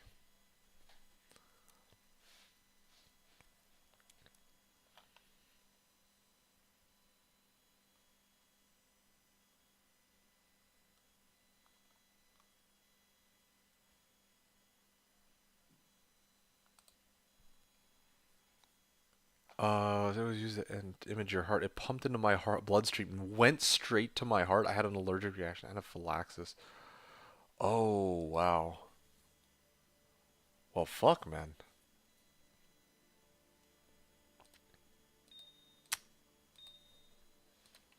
Um, well,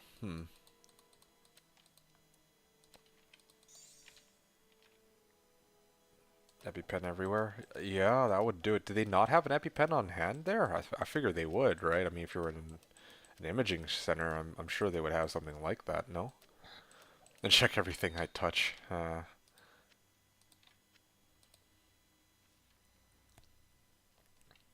They did give me full 5 shots of Epi. Wow. Well, hmm.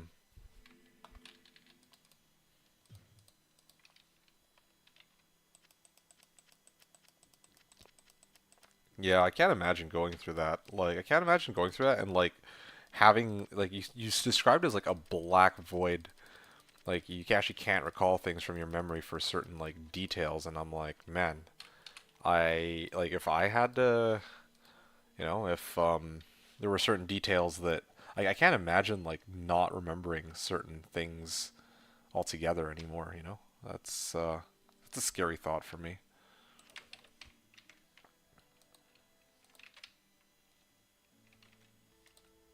Where's the magic mule? It was like what the fuck, 5 shots? Wow.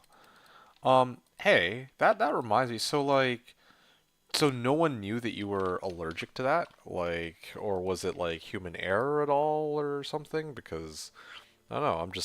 I'm kind of surprised that like that anything like that some variation of that at all happened. No one could have guessed it, huh? Hmm. Shit, mate. I'm glad you're alive. Actually, a hypoallergenic ingredient considered medically safe. Shit. It's a super rare allergy. Well, lucky you that you got it, huh? Well, that's kind of fucked. 1 in 10 million. Well, what are the odds? Mine is one of the most severe in medical history. 2 people have died. Well, You're the third most severe. I see. Like you're like just beyond like because 2 people died. I guess it doesn't get much worse than that, but yeah, you're just the next next worst case scenario, bro. I don't even know. Wow, that's for medical records dating back to like 1966. They have medical imaging before 1966? I'm gonna go on a limb and guess probably not, right?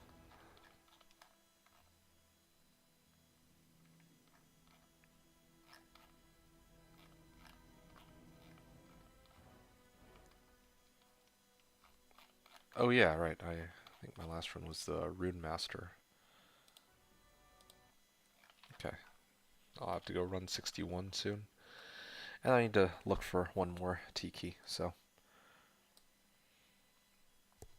At least that's from the records that me and the allergist looked at. There's none of the people he works with have ever dealt with this allergy. He's been doing it for 20 years. Shit, man. Yeah, not sure what to say there. I mean, well, here's the thing though. I am glad that at the very least the people who were on site at the time were competent enough to like basically bring you back to life, like um yeah, it sucks about your memory. Like I'm sorry to hear about that, but shit, I'm also really glad that you made it out of it alive at least. And like you said, like you know, you're you have your kids too, right? So it's like, you know, at least you get to hang with them for, well, for some time. Angels. Yeah, bring them cookies and chocolates the ICU every year on on the anniversary of your rebirth.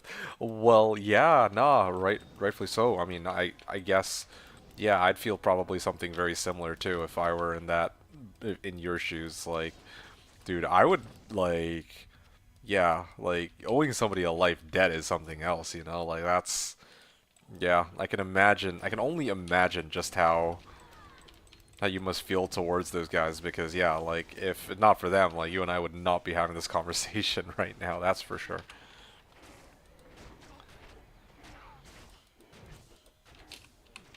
Uh this year I ran into one of the nurses who was on the code team from 2 years ago. Oh yeah? Well, where'd you run into them? She recognized you?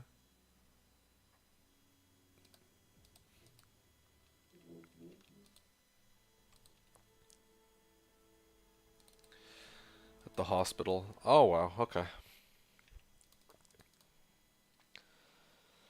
Demon Hide Gloves Fortune. These are Bramble Mitts. I already have a set of like gloves that are 22 MF. The exact same number.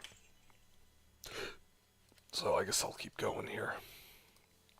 I was like, how do I say thank you for this? There isn't even words. Dude, yeah, for real. No, I get you. I get you completely. Like, I don't even know.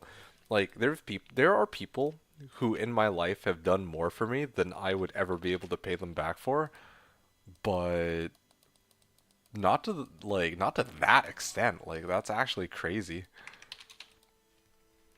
Like, straight up.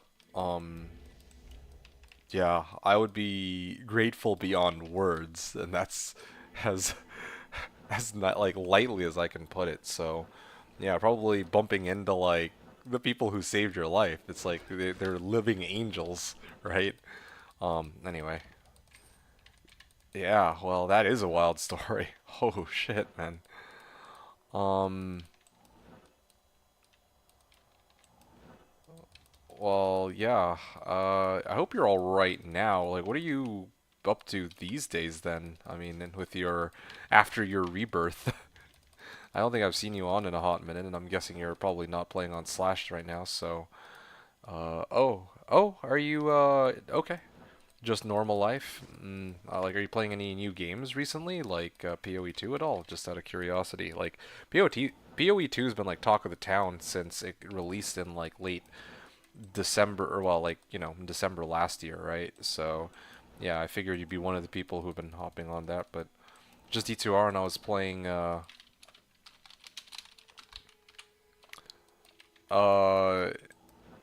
you want to go on a Project Zomboid binge? Oh man, Coaster was gonna be over the moon of it. Like, I mean, I don't know if you remember Coaster, but yeah, Coaster loves Project Zomboid. Like, that's his game, So, I don't know anybody else on this channel who plays Project Zomboid, at least on the regular. So, that's cool. Okay, well, yeah, no, Ko is like pretty big on Project Zomboid. But yeah, classic WoW and D2R. Yo, mad respect to you. Um, for getting back into D2R and all that. I think that D2R had a ladder reset like just earlier this month, I believe, or like 2 weeks ago or something. So yeah, I guess this would be a good time to get into it. Just real quick before I let you go, like what class are you playing on D2R now? you want to go on Project Zomboid binge? It's just like really depressing Sims. Ah, that's funny. Um, I mean, I don't know the game super well, so I wouldn't know. But as far as Sims are concerned, I just know that apparently they're like earlier today, I found out that apparently there's like a Sims 4 or 4.5 coming out or something. Like that's what they're titling it.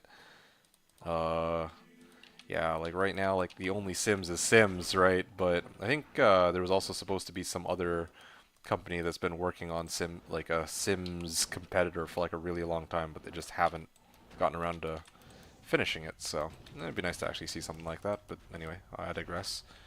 You're playing Sing, gonna try Mosaic. Okay, respect that. Have fun with that. Mosaic is something else. You know, honestly though, for all the bitching I've done for Mosaic, I've helped people put Mosaic together, but I myself have never actually gotten to try a Mosaic Sin for myself. And honestly, like the last time I played, like the last few times I played D2R, I think I was playing like Summon Necro or Skellymancer, I mean. Um, but yeah, I think like when I was playing the most amount of like I don't know if you were around for those days, but when D2R first launched, when I was at its peak, like I was like grinding out with the barb. But anyway, I'm out of here. Gotta get going. Daughter's birthday. Okay, well, yeah. Yeah. Happy birthday to your daughter. You have a good rest. Good night. And yeah, it was nice to catch up with you too. I'm really happy to see you're doing well, man. That you're, you know, that you're still a lot. Well, you know, you're still alive and kicking. You know. Anyway, have a good night. Take care and have a good rest. Really appreciate you swinging by. I'll be probably streaming the next few days. I think I just don't have like a solid set of hours for you. So I'll catch you. Hopefully whenever you can make it and whenever I'm streaming. So yeah, take care.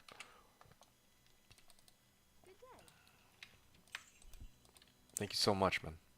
All res, sell, attack rating, and okay, cool. Everything's gone. Um, oh yeah, I do have this tele staff, so I can do something with that at least.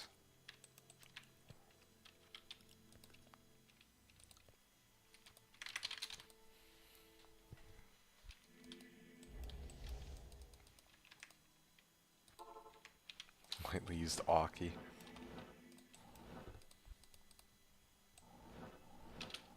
I just, yeah, how many runs am I at now? I'm gonna run 64. Run 64, so I just need like, oh man, this is kind of annoying. I just need one more Tiki, you know?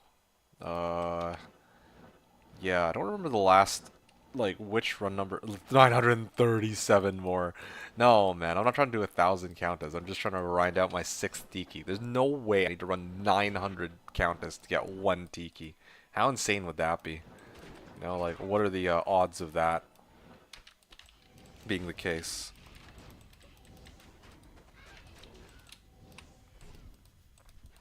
Ooh, FHR. Oh, fuck. IO rune. Well, if only it were an LO rune. But no luck there. You know, I should actually just start taking these runes and selling them straight up. Like, this is like what? I have so many of these shale runes. I think I have IO rune. I think I have a bunch of IO runes. Well, maybe not a bunch of IO runes, but yeah. Okay, maybe this time, instead of trying to use my gold, I will do this to save some space. Alright, that saves us a little bit of space here, and gold, so that's perfect. I'm going to go next run, run number 65, and we'll see what happens. So, my plan once yeah, my plan once I make it to my last Tiki is to try to grind some, well, let's say grind some P-gems, but I had a couple ideas as to what I could do. I could either run forges, or roll some, like, side characters. Okay, yeah, that was a little scary, I admit. Hmm. I could run Andy, because originally I wanted P-Gems, right? And I was like thinking about it earlier, like what's the easiest way to get P-Gems? And like everything else for that matter. And I realized that perhaps the easiest way to get P-Gems is actually to just run Forges. I could actually farm alt characters for socket quests and P-Gems. Oh shit. It's kind of a probably seemingly boring way to go about playing the game, but it's an option. I was thinking about it while I was gone, right? And trying to think if there's any other options too. If I'm not gonna like make whoa, something's mited. Diamond bow and a small charm. One of these days it'll be like a good rune that I get out of this. I'm cursed and they're mited. It's pretty scary. But as long as I don't teleport in, as long as my Oak Sage stays alive too, I should be okay.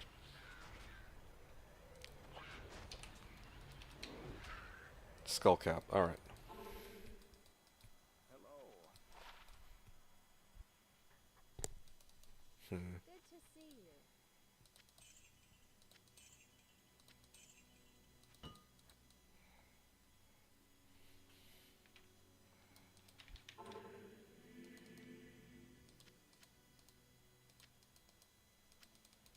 Hatchet, Stygian, Pilum. Thulrun, why not?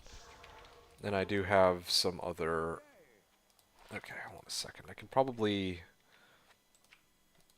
sell my items at Akara because I need to refill my TP book anyway. I've actually been going ham at this. Honestly, I'm actually sort of surprised I didn't run out of TP scrolls earlier. TP charges in my tome any sooner.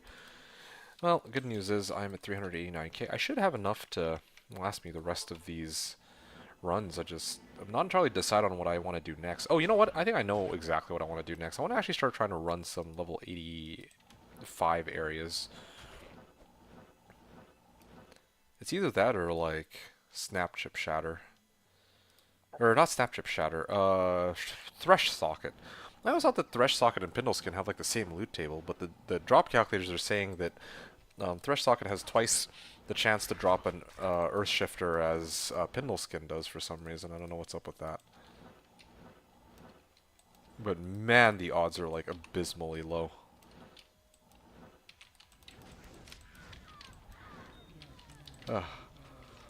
Wish it would be a little easier to find this one item I'm looking for. Oh shit, I didn't actually summon a bear. Or Oak Sage. No wonder I'm so squishy here.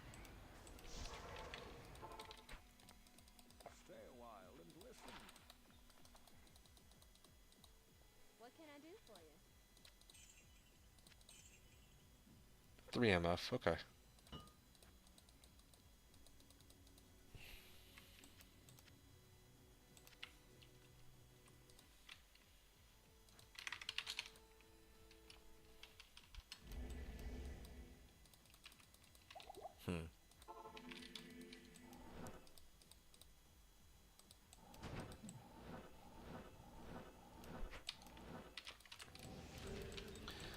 Alright.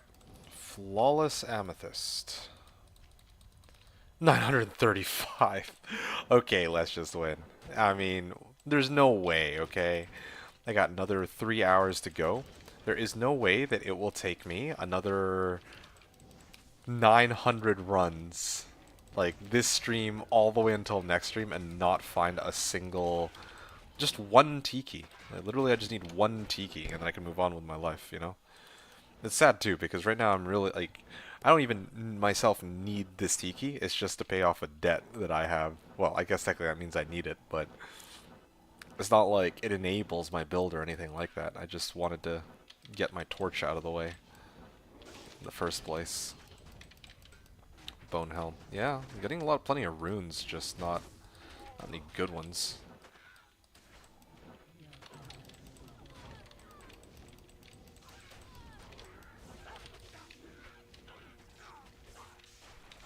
Full rune, okay.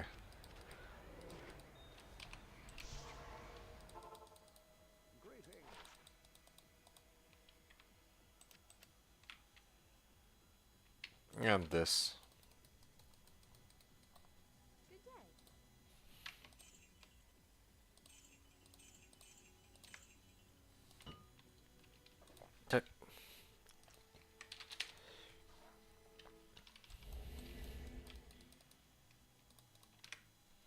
Yeah, I really could use a Nadge's staff. That would be nice.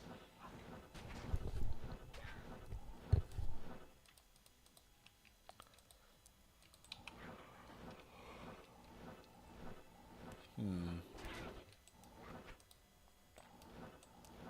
Oh, ghosts. And lightning immunes.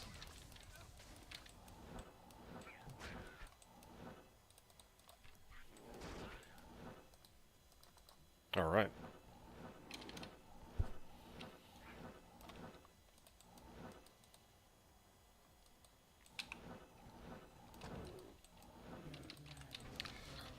Okay.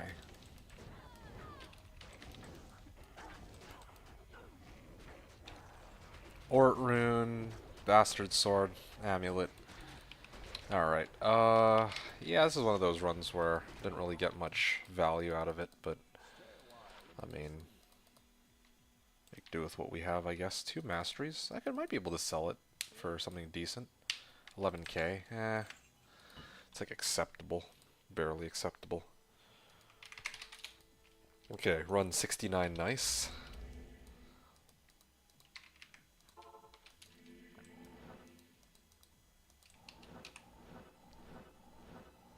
Hmm.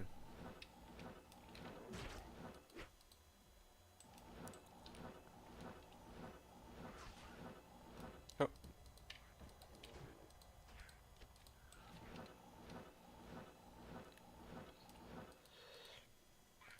Okay. Oh, there are some ghosts here that I can hit with Fissure. Spike Shield, nice.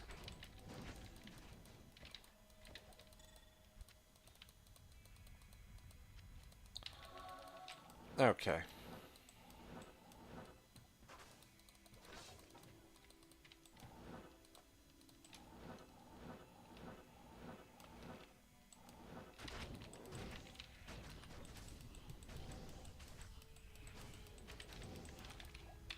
Okay. That rogue.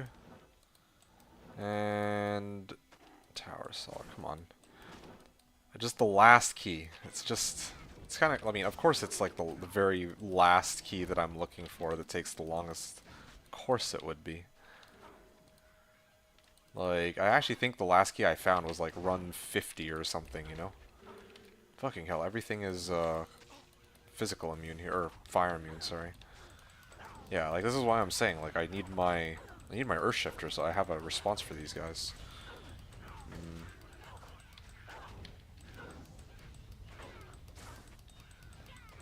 Come on, man. Ah, fuck it, I'll just juvie it. Hawkhelm, do I need any of the, like, I can actually sell some of the items here, like, that's fine, but holy, it takes forever for anything to die.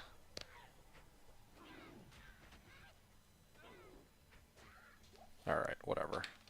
This'll have to do.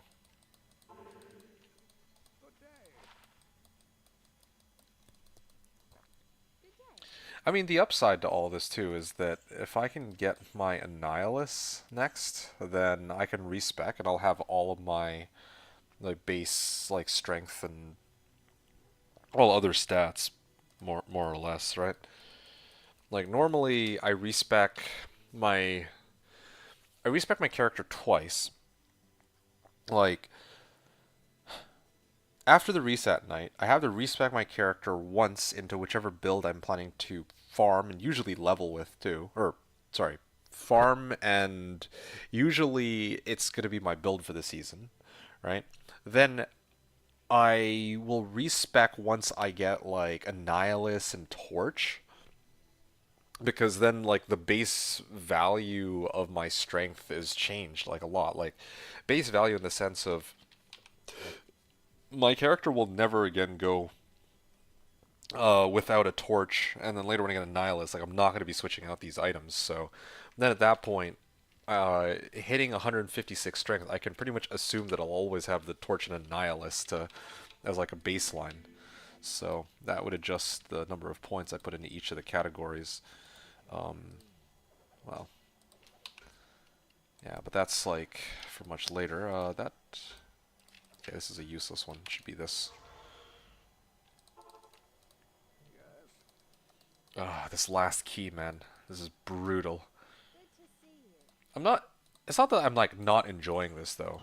I do wish that I was able to get like a second Istrian so that maybe I could like run like I could actually probably run D, like Uber D with hold on a second. Yeah, there we go.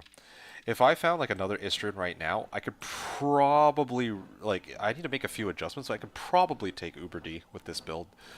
But I'd actually want to like wait until I get my actual build that I want to play, and then I would want to take on Uber D. I think that would be way more fun. But anyway, that's just my 2 cents about it. Ooh.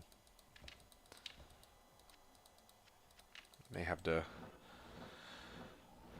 BRB in a bit and use the bathroom. I was hoping to like wait until after I got my last key before I go for like any break, but yeah, I will need to use the bathroom in a second, so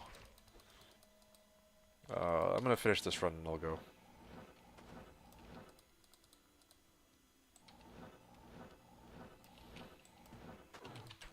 Oh, let me get my bear up, an oak sage. Damn it, I want to keep doing these runs. I just want to get it over with. Yes, I'm done. It's dropping here anyways. Dude, what the fuck? How did you know? You're a psychic. Although you did write 935 runs, so I don't know. On one hand you said it was gonna be now, and on the other hand you said I'd do another 900 runs. How do you justify that? All right, thank fuck, dude. It's over. Oh, unbelievable. All right, let me sell my shit, and then I'm then I'm gonna go use the bathroom. Think it's well earned, well deserved, you know. Your vision updated? Oh, you're too funny. I mean, you called it. You actually called it. You said it's dropping here anyways, and that's the exact like the game knew. The game knew that I had to, go. Well, yeah, knows that I have to go hit the toilet. So like, it decided to take mercy on me. Run number 70. We finally got our 6th tiki. That's pretty good. One in like roughly 12 runs. One between 1 and 11 and 1 in 12 to get all my tikis in order. Doxior, you still on? If so, then I can finally give him my tikis. Very, very nice. Butterfly effect, something else changed. Nice, nice. Okay, when I return, I'll probably sub out all my runes. And here, I can just... Please tell me he's still on. Oh, fuck, he just went off like a half hour ago. Well, that's okay. I'll probably just give this to him tomorrow. So this will actually free up a chance for me to do literally anything. Oh, no, he's wrong. How come? Is it because I'm using the wrong... How come... Oh, okay, he logged back on. I got your last 2 tikis. There we go. Okay. He was actually offline, and then he either just logged back on because he saw my message on Discord, or because he's watching the stream, or because, sheer, like, luck. Oh, hell yeah. What game? Let's say DD. That way I can also offshore some of my other items, too, while I'm at it. Oof. Run number 70. Wow. He already has his infinity? Bruh. Wow. He also has a 3... He has a on infin. Oh.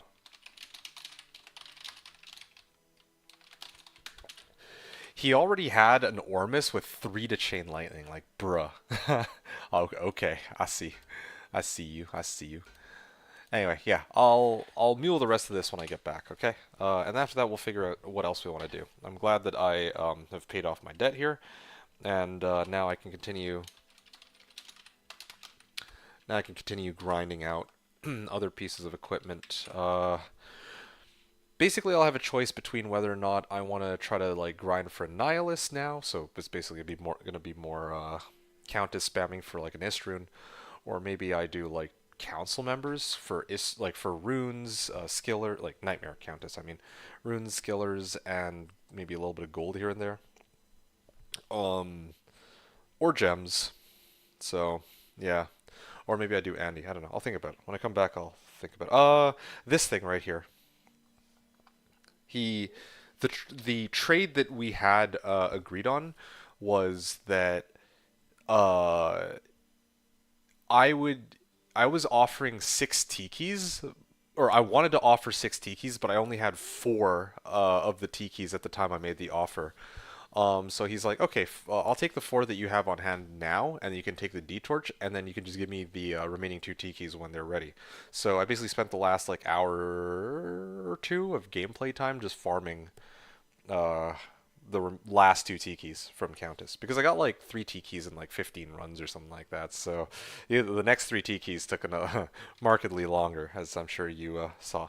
Anyway, sorry to keep you waiting, but I really do have to go. So I'll be right back. I'm gonna use the bathroom. I'll be back soon, hopefully. And yeah, more gameplay to come. So yeah, see you soon.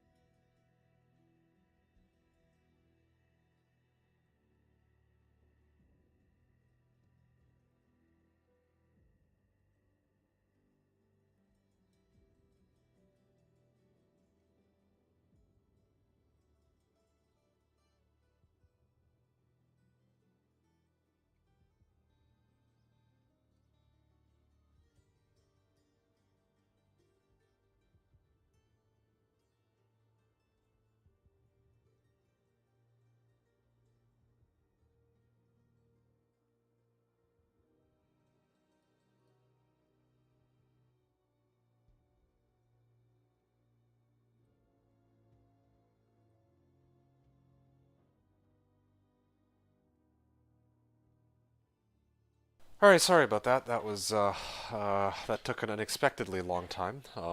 Don't ask why. Uh, yeah, Zivko. Hey, Zivko, are you still here? Yeah, my apologies. Yes, I did have to. Well, I had to use the bathroom, and I'm back now though.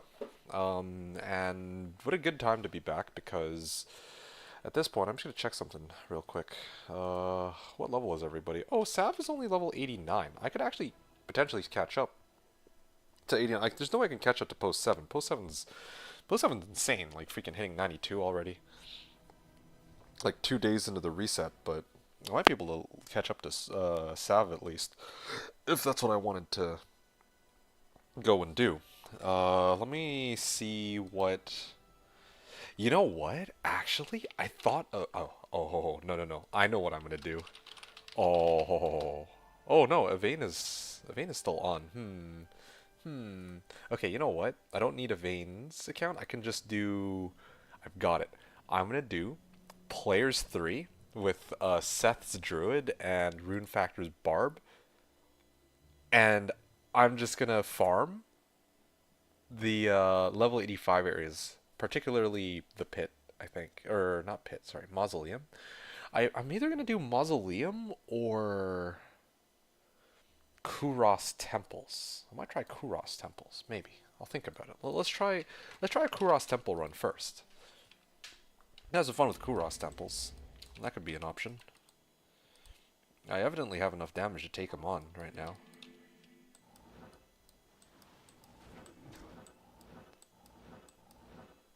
Not bad.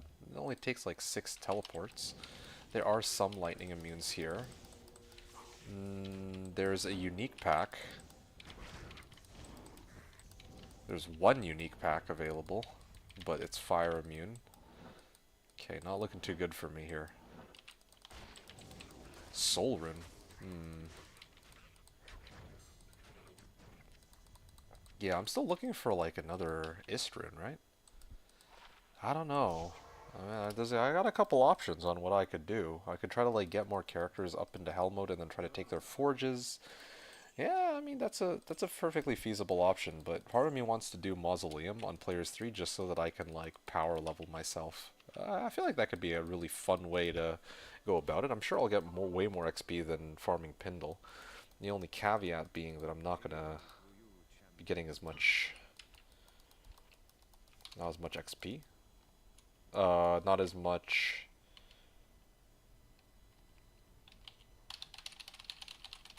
Well, it takes longer to reach the mausoleum. That's one of the issues, I guess. Okay, let's try this then.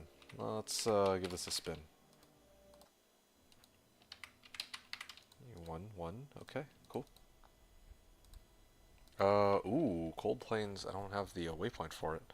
What if I tried Lost City instead? Lost City is also closer. I'm trying to think what other locations I could farm. Here. It's been a while since I've had to do this, but Diablo 2 level 85 areas. I feel like there's got to be some that I'm forgetting. Mausoleum, Pit, here we go. Oh, fuck. Okay, no, I need it for LOD specifically. Yeah, the Pit, Chaos. Okay, so Chaos and Throne are off limits. Pit, AT, Mausoleum, Kuros temples. I guess that's really it, huh?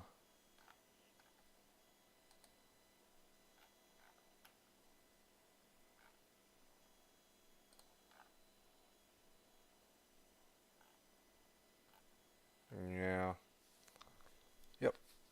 It's either that or WSK. I could farm WSK too, but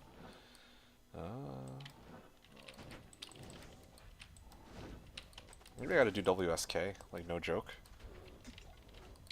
Wing into Axe, sure.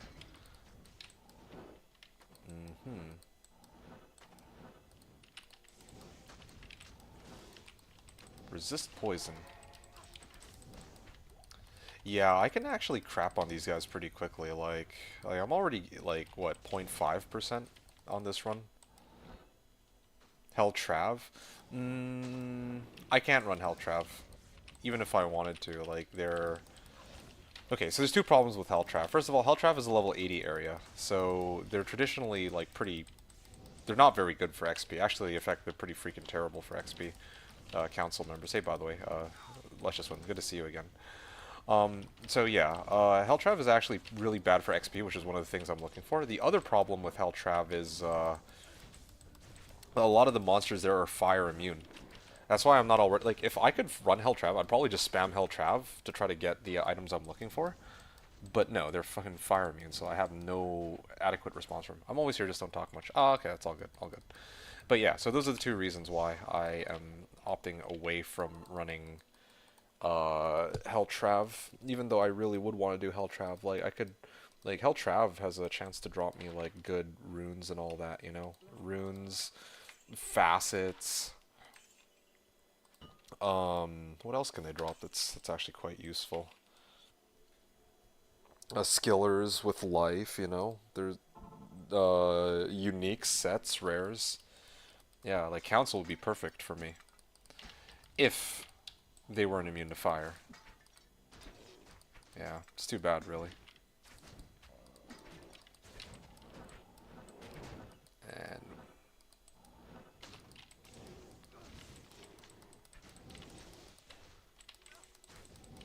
a minute, or sorry, 5.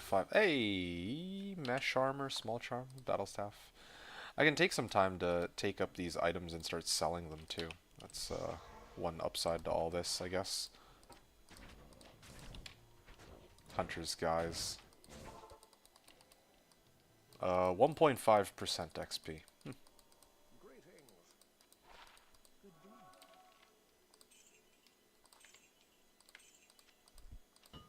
Alright, there we go. I'll probably pick up the runes later too. Oh yeah, that was what I was doing earlier. I was supposed to mule off all these random runes before I continue doing any farming. I guess I could do that now, since this run is done. That was an AT run. That AT run wasn't bad. I guess I can come back and try to do Pit real quick too. But I know Pit will be way worse though. But, well, yeah, it'll be way worse because the thing about AT is the only monsters that... Wait a second. Oh shit, this is the wrong mule. The only monsters in AT that are actually a problem are the invaders that are fire immune. Yeah.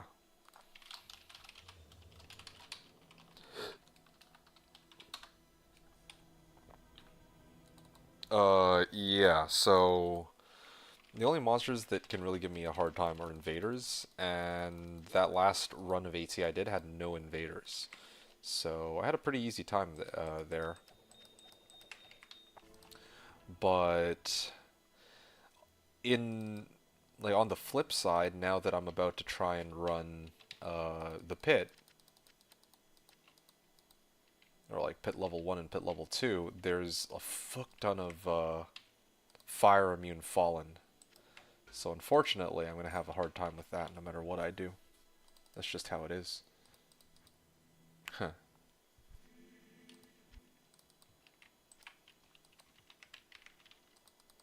Okay, let's I'm gonna try one of those. I'm gonna try one of those pit runs real quick, but I don't expect it to go very well, to be completely honest. I'll summon these guys. And even my Merc is not bad, but I could really use Reaper's Toll on him. Oh shit, okay, a lot of non-fire, like non-fallen here. Oh, hey look, Set Amulet. Come on, give me Tal Amulet.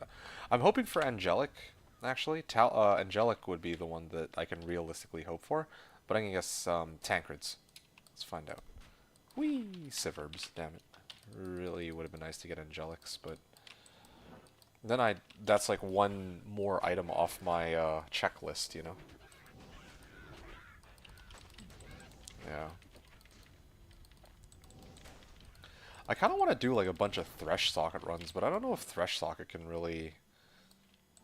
Like, Thresh Socket gives like, what, not very many items per run. Thresh Socket by himself. I can't even Hork Thresh Socket, I don't think, even if I were a Barb.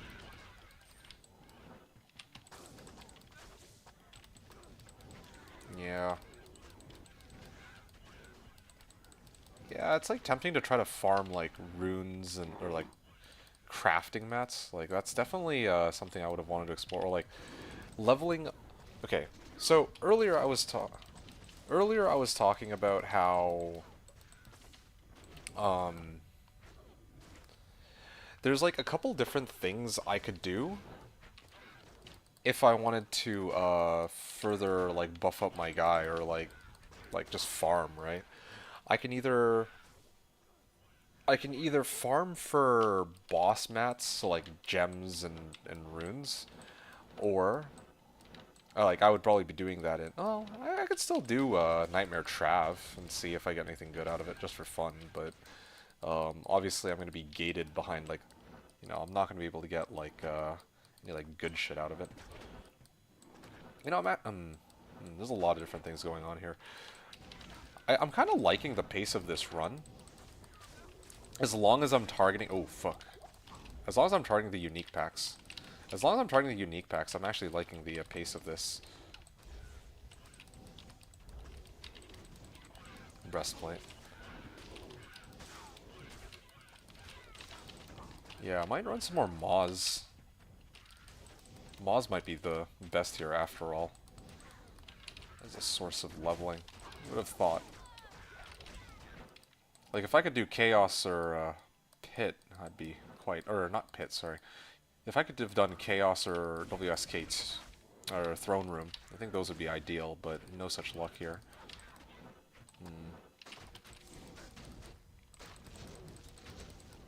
Lightning Enchanted. Destroyer Helm. Circlet. What the hell's the Circlet?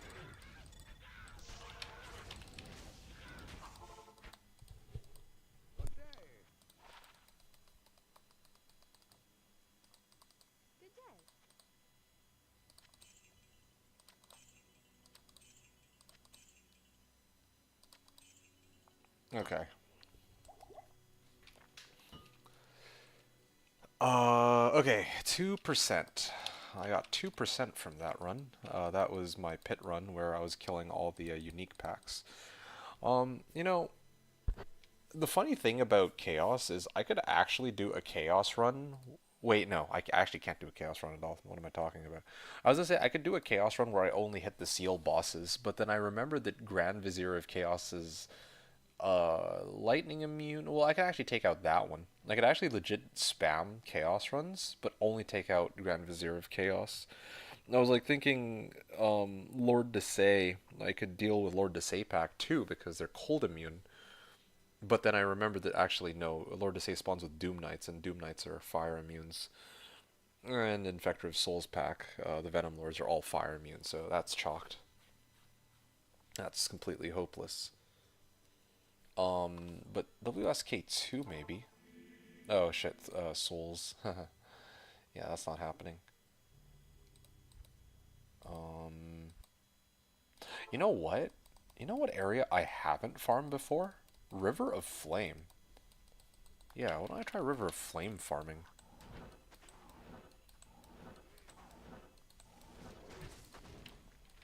Yeah, only problem is, although River of Flame is relatively large, like if I want to do like a full clear, this would be kind of sick, but the unique packs are like far and few in between, so I don't like that.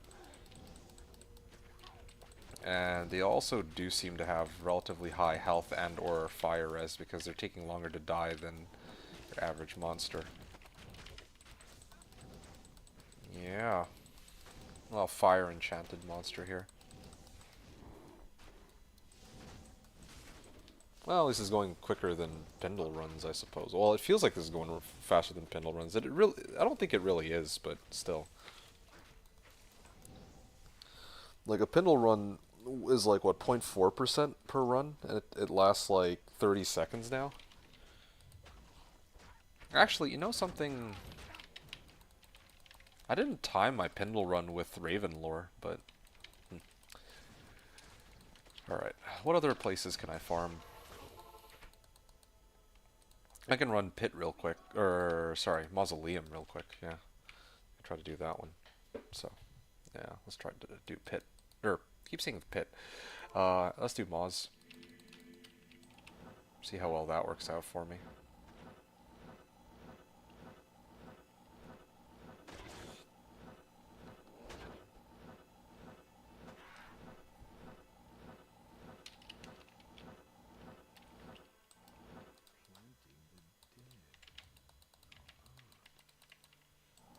Alright. Farm TZ? Yes, I'll farm TZ on D2 LOD where TZs don't exist. Nah. I mean, if TZs were an option on Slash, yeah, probably I would have opted to do a TZ at this point. Or hell, I'd even run a Sunder Charm, but unfortunately, no, neither of those options are available. So I'm stuck with what you see here. Yeah.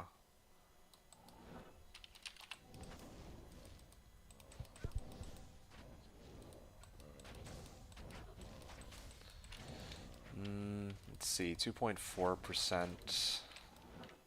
Should have actually started this run from scratch. I'll do another one from scratch later, but... Yeah, how's it going, Butler Blaze? Nice to see you. Hope you're having a great day. You thought this was a modded version of D2? I mean, it is. It's a... Well, actually, no. It's a private server. That's, gotta be a bit more specific here.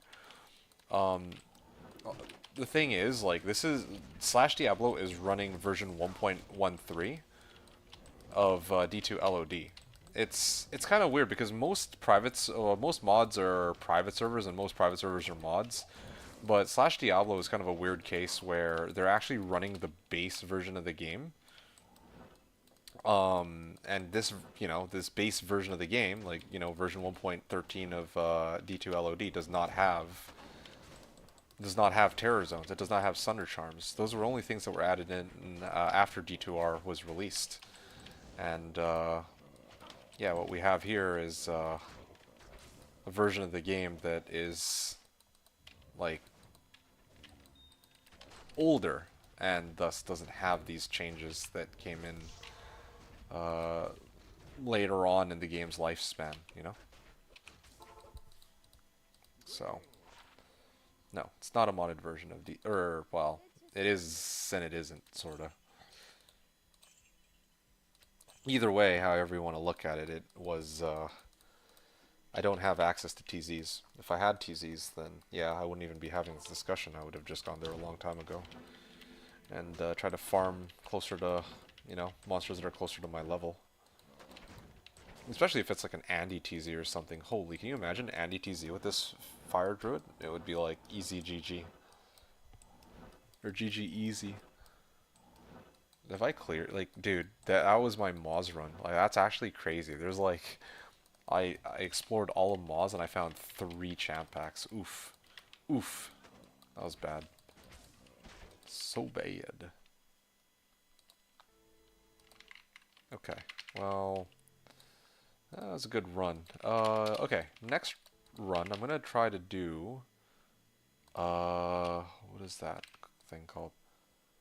Not modded version besides the map hack? Well, okay, fine. When I say not modded, well, but that's the thing, though. Map hack is like a third-party program rather than like an actual adjustment to the items, the monsters, the skills, you know what I mean?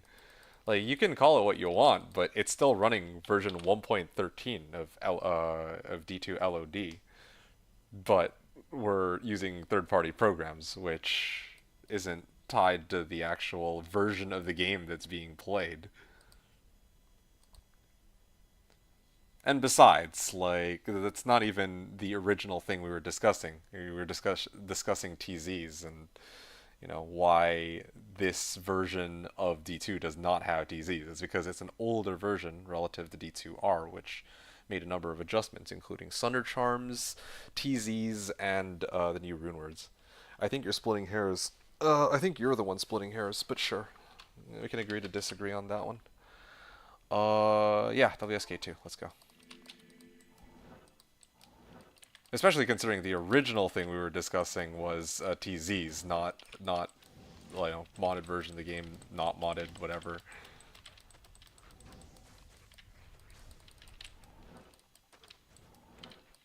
Okay, 0.21%. Yeah, I'm actually. Whoa. Well, I mean, it's not a TZ, but. Oh shit. Should probably get my guys out here.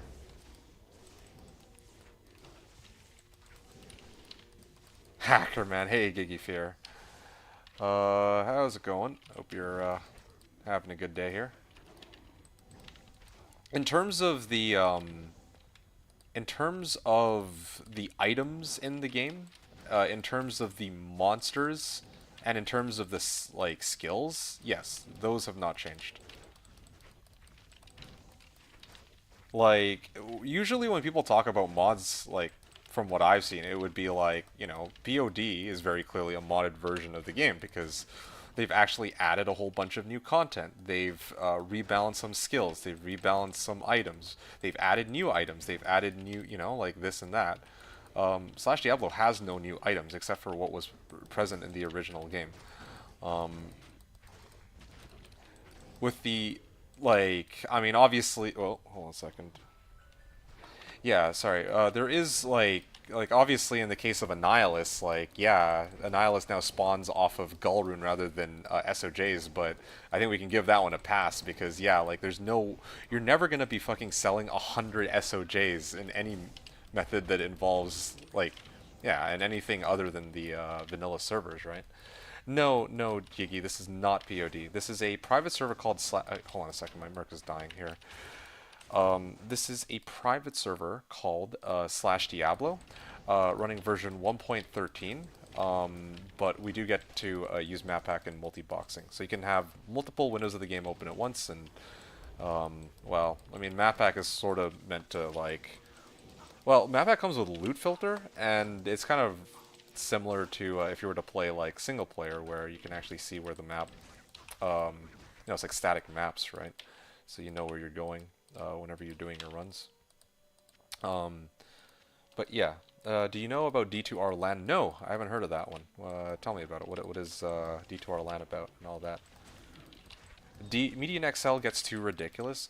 I actually kind of have a great deal of respect for Median XL as a mod because whereas PD2 and POD are, well, sorry, if you're looking for the vanilla experience, you would be looking for like D2 or for D2R, right? Because those are the base versions of the game.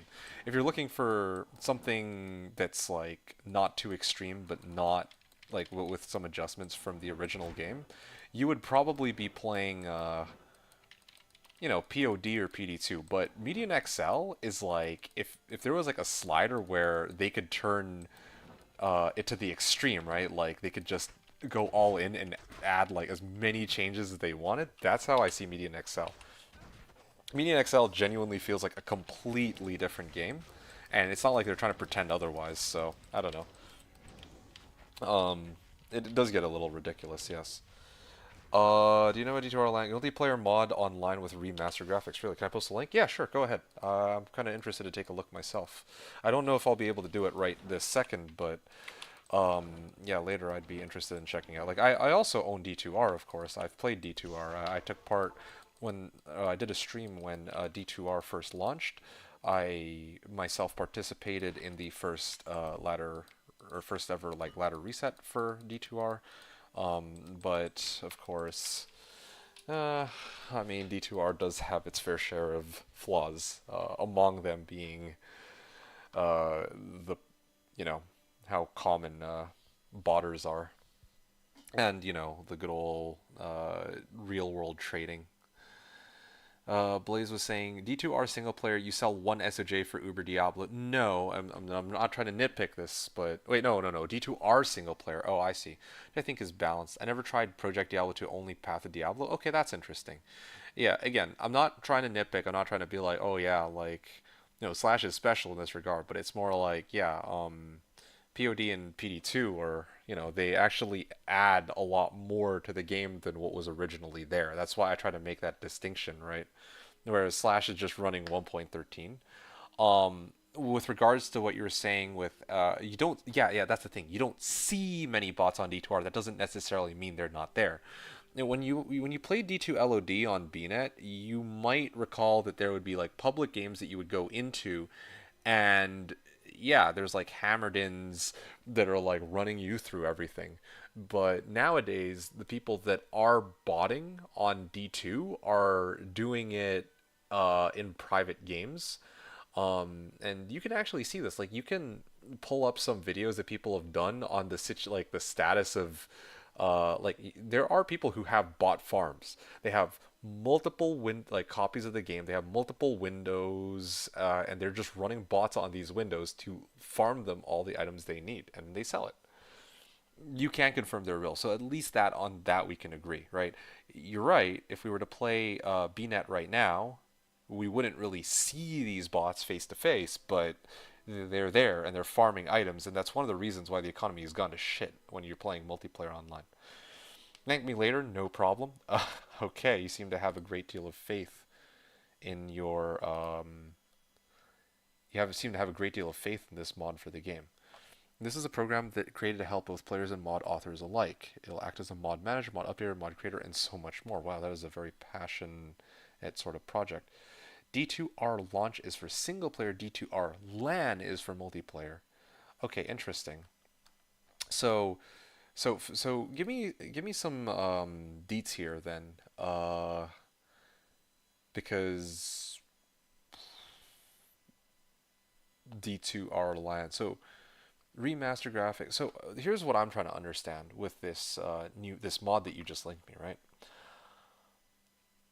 Is it like, is it just TCP/IP between players but single player, or is this like a baseline that people are supposed to use for their own uses, like if they want to make mods, if they want to start a private server, like that kind of stuff?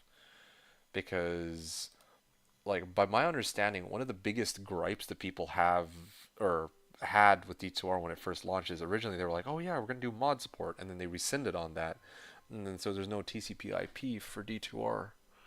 But now apparently with this tool, now apparently that is an option.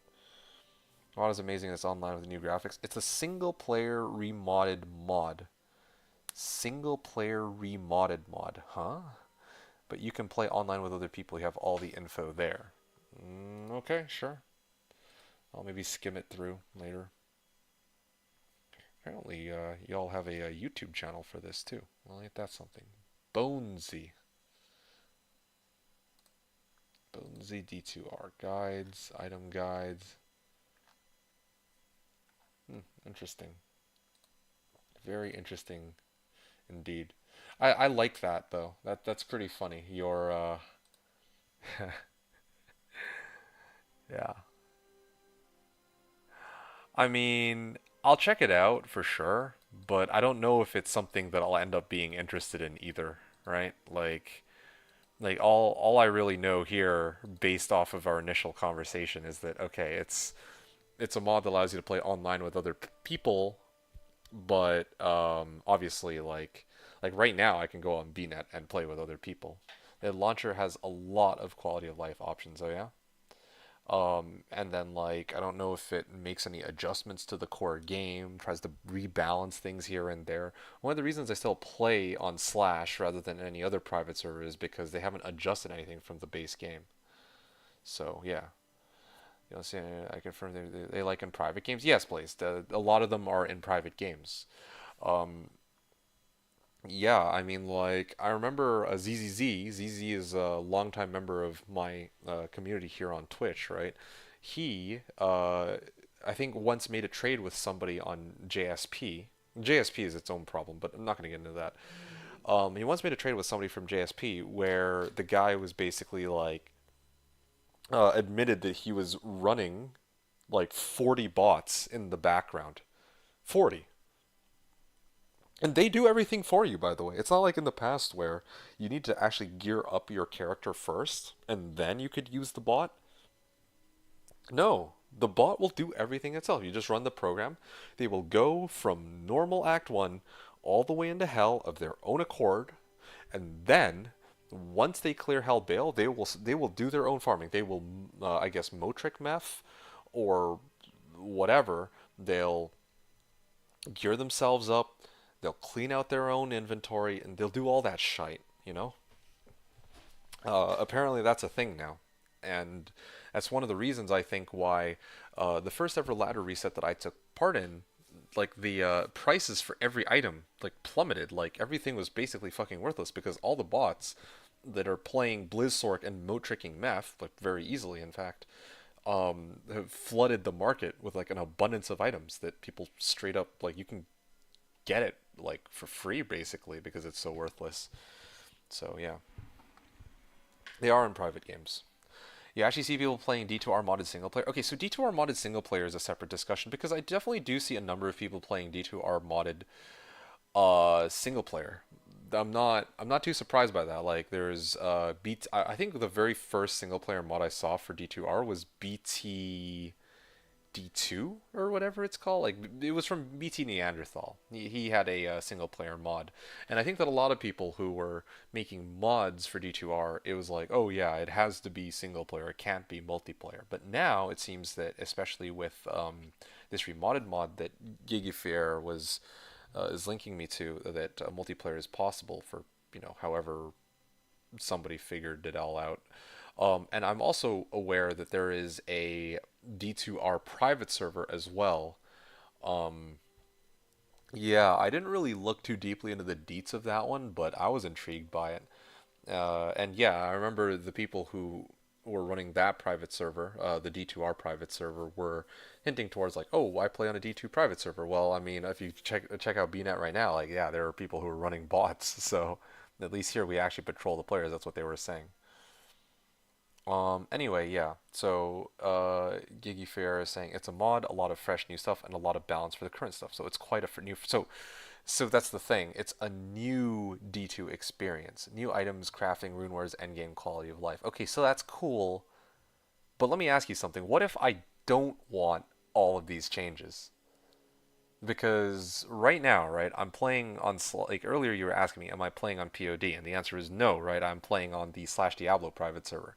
Part of the appeal of the Slashdiablo private server is that they're running version 1.13, right? That's the version of the game from like 20 years ago. They're maybe like 18 years ago, sure, whatever. And they haven't really adjusted anything to do with items, monsters, or characters. They haven't rebalanced skills. They haven't added new items. They haven't changed any crafting, rune words, end game. No new end game. Um, and they haven't rebalanced anything. And I like that, right? So what if I don't want to play with any of these changes?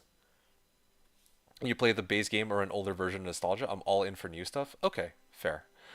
I guess what I'm just trying to wrap my head around, right, is I want us to be on the same page here. Don't get me wrong. You mentioning that there is a multiplayer for D2R is exciting for me, or like a multiplayer, like a mod that enables multiplayer is kind of exciting because there's a lot of possibilities with this, right? Like people might decide, you know what, we'll release a D2R private server. And then I'll be like, all right, yeah, I'll give that a try. But it sounds to me like you're pitching a different version of D2, and you're like coming in here and you're like, oh yeah, here we go. Here's D2R modded. You can thank me later. And I'm like, hold on, what exactly am I thanking you for here? Am I thanking you because now I know that there's the possibility of people playing multiplayer D2R off outside of BNet servers, or am I thanking you because there's a version of the game that I actually want to play? You understand me here?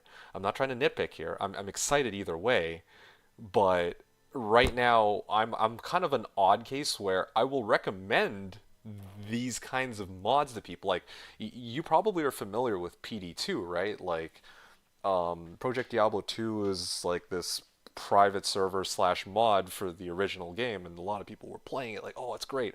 But I could care less. I could care less about PD2 personally. I recommend it to people. A lot of people love it, but I myself am could like I have no interest in it because it has a whole boatload of changes that I don't care for. So when you say so yeah, right, when you're saying like yo, then you play the base game or an older version for nostalgia.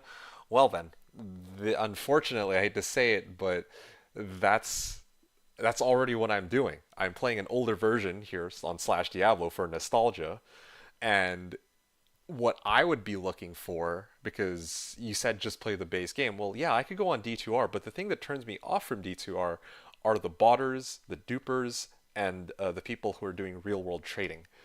And if there were to exist a private server for D2R tomorrow that removed these three elements, I would be on it. I'd be on it this very minute, even if it released tomorrow. So, just me personally as a Diablo 2 enthusiast, okay? Because I am very passionate about this game. It's literally written in my name twice, D2 D2, right? This is my take on it. You weren't, yeah, you weren't sarcastic. Yeah, no, I know you weren't, and I'm telling you that that's literally what I'm doing right now. What you're watching is me, like, I'm not even playing D2R, right? You literally came into the Diablo 2 category, Diablo 2, like, Lord of Destruction, not even Diablo 2 Resurrected, Diablo 2 Lord of Destruction category, and you're watching me actually play Diablo 2 Lord of Destruction. Other people are playing, like, POD and PD2, which are, mod versions of the games that are doing what your mod, the one that you linked me, is doing, where they're adding endgame, crafting recipes, all that stuff. And I think that's cool. I actually think that's great, but I myself would not play it. I mean, any of those versions. So yeah, I think this mod is made by people who love D2. Even Mr. Long made videos and runs on his YouTube. I believe that. I don't doubt it whatsoever. In fact, I think that generally speaking, if a mod is made for D2, then probably the people who are making the mod for D2 are very passionate about the game. Otherwise, why would they bother to make mods for it in the first place, right? Yeah. So again, I just want to make sure that we're on the same page. You seem like a chill dude, okay? I'm glad we can have this very civil discussion, but I just want to make sure that I'm understanding fully what I'm getting myself into here, or what you're pitching to me before I get on the wrong foot and I'm like, wow, this thing's the most amazing thing ever, or like, man, this thing is worthless. Like, I want to make sure that I get it right. So thank you very much for the information. I appreciate you elaborating more on what this uh, mod is. And Blazed was saying, I actually see people playing D2R modded single player, bigger stashes and loot filters and all that. Yes, no, there are various modded versions of D2R. I think, like I said, BT Neanderthal is like a version of D2R that has its own set of changes. I think one of the really interesting ones is I think it's minus 300% MF or something like that, or minus, I don't remember if it was minus 100% MF or minus 300% MF. I think it was minus 100% MF. Minus 300 seems a bit excessive. But yeah, I think his mod inherently gives you minus, like, negative 100% MF. So, it makes it much tougher to find items. And the other thing that I think is really interesting is that although it is single player, when he first launched BT Diablo, even though it was single player, though he allowed you, like, there was like a leaderboard, right, and a point system where like the first person to reach, let's say, level 90 would get like a cash prize. It doesn't need to be cash prize, but you get like, you're actually immortalized somewhere in like a leaderboard. That shit for me is fun. I would, well, like, I enjoy that, or I think that's kind of cool. So yeah. Um, no, I'm with it. I don't know. So going back to this, what is it called? D2R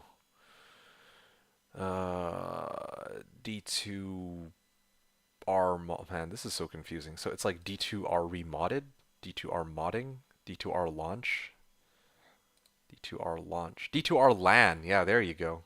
There's like, I see D2R modding, D2R launch, and D2R LAN. So I got like three different names to juggle in my head just seeing it for the first time, right?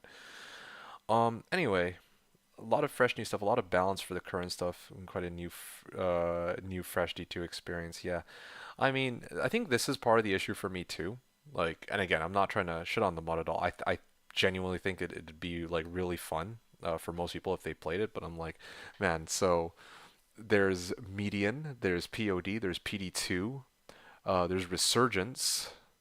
There's one that I'm forgetting, right? And that's just for LOD. And then now for D2R, mods slash. Well, I don't know if this is like a private server, but as far as like mods are concerned, we have D2R LAN, and then I think there was also BT Diablo. So I'm like, man, it's I can't imagine playing on all of these different versions of the game. Like I get hella confused. Low key though, I will also say, if like I'm pretty limited on time right now, but if I could actually pick up one game, oh, I just realized my music stopped. Um, I realized that if I could pick up any one, like if I could, like if I had free time to game, I'd probably try and pick up PoE 2 right now, to be honest. If I'm gonna like play but like a version of the game with like all these new changes, I might as well just learn a new game. Is sort of how I feel sometimes, but I don't know. There's just a thought in the back of my mind. Not to say, I'm not trying to diss this mod, and not trying to say I would never play it. I was just like sometimes I kind of wonder. I'm like, man, I like if I had like 100 hours right now today to sink into learning this mod, I'm sure I'd have a lot of fun. But I don't know. I'm kind of like I think I'd prioritize PoE 2 first. Do you play any other games, by the way, Gigi? Do you play like PoE 2 or like um, well, I dare I say like Diablo 3 or something like that? I'm actually a little curious. You miss Countess runs? Sorry, let's just win. My bad. Yeah. Well, I mean, Countess runs. It sucks that Countess runs are over, but I mean that's probably for the better, I dare say. That's no problem. No, I enjoy D2 a lot too. Okay, fair enough. D2 Reimagined. Okay, thank you for that. See, you would know better about this than I would even. Oh, I'm already done this side. Okay, I'll run AT then. Actually, wait, no, there's like some poison immunes over there to the left.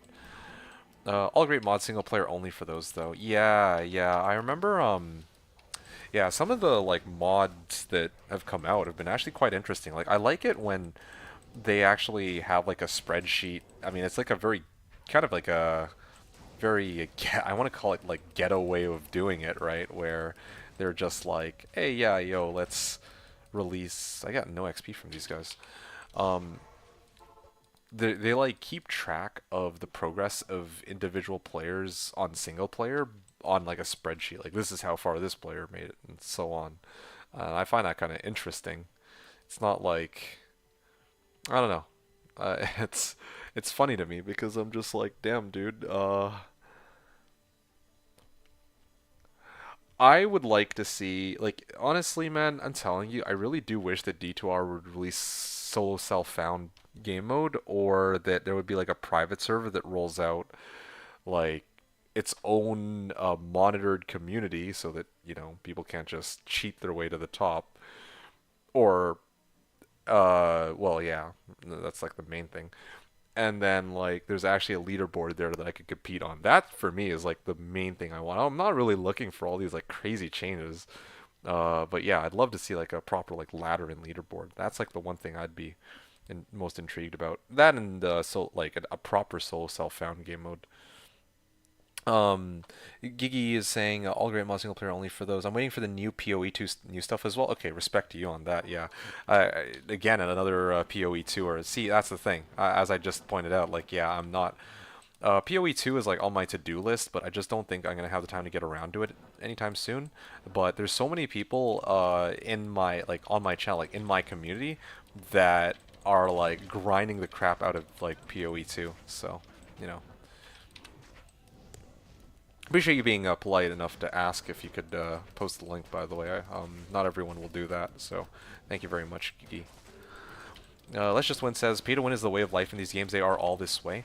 Okay, but you're not hearing what I'm saying, though, right? Like, or maybe you are, but I wanna like reestablish my take on the game.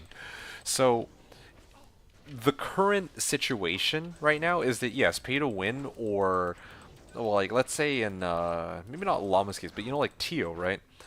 Um, Even though Tio probably didn't pay people off, he still has like a massive community that will feed him items. Okay, even assuming that every single one of these players got their equipment legitimately, okay, which not a particularly like far-fetched assumption, but let's just say that that's the case.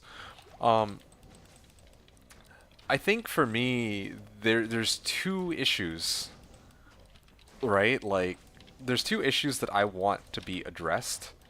If I were to play on a private server, like I don't like making all these adjustments that to the game's like progression system and all that is great and all. It's pretty, it's it's understandable, it's natural, and I'm all for it. Like I fully support, like if you're gonna release a modded version of the game and try to make it better, to like iterate on it, then yeah, of course you're gonna want to make adjustments. Like just earlier today we were talking about, yeah, like why not remove um like when you're doing like cube recipe, right? Where in the base game, you need like if you want to cube up two runes to another rune, you also need like a random ass gem to go along with it. Like, why not just remove that requirement? Why do you need to have like some random ass gem with the runes that you're making? There's no real logical reason for this. It's just there. So, like why not remove it, right? Just as one of many examples. So the game can certainly be improved in a lot of different ways. There's a lot of different ways they could improve the game. Truly, there are. But the funny thing is, I don't really like they could like improve the game however they want or not at all. I think the thing that bothers me the most is like going back to like my Tio example, right? If I want to actually like I can live with the game being in its current state, because I can always find new bizarre ass builds to play that'll be janky, but it's fun. It's still fun for me to put them together. But the thing I can't really stomach down is if I'm gonna play on a new season for D2R, right? I know that there are two problems that plague the game. There are people who are gonna overtake the ladder because they're basically being given free items or pay to win. Um,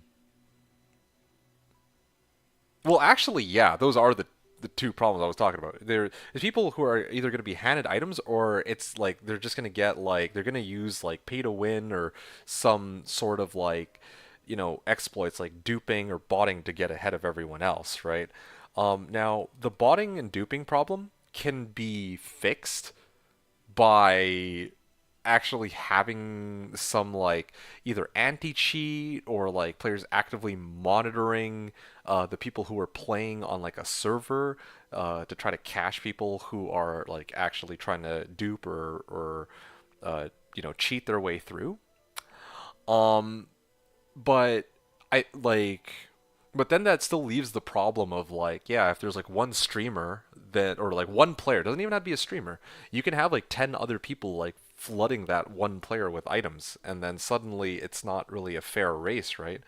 Like what is more interesting to me, what my personal wish list is, beyond any kind of change that they could make, is a solo self found mode. I've been saying this for 5 years, maybe not 5 years, maybe closer to like 2 or 3 years, but I swear to fuck, man, I will say this until the day I die or until the day that some miracle happens, like, and then D2 gets its shit together and releases such a feature.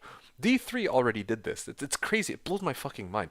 D3 released a solo self found mode, okay?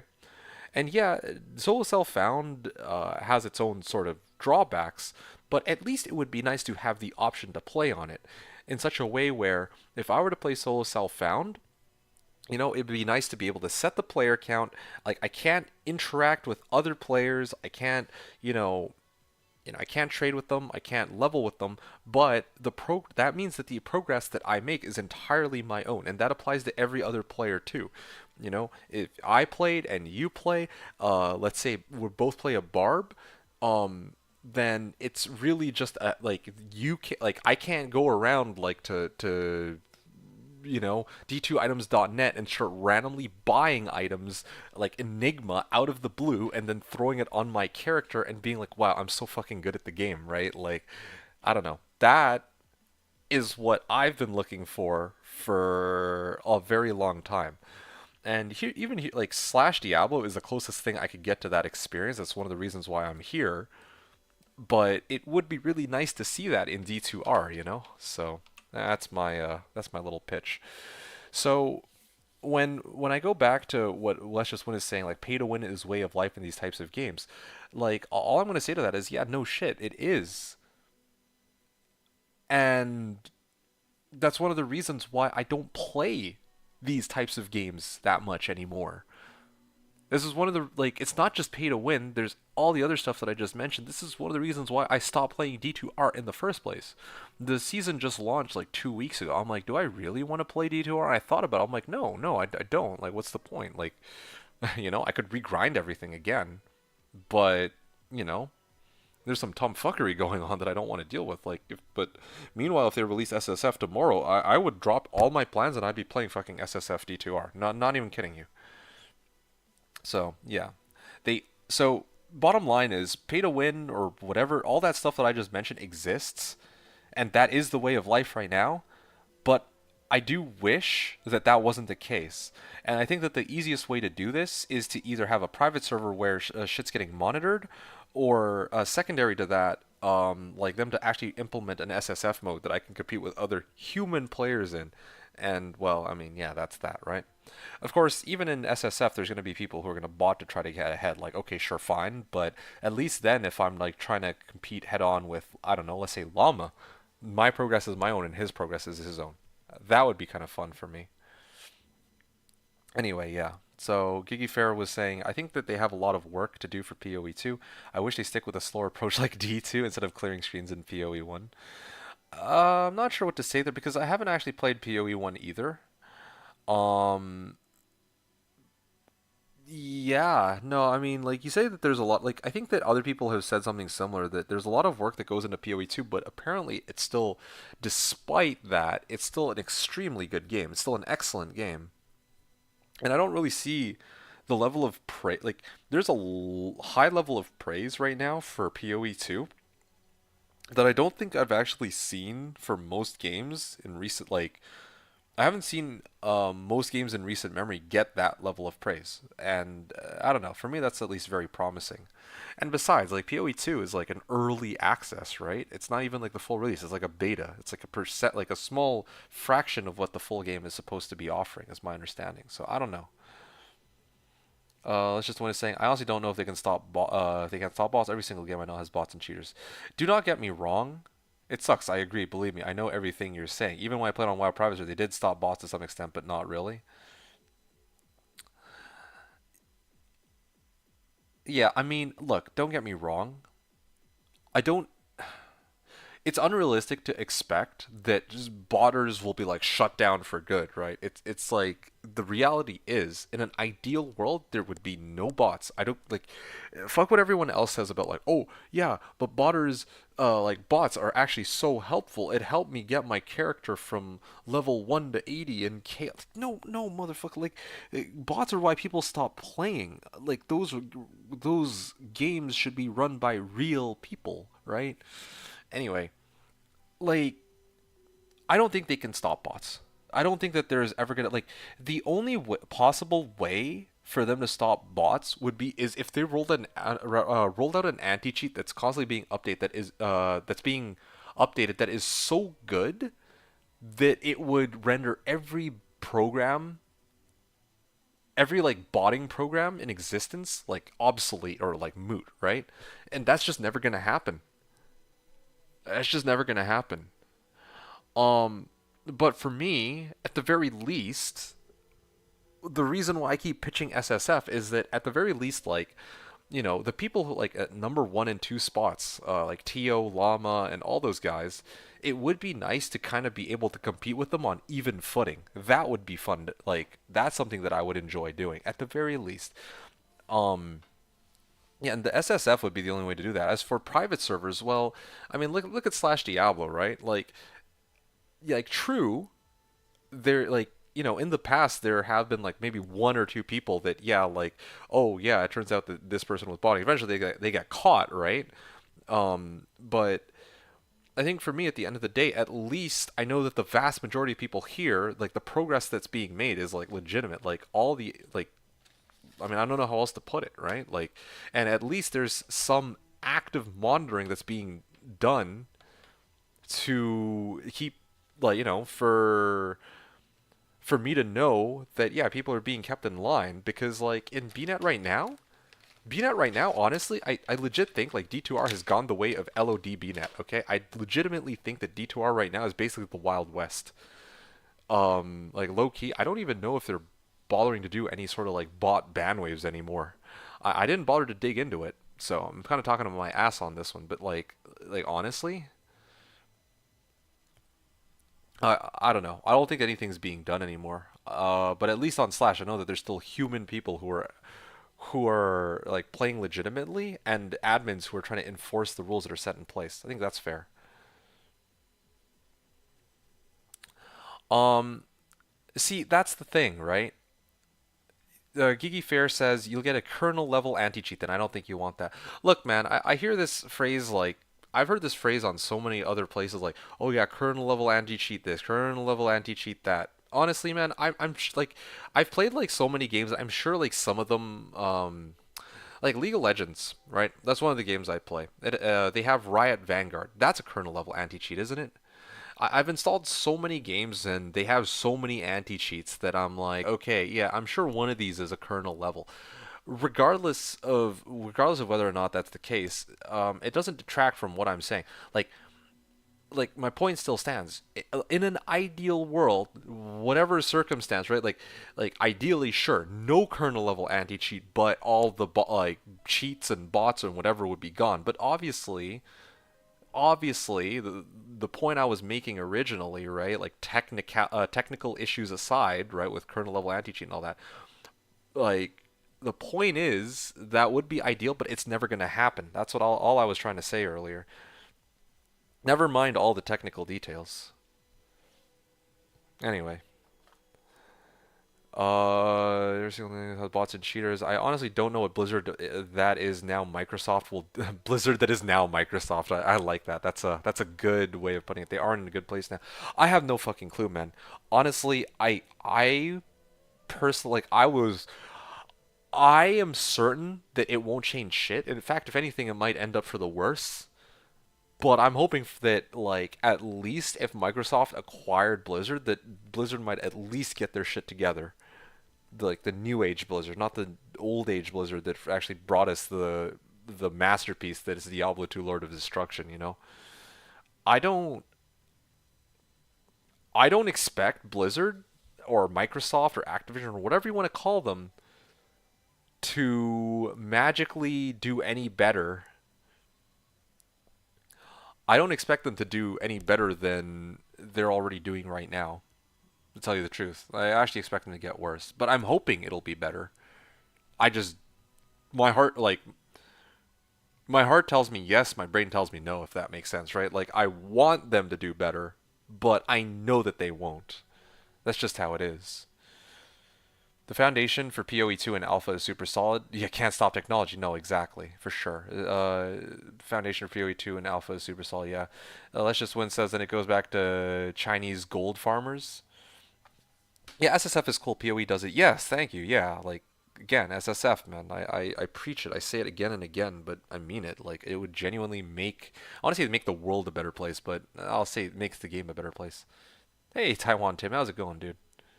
Welcome to the stream here. But let's just win. Yeah, it goes back to Chinese gold farm. You mean like what goes back to Chinese gold farmers? I think I missed that part. Gigi Flair is saying the decision is definitely personal. Well, sure, right? Like even if I would, like, dude, even if I could sell my soul to the devil, okay, never mind the whole kernel level anti-cheat thing. Even if I could sell my soul to the devil for a world or for like a Diablo world with no botters, no dupers, no cheaters, none of the aforementioned stuff that I've been bitching about the last 20 minutes. I hate to say it, but yeah, I just don't think it's gonna be a possibility. No matter what I say, no matter what I do, no matter how much I would want to sacrifice for it. I could put up a fat like I could be like, guys, I will donate my entire bank account just to get all the stuff that I asked for, and it would just not happen, right? So, when you say the decision definitely personal, it is and it isn't. Like on one hand, I would make the decision to do so if I was presented the option, but the option doesn't exist, and it never will. The new age Blizzard is losing on all fronts. I have no idea what Microsoft Canon will do. Yeah, I mean, for one, like now on that thing, on that statement we can agree.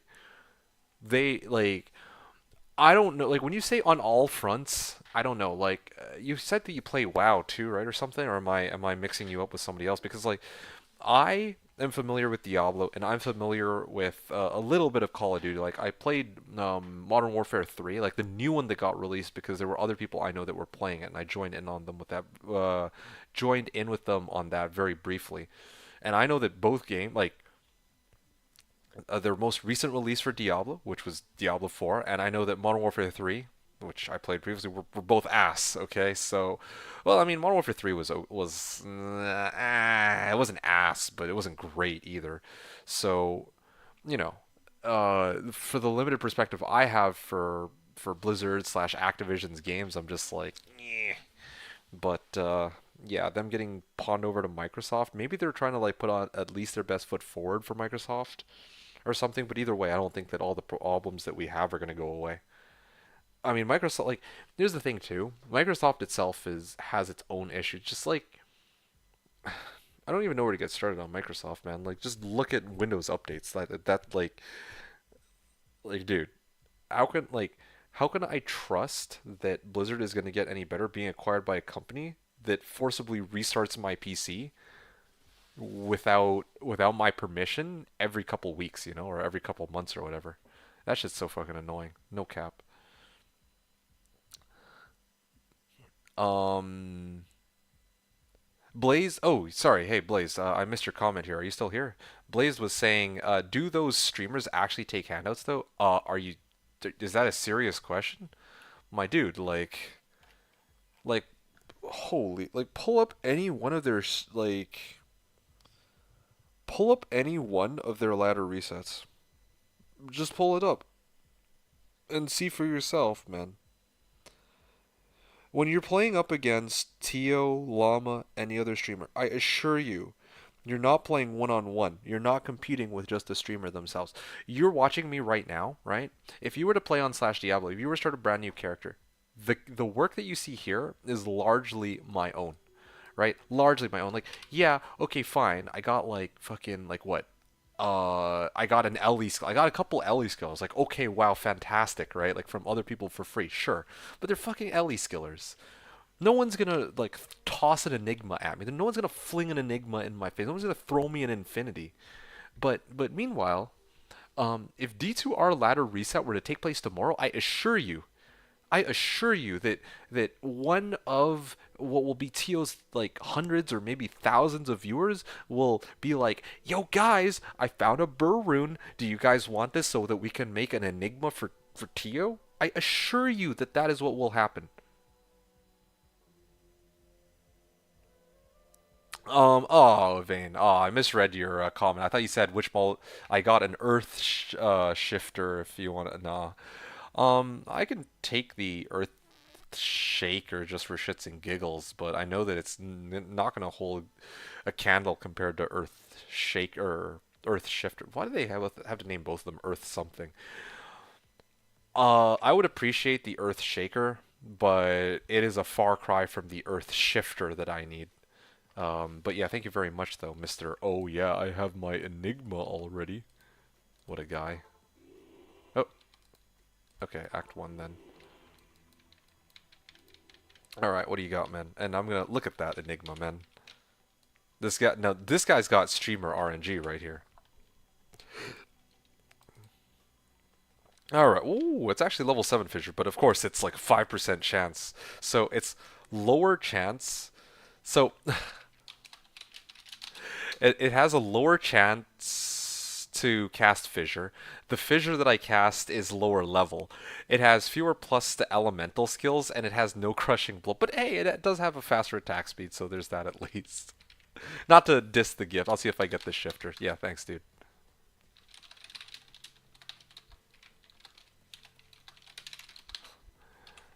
All right, cool, cool. Thanks, Havane. Yeah, really appreciate the temp, I guess. Anyway, yeah. Okay, going back to the stuff that was being said here. Let's Just Win is like, that has to be the best thing I've ever heard. Forcibly restart my PC. Dude, I'm not capping though. You tell me the word of what I just said was wrong. You tell me even a single word of what I just said about Microsoft was wrong, okay? And I will show you like, what was the phrase, a bridge in Brooklyn? Ugh. Okay, thank you. Yeah. Bro, like Microsoft, really? Dude, doesn't Microsoft own Halo? Look at fuck, hold on a second. Like who's running Halo nowadays? Halo Studio. Okay. 343 is 343 owned is 343 owned by Microsoft? Is Halo owned by Microsoft? Halo, yeah. Halo was originally developed by Bungie and currently managed and developed by Halo Studios, previously 343 Industries, part of Microsoft's Xbox Game Studios. If ever you want to know how Microsoft handles their game franchises, look at Halo. That's all I'm gonna say, man. Just look at Halo. Boom, done. Never mind what is updated. Just look at fucking Halo. Microsoft is ass. Like, I'm sorry, but like, I mean, I'm running Windows right now as I say this, but frankly, they peaked at Windows XP. Okay, well, I mean, actually, Windows 7 was good in its own rights too, but imagine that, like, to this day, people still run Windows XP because it was like way better than having to deal with, oh shit, yo, Windows has an update. We're gonna shut your shit off if you don't do anything about it. Mm. Anyway, sorry. Gigi, are you still here? I mean, again, I'm getting sidetracked with like all this shit, but yeah, Gigi was saying like earlier, the new Age of Blizzard is losing on all fronts. I have no idea what Microsoft Cannon will do. So Gigi said, Diablo 4 is losing to PoE 2. Okay, yes, that it sort of is. Overwatch 2 is losing to Marvel Rivals. That it also is. WoW for other MMOs. This one is debatable because I thought that retail and classic are both like, they're actually holding their own quite nicely. Like, yeah, I know that Lost Ark and like Final Fantasy 14 exist, but I feel like they cater like different audiences, you know what I'm saying? StarCraft is long gone. I don't even know, like, I say this jokingly, but yeah, well, what is StarCraft even, you know? You're right. StarCraft is dead, like dead and gone, man. Like StarCraft, like when was the last time anyone heard anything to do with StarCraft?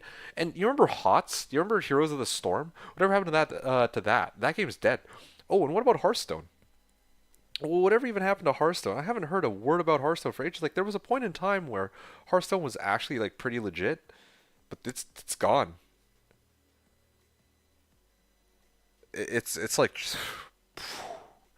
the vein says I wouldn't run XP connect to the internet though. Okay, yeah, I mean like obviously, right? Like also, yeah, okay. Well, good luck with your meeting, Evane, by the way. You wouldn't run XP connect to the internet. Yeah, fuck them for Hearthstone. Was such a good game ruined by greed. I mean, I don't know what to tell you. I haven't really played enough Hearthstone to really know all games on all. You know what, guys? If I'm just gonna like, I need to do something that allows me to mindlessly farm while I talk to you guys. I don't want to like, I don't want this time to go to waste here. I'm just trying to think of the most mindless thing I can run right now.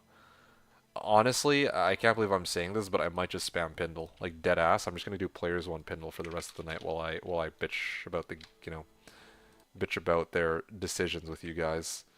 Okay, D4096 next. Okay, here we go. Yeah, you're playing Battlegrounds on Hearthstone right now. That's pretty funny, Blazed. But yeah, you heard me earlier though, right? Like, yeah, streamers absolutely 100% take hand me downs. Don't get me wrong. I'm not trying to say I'm all the cool for being on the opposite end and playing solo self-found. All I'm saying is, yeah, like trying to compete with those streamers is completely hopeless endeavor, considering that, yeah, like that. Oh fuck! I forgot that I have a tele staff. Oops. It's a hopeless endeavor, considering that, yeah, like you're not, you're not actually competing with like one-on-one with a streamer. You're competing with him, like them and their personal army. You know. Oh shit. What was I looking for here? I was looking for a harmony bow. That's what it was. Let me get a harmony bow real quick. D497 is next. That's big misses, baby. All things are ruined by greed. Okay. I've never touched. You've never touched online D2? I'm actually surprised that you managed to that you opted to pull up a, D2 related stream then. But I mean, not to say you're unwelcome. That's just quite interesting. Anyway, but to answer your question, there we go. To answer your question, is there some advantage to it? Well, there's at least a dozen advantages, I'm sure. Okay, so what are some advantages of online D2? Well, I mean, when you're playing online D2, like you can trade with other people. That's like the number one thing. You can trade with other people. You can get a rush from other people. Like, if you were to make a level 1 character right now on single player, how long would it take you to get all the way to like level to Hell Bale, right? It might take you like 6, 7 hours maybe.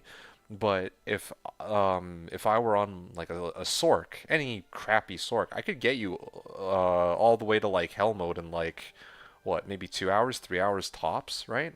That's just that's just for like progressing through the game. When it comes to farming, the more players you have in a game, and also the more players you have in an area, the more likely you are to find items. Then there's the whole like, oh, doing runs together with other people, right? Uh, yeah, like like, okay, I mean, I'm on Slashdiablo right now, so you won't be able to see pub games, but if you were to go on like BNet, there's gonna be tons of games where people are playing. Okay, that was run 497.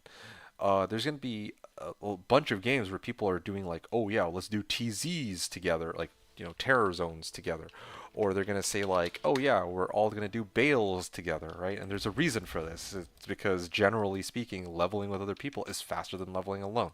And then there's, like I just mentioned, like getting rushed through the game too, right? Did I talk about trading? Because like, yeah, imagine trying to make Infinity or Enigma entirely on your own with zero assistance from other people. It's a very, very painful endeavor. So, I could go on and on, but the simple reality is that, yeah, if you're playing with other people, the game will be like 10 times easier, okay? Maybe not 10 times, but it is much, much easier. Online D2 in 8 people is quite a journey. Don't get me wrong, like playing D2 in single player is actually a journey as well, but playing with people just makes everything so much easier. Like, I don't even know where else to go. Like, if you have like a reset team, like, I trust me, it's like a night and day difference. Like, they're two completely different games that you're playing. When, like, for me, I like at the start of every season, right? Because I always play on Slashdiablo. Every season, I'm like hopping on Slash. I'm just having fun shooting the shit with people from this private server. Um, if I were to play solo, I could still get to Hell Bale on day one with most of the builds that I play. But the thing is, like, the experience is completely different when I play with other people because I have to actually play my role, right? I play a paladin. If I'm playing a paladin, they're expecting me to go conviction, right? Whereas if I'm playing solo, well, I had to be the one to do my own damage, so of course I'm going to be playing like Hammerden. So you get the idea. Interesting. I was looking at Enigma and it looks like it's ladder only. What? Who says that Enigma's ladder only? What? Where did that come from? I don't know where you got that impression from, but no, Enigma is one of the rune words that actually is not ladder only. So I don't know where you got that information from, but that should not be the case. I mean, if you play your friends and goof around. Um, oh yeah, okay. Well, then in that case, yes. Like, playing with your friends and just having fun, that's the most enjoyment you'll get at D2. Don't get me wrong. At that point, it is quite a journey. Well, I mean, even whether you play single player or with 8 friends, it is quite a journey. But I think if you're playing with 8 people, or if you're playing with a group of people, it'll still be much easier because at the end of the day, right? If you're playing with a group, I mean, I'm assuming that these are all like well-mannered and good-natured people, not no malicious individuals that are just trying to hijack your loot and all that, right? None of those shenanigans. Um. Anyway,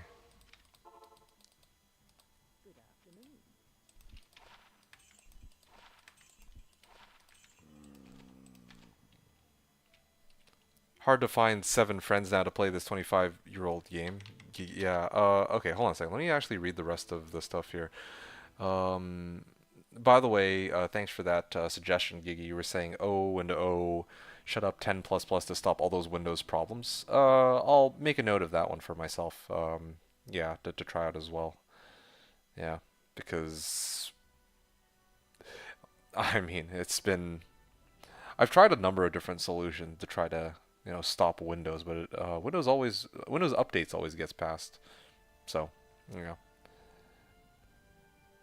Taiwan was saying something for Hearthstone was such a good game ruined by greed. Yeah, I heard something like that for Hearthstone, but I don't know the specifics. Gigi was saying, yeah, all games on all fronts are doing bad, really bad. Sounds about right. I mean, I kind of want them to do bad. Like things tend to get worse before they get better, right? Like I'm really hoping that it's like a wake up call for them, but honestly, I don't think it will be. I think they'll just double down on their stupid mistakes. If their track record is anything to go by. Big business, baby. All good things ruined by greed. Yeah. I was just getting back into DR. Oh, you're just getting back into D2R because you've never beaten the game. Okay, mad respect to you for getting back into the game. Yeah. Um. Yeah. You let me know if you have any questions about trying to beat the game. Like I'm not like the I'm it's not like I'm like a D2 guru or anything like that, but I've been playing the game for a while. Like I'm here like every season when Slashdiablo launches a new season, so you know, I could give like a pointer or two if you need it at all. That's why I recommended D2R land dudes are cool. Okay, fair enough, yeah. Taiwan says well, there you go. Yeah, of course, like Bruins are ridiculously difficult to come by. But let me take a step back here. This is a prime example of what I'm talking about. If I were to play with 3 of my friends right now, like on D2R, I would, like, and each of us were to farm. That's still 4 people farming for items as opposed to one person farming for items. And the thing is, if I'm playing assassin, someone else is playing druid, person's playing sork, and another person's playing paladin, then there are going to be some items that overlap. Like let's say like a harlequin crest, also known as the shako, right? But at the same time, there's going to be like some items that are like class specific. Like let's say the unique Gilded Shield Herald of Zakarum. Now, if one of those drops, then yeah, it's like you don't have to go through the trouble of having to make trades with some other guy, like who might be trying to like give you like a hard time or screw you over or scam you. You get it directly from your friends. It's 4 times easier finding items just off that alone. Never mind all the trading you would do with all the other people that are outside of your reset group. So the item isn't even named Shaco. The item. So it's funny because this is a point of confusion in early D2 days. There is an item in the game called Harlequin Crest, right? It's a hat. It's like a helmet that is colored green, right? And general like it the item type itself is called Shaco, but you know that there's like unique, there's rare, there's set, there's magic, and then there's common grade items. Well, most people, rather than typing out Harlequin Crest, just wrote Shaco, okay? Just the item type. And the funny thing is, like, you know, technically Shaco could be referring to like the common version, the magic version, the rare version, but it's universally accepted by people who've been playing the game for many years that yeah, if somebody's writing a Shaco, they're probably referring to a unique Shaco, which is the Harlequin Crest. So yeah, you're so confused. Which hold on, I thought that was a pretty good explanation. Which part of that was confusing? Well, I don't know if you have a Shaco, but if you don't have a Shaco, then don't worry about it. And you're playing solo and you like single player anyway, so it might not matter to you. I think they're okay, okay, okay. You've never okay. Hold on a second. Vane, are you around? I hate to bother you about this. This is the easiest way I can think of to explain explain what I'm talking about because I mean I think Evane is the only person here that I'm aware of that has a Shaco that I can demonstrate this with.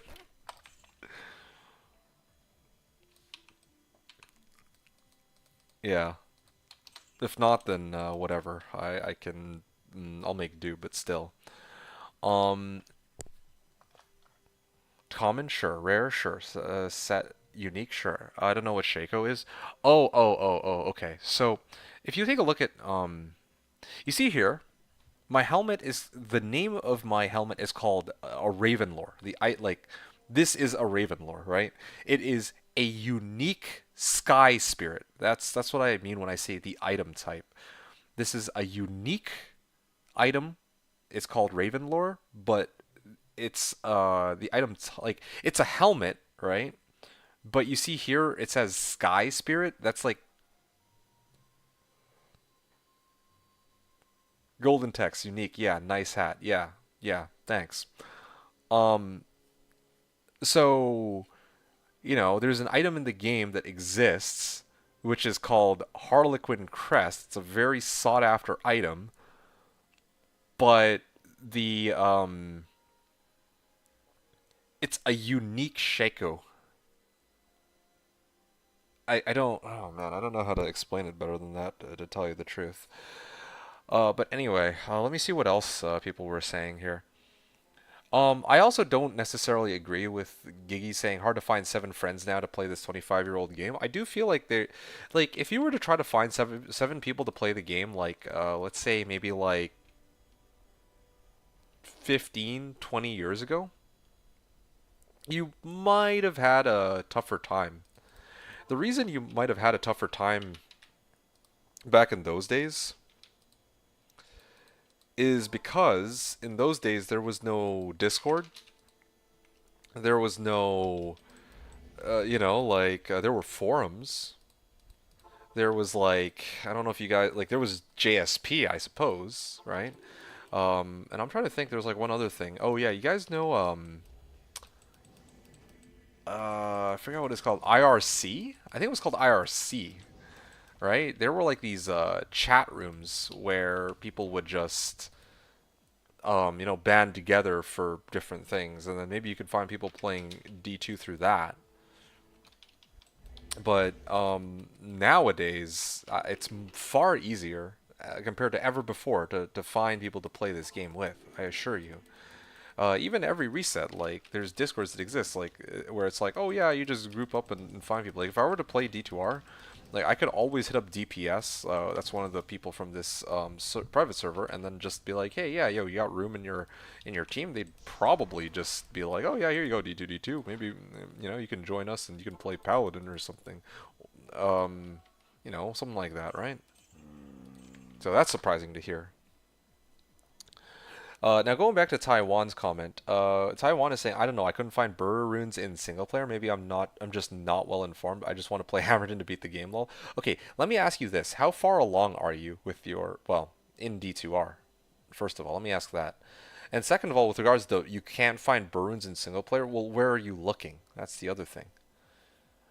Gigi Fier was saying that O and O Shut Up 10 plus plus program does need to be run after each Windows update. I think maybe you can make it do it to do it by itself. Well, I could probably run it myself. That's okay. I'm kind of getting sick of like, oh yeah, well I'm in the middle of browsing, crazy amounts of prawn or something, and then oh, all of a sudden it just gets shut down the next time I hop on my computer, you know. Anyway, I'm kidding about that sort of the prawn part, but like you guys get what I mean. Yeah, but now people have family, wife, kids, work, personal life, a lot of variables. Well, I get okay. You know what? Yeah, fair enough. If you're talking about like I'm talking about like reset night, but if you're talking about like to consistently play the game after the reset, then yeah, that's a good point. It is personal commitments are a much more prevalent thing than in the past when D2 was in its younger years and so was its audience. So it's true. Just start grinding LK chess. No, no, no, no, no, no. See, before we even talk about grinding LK chess, I need to know where in the game he is and what he's doing. If Taiwan Tim is telling me that he's made it to Act 4 in Nightmare so far, then it's no wonder he hasn't found a single Burun. Baroons are inherently extremely rare items. They're among some of the rarest items in the game to find. I mean, yeah, there's plenty of other items that are rarer, but they are very rare. Not only are they rare, but you can only find Baroons in Hell mode. Um, and when I say in Hell mode, I'm talking about like, okay, I don't want to like confuse you with the specifics of like area level and all that shit, but what you gotta know is that you're in Nightmare Act 4 right now. You haven't even made it to the point where you can see Baroons drop. And if you have made it to the point where Baroons can drop, they're still very difficult to come by. It'll take you, maybe you'll get lucky and get a Baroon within 5 minutes of making it to Hell. I don't know. But generally speaking, Baroons tend to take like many, many hours, dozens of hours, if not hundreds of hours, to find one Baroon. Okay.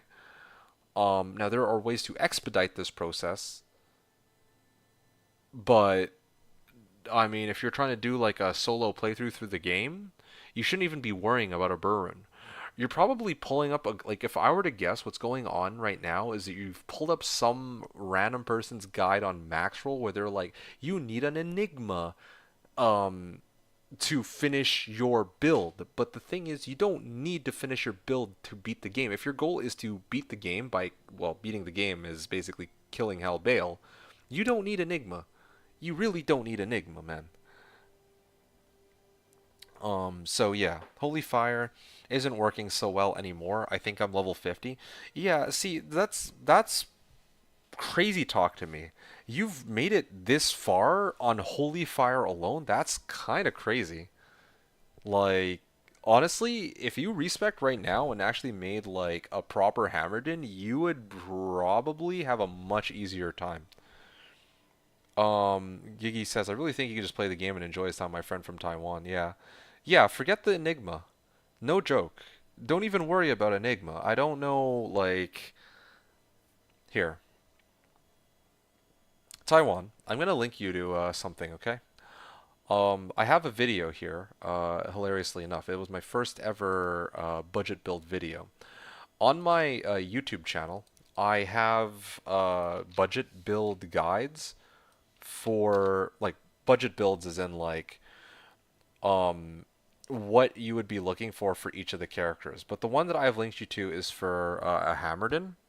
Now, this is a Hammerdin, like the Hammerdin that I show in that video has already beaten the game and is like level 60, but the same most of the principles that I will teach you like that I show in that video apply. If you're looking for a guide, you can kind of watch a bit of that demo, but Gigi has a point too. Honestly, fuck, I kind of regret linking you now.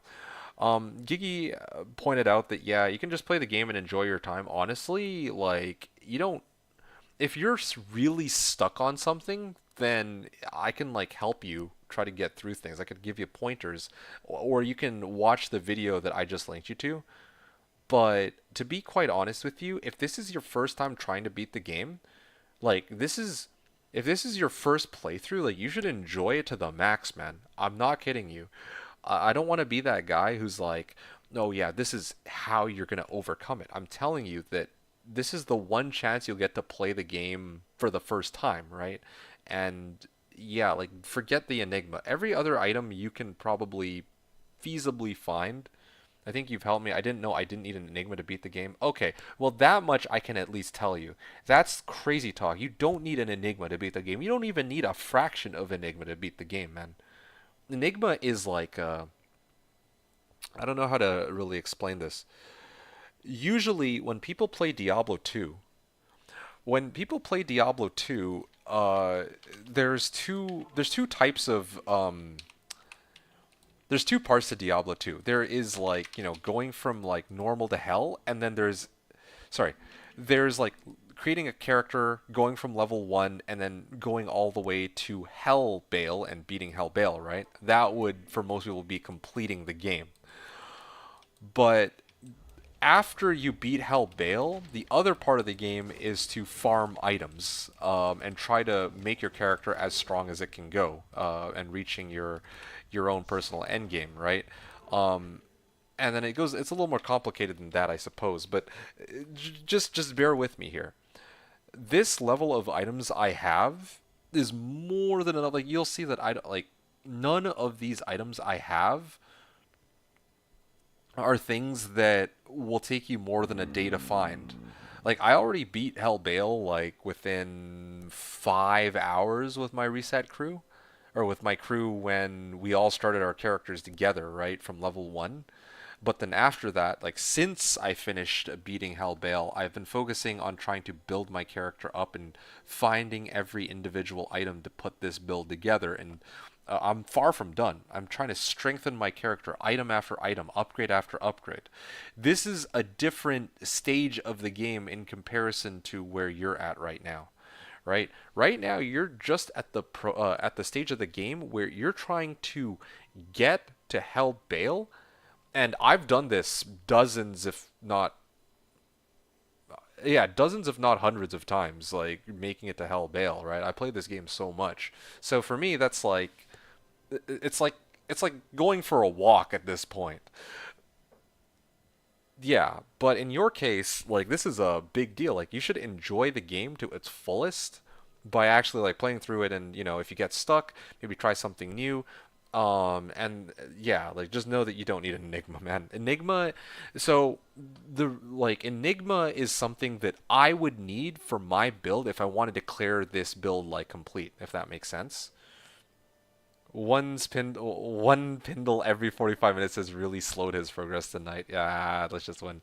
Yeah, sorry. If anyone's actually watching for gameplay, well, it's just shocked, but I'm actually having so much fun with the discussions we've been having tonight that I don't actually feel too bad about it. But yeah, like I'm talking to Gigi about like PoE2, and oh, I didn't even get to finish that topic either, but we're talking about stuff like the state of Blizzard and Blizzard games, and then now Taiwan Tim is saying that this is like his first time playing D2. Like how often do you get to see somebody who's playing D2 for the first time?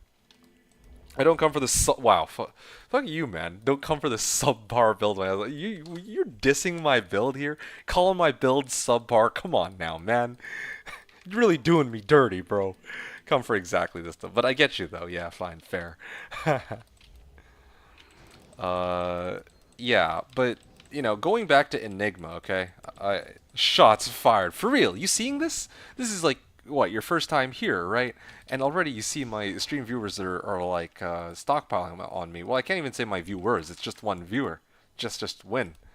Hey man, my ban button is just a click away. Just you wait. I will use it eventually. But no, seriously, going back to this talk of Enigma. So the reason why I found it absurd for you to be even talking about Enigma at this stage is not even the fact that you haven't even beaten Nightmare, right? But that in my case, with my character, this season I have already invested 40 hour, 20 plus 10 plus 8, nearly 40 hours into this character. Let's say 30 hours. I've invested 30 hours into putting this character together.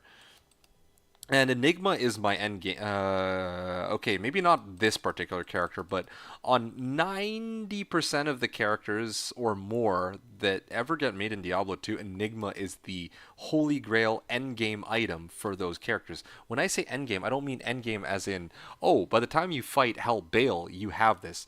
No, no, no, no, no. Hell Bale, you clear at like well, for me, it would be like the 5 hour mark, right?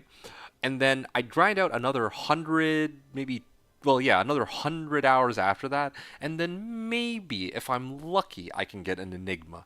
That's, that's the distance away you are from beating Hal Bale versus making an Enigma. Unless, again, I mean, like, the game's built on RNG, so you might get lucky and find Jot and Burr within 7 minutes of each other, but, that's like, the odds of that are astronomically low.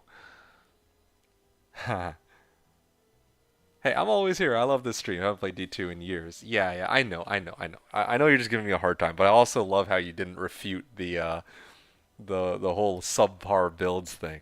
This is honestly, man, this is slightly less subpar than my usual subpar build, so I don't know what you're talking about. But yeah, that's why like I can't emphasize it enough. I want him, but yeah, I think I've given you enough feedback though. Like the one thing I will say though is if you're still trying to run Holy Fire and Nightmare Act 4, that might be one of the reasons why you're pretty stumped because yeah, I mean, Nightmare Act 4 is notorious for being the spot where these fire immunes start to show up. So, um, one of the other hints I'll give you is you may, like you said that you were trying to make like a Hammerden, right? So you may want to consider, well, I don't know what your build looks like. I want to brick your build, but yeah, yeah, Holy Fire does kind of fall off by the time you reach like Nightmare Act 4 for sure. Anyway, Gigi was also saying play the game in single player with multiple characters too to see the magic of the game. Yes, I back Gigi on that 100%. Like, to beat the game, in quotes, to beat the game, right? For most people to go from normal to hell, Bale. But another thing you can test yourself with is to do this with different characters.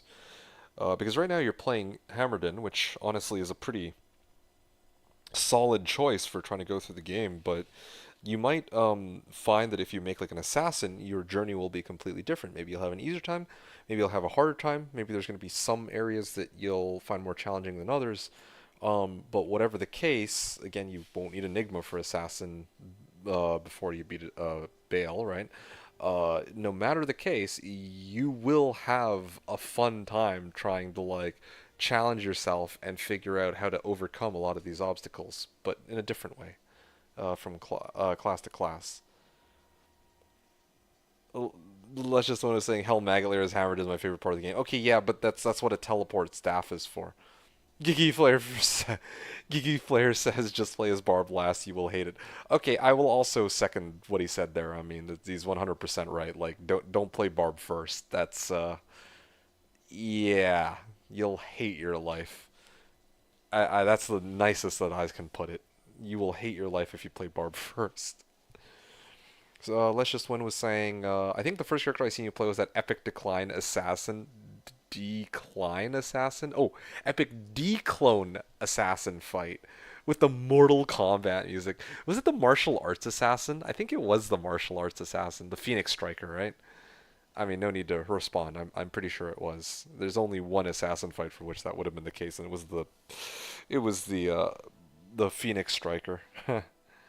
You know what? That makes sense actually. No wonder you have such a low opinion about my builds. You've never really see like the Phoenix Striker came after all of the good builds, like my best builds. My Poison Necro, my Swapcast Boazon, my wait no, sorry. My Poison Necro, my Swapcast Boazon, my Nova Ball Sorceress, my Singer was okay, I guess. Um am I missing one?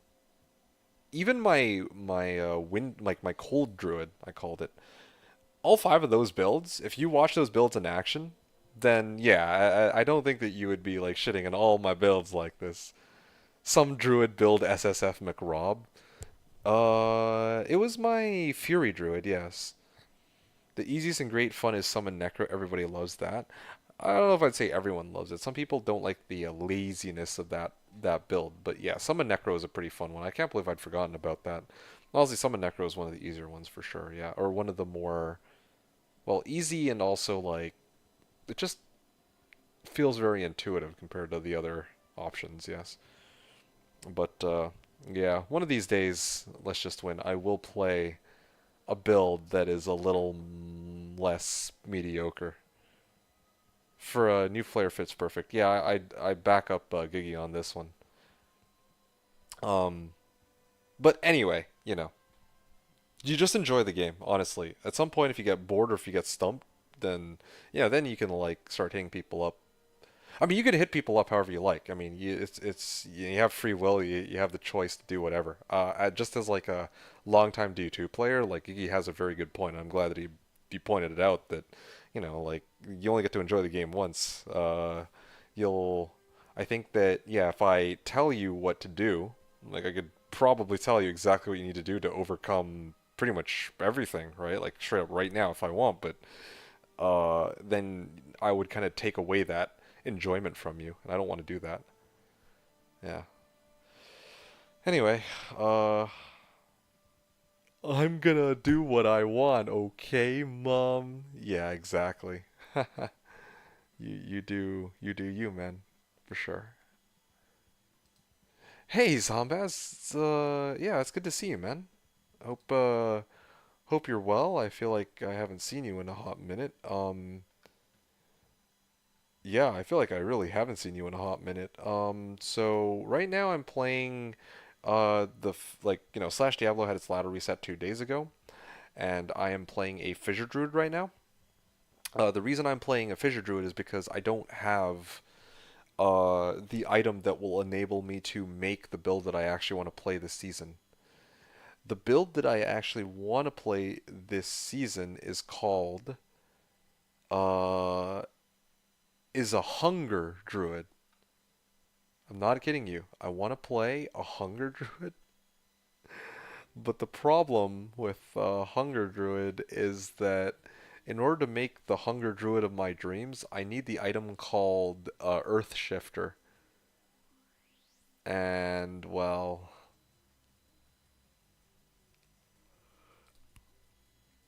yeah, I need the item called Earth Shifter, but I don't like Earth Shifter is an incredibly rare item, and I'm just waiting for somebody to find it. So until then, I'm using Fissure to try and like put my Druid together in a way that's serviceable, and then I'm gonna switch over when the time comes. How are you doing, Zombies? It's good to see you. Hope things are going well with you lately. Yeah, this stream that I've had has been going on for 7.5 hours. I did have to take a break in between, well, two breaks actually. And I've been like nonstop yapping the last like half hour, but honestly, it's been a pretty chill stream, and I've actually gotten quite a bit done. I did upgrade my helm to Ravenlore.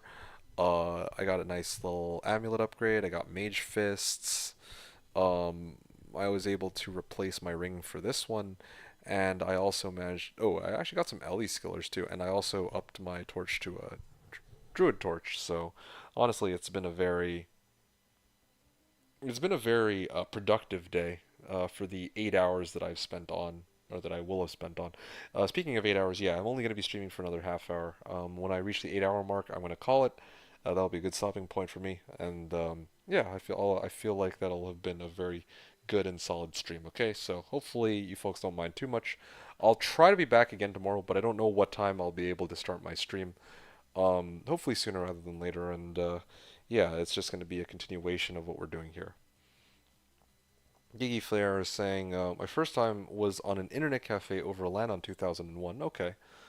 On version 1.0 with 7 random dudes that became my friends. Wow. Okay then. That'll do it. Uh, my first time was single player. I tell people about this all the time.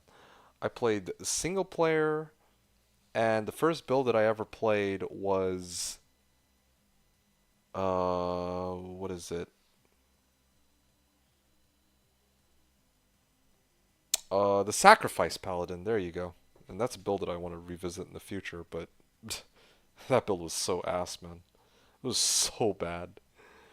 It's like it's not even just bad in the sense of like, oh, it does no damage. It's like it's bad in the sense that you'll kill yourself with that build. That's how bad it is. Ironic Barb was the best class then. Yeah, so I heard. How times have changed. That was like before synergies, I think, were a thing, right? Huh.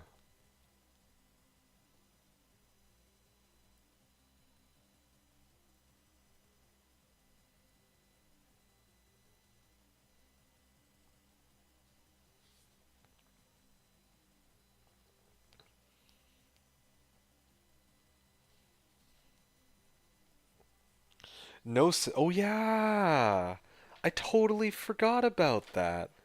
No mana at shop, no synergy, no rune wars, no nothing. Yeah, never mind what I said. I said no synergy, but I totally forgot. You can't even get mana potions in the shop, and rune wars did not exist back then. You got nothing. You had nothing. True Iron Man. Yeah, that's wild to me. That's crazy talk. A completely different game back then. Anyway. Alright. I'm gonna keep on going here. You know what I'm gonna do? What I should have done from the very beginning? 510 next, I guess. What I'm actually gonna do is I'm actually going to spend the rest of the stream just farming Nightmare Trav. Seems like kind of a waste, but you know what? I kind of want to do something a little different and see if I can maybe get some like skillers or some other like cool trinkets from Nightmare Trav. Nice and quick and easy. Firewall was the best spell in the game then? Oh yeah? Mana Potion was the best thing to find if you were a Fire Sword? Oh seriously? Oh, that's so funny. I mean, couldn't you like always go back to town to like heal up? I mean, that just sounds incredibly painful, but you know, that was a thing, right? That was an option that you had. Okay, I guess I should have gone back and then come back in here. The 81 attack rating. Okay. Is this Bariza? That'd be funny if this is actually a Bariza. Repeating crossbow or Demon Mission? No, Doomslinger? Oh, okay, never mind. I don't actually recognize that one. Cast spell, cast spell, cast spell, TP isn't that great. That's fair. Okay, well, you got me on that one. Anyway, I just wanted to take a step way back to some of the comments here. Let's Just Win says, you just need some fingers and a brain to beat the game. We have faith in you. That's from Let's Just Win. Gigi was saying, just like with the girls, you will remember the first time, so don't rush it. Oh, okay, interesting. Yeah.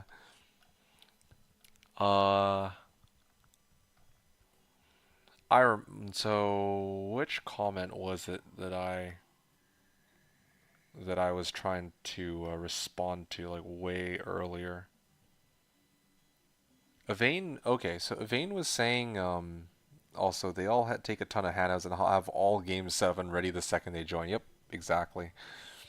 Gigi was so going back to here. Gigi made a comment that I thought was quite interesting. He said, "Diablo 4 is losing to PoE 2. Overwatch 2 is losing to Marvel Rivals. WoW for other MMOs. StarCraft is long gone." So I said that I agree with StarCraft, of course. Like I haven't heard. I don't remember the last time I heard anything to do with StarCraft. WoW, you know, I kind of gave my 2 cents. Like they have done some stuff for WoW. Uh, and Overwatch 2, yeah, I mean Overwatch 2 is like dead in comparison to like Marvel Rivals, which is thriving in the whole like hero shooter genre. But the one that I find the most interesting is Diablo 4 losing to PoE 2. To be quite honest, I I don't I don't know. Like the thing is I don't really know their numbers. Like Diablo on its release was, I think, from what some people said, like their most it was the game that was netting them the most revenue, I believe. You know what I'm saying? And so because it was the game that net them the most revenue, like yeah, if we look at, I guess, player count now compared to, actually, where am I going with this? I think that right now, PoE 2, in the eyes of most gamers that we'll talk to on Twitch, is like the holy grail, right? Like everyone, like the thing that everyone's talking about is PoE 2. But I don't know if that necessarily means that PoE 2 is more successful. Like it could very well be the case that Diablo 4's audience is made up of like, you know, a bunch of I want to say like middle-aged like dads that don't have any presence on the internet or something, right? Like basically people that you don't actually interact with, because yeah, if we're hanging out on places like video game subreddits and like Twitch or whatever, then of course there's gonna be, wait, if I cast a Valkyrie, I can't cast Fissure? What the fuck? That's so stupid. Anyway, yeah, like you know, if we're hanging out in places like these subreddits, or if we're hanging out in like hanging out in uh, like Twitch, where you know it's a very gamer dominated sort of environment, then yeah, of course, then you're gonna expect that there's gonna be a lot of people who are gonna be like, oh yeah, yeah, like PoE 2 is so much better and yada yada yada. But um, like that doesn't. I don't know if that necessarily means that Diablo 4 is doing bad by any metrics. I will say though, PoE 2. If I were to go off viewer count, yeah, well, actually, yeah, even right now, PoE 2 has like 650 viewers, interestingly enough.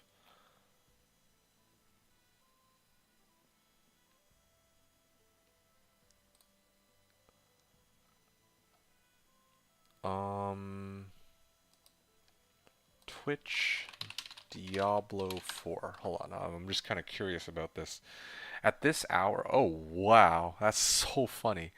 There's like 317. I mean, this isn't like an end all be all sort of metric, but there are 317 viewers for Diablo 4 versus the 600 viewers for PoE 2. But if I go to Steam charts, I mean, actually, here, I'll even show you guys so you know what I'm talking about here. Hey, Rendaz1, welcome to the stream here. Diablo 4 is bad, that's it, nothing more. I mean, sure. You like that's what a lot of people would say about Diablo 4. In fact, that's one of the reasons I don't like to talk about Diablo 4. That's all a lot of people will say about the game, like, "Oh yeah, it's bad and that's that," right? But I mean, to be honest, like what I'm trying to say here is just that I don't. Maybe Blizzard sees some metrics about D4 that we don't, you know, like in terms of how polished it is a game, like yeah, it doesn't hold a candle to PoE 2, which is kind of sad considering PoE 2 is in beta or well, early access, whatever you want to call it. But I guess what I'm getting at is I don't know if that necessarily means that yeah, Diablo 4 loses out to PoE 2, right? Because yeah, like Giggy's original comment was to do with the fact that yeah, like a lot of the Blizzard games lately have been doing shit. And one of the examples he cited was like Diablo 4 as opposed to PoE 2, and I'm like, well, I don't know if it's as like if it's. I feel like it's a little more complicated than that, rather than just being like, oh yeah, like PoE 2 is just better in like every way compared to you know compared to Diablo 4. But yeah, that was just all I was trying to point out. Um, yeah. But welcome to the stream, the Rendaz. I hope you're having a good day. I'm actually almost done my stream. Just got another 20 minutes to go. I was aiming for 8 hours today. So I'm playing, just to give you a little bit of context, on the private server called Slashdiablo. So Slashdiablo private server is a bot-free, dupe-free, forum, like real-world trading free private server running the vanilla version of the game. And when I say vanilla, I'm talking about like Diablo 2 Lord of Destruction, not Diablo 2 Resurrected. So no Sunder Charms, no Terror Zones, no none of that stuff. So yeah, it's quite a different experience, that's for sure. Oh wow, Rusted Armor. If it were unique, it could have been Skulders. Just need more MF for that. Gigi is saying D4 is great for one playthrough, D2 is great for 1,000. Yeah, yeah. I mean, I can get behind that, but in this case, I'm not comparing D2 to D4. I thought we were comparing D4 to PoE2. Although at that point, perhaps it's even more of a mismatch because I know even from Ko was saying that he sent like I think when D4 first or sorry when PoE2 first released late last year, he sank like I think he said he sank 150 hours, around 150 hours just on the first week alone. So yeah, it's not even close number wise. Yeah, well, I wonder about that. Gigi says they made money, but the game died really fast. Yeah, yeah, it had no staying power because people realized there's like fucking nothing to do in the game, and it's kind of crazy because the game's been out for 2 years, and they still don't really have a good good foundation for what they want the game to actually be like, right? They keep changing. Like it feels like they're just reinventing the wheel over and over again right now in D4. It's like the most hilarious thing. It's season 7 or something? Yeah, it's season 7 right now, and next season will be season 8. But, like, okay, sure. Like, whatever. Gigi also said, because we all buy the new Diablo game, but it's bad so we don't play it more than once. Yeah, I mean, they basically got to print money. Probably walk into the bank laughing the whole way there. Like, we suckered a bunch of poor people, and, we got a bunch of poor suckers to be buying this instead of actually getting a quality game. And my favorite, like, I don't know if you, like, I'm sure that you've heard, but um, when I think you remember Diablo 4 came out around the same time that Baldur's Gate 3 released, and then Baldur's Gate 3. I mean, you think it's great? That's interesting. Anyway, I'll address that in a second. Um, it's funny because Baldur's Gate 3, right? Baldur's Gate 3 came out around the same time as Diablo, like a little after Diablo 4 came out. And I remember like like when when Baldur's Gate 3 came out, like they're not really the same kind of game genre, but still because of how well polished a game uh, Baldur's Gate 3 turned out to be in comparison to Diablo 4, like people were just harping on Diablo 4 to the point that when like I think one of the Blizzard execs, okay, was straight up like, "Oh, congratulations to the developers of Baldur's Gate for releasing such a good game."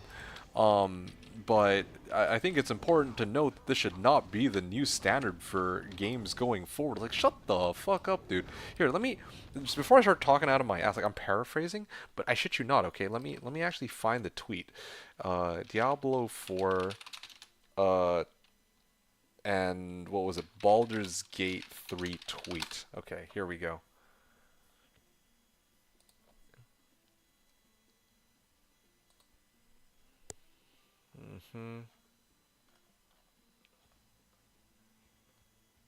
Okay, here we go. Okay. So this is the tweet. I think it's been deleted, or maybe they actually kept it. No, I need to log in. Okay, never mind. Okay, so this is the okay, it's a little bright though, so cover your eyes if you don't want to get flashbanged here, but so check this out, right?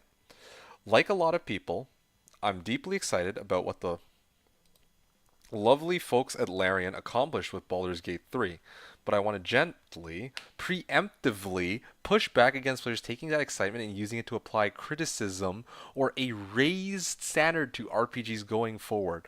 And immediately my thought when I heard this was, shut the fuck up, dude. Like, what the fuck? Like, you're, like, sure. And then somebody else was chiming in, of course, another exec from some other company or maybe the same company. I don't know. This whole thread, you can't be appalled about how much big games cost to make and make those lavish productions the standard by which all games are judged. I hope Baldur's Gate 3 is a generous once-in-lifetime RPG. I hope no one expects a 10, 20, 40-person team to make one.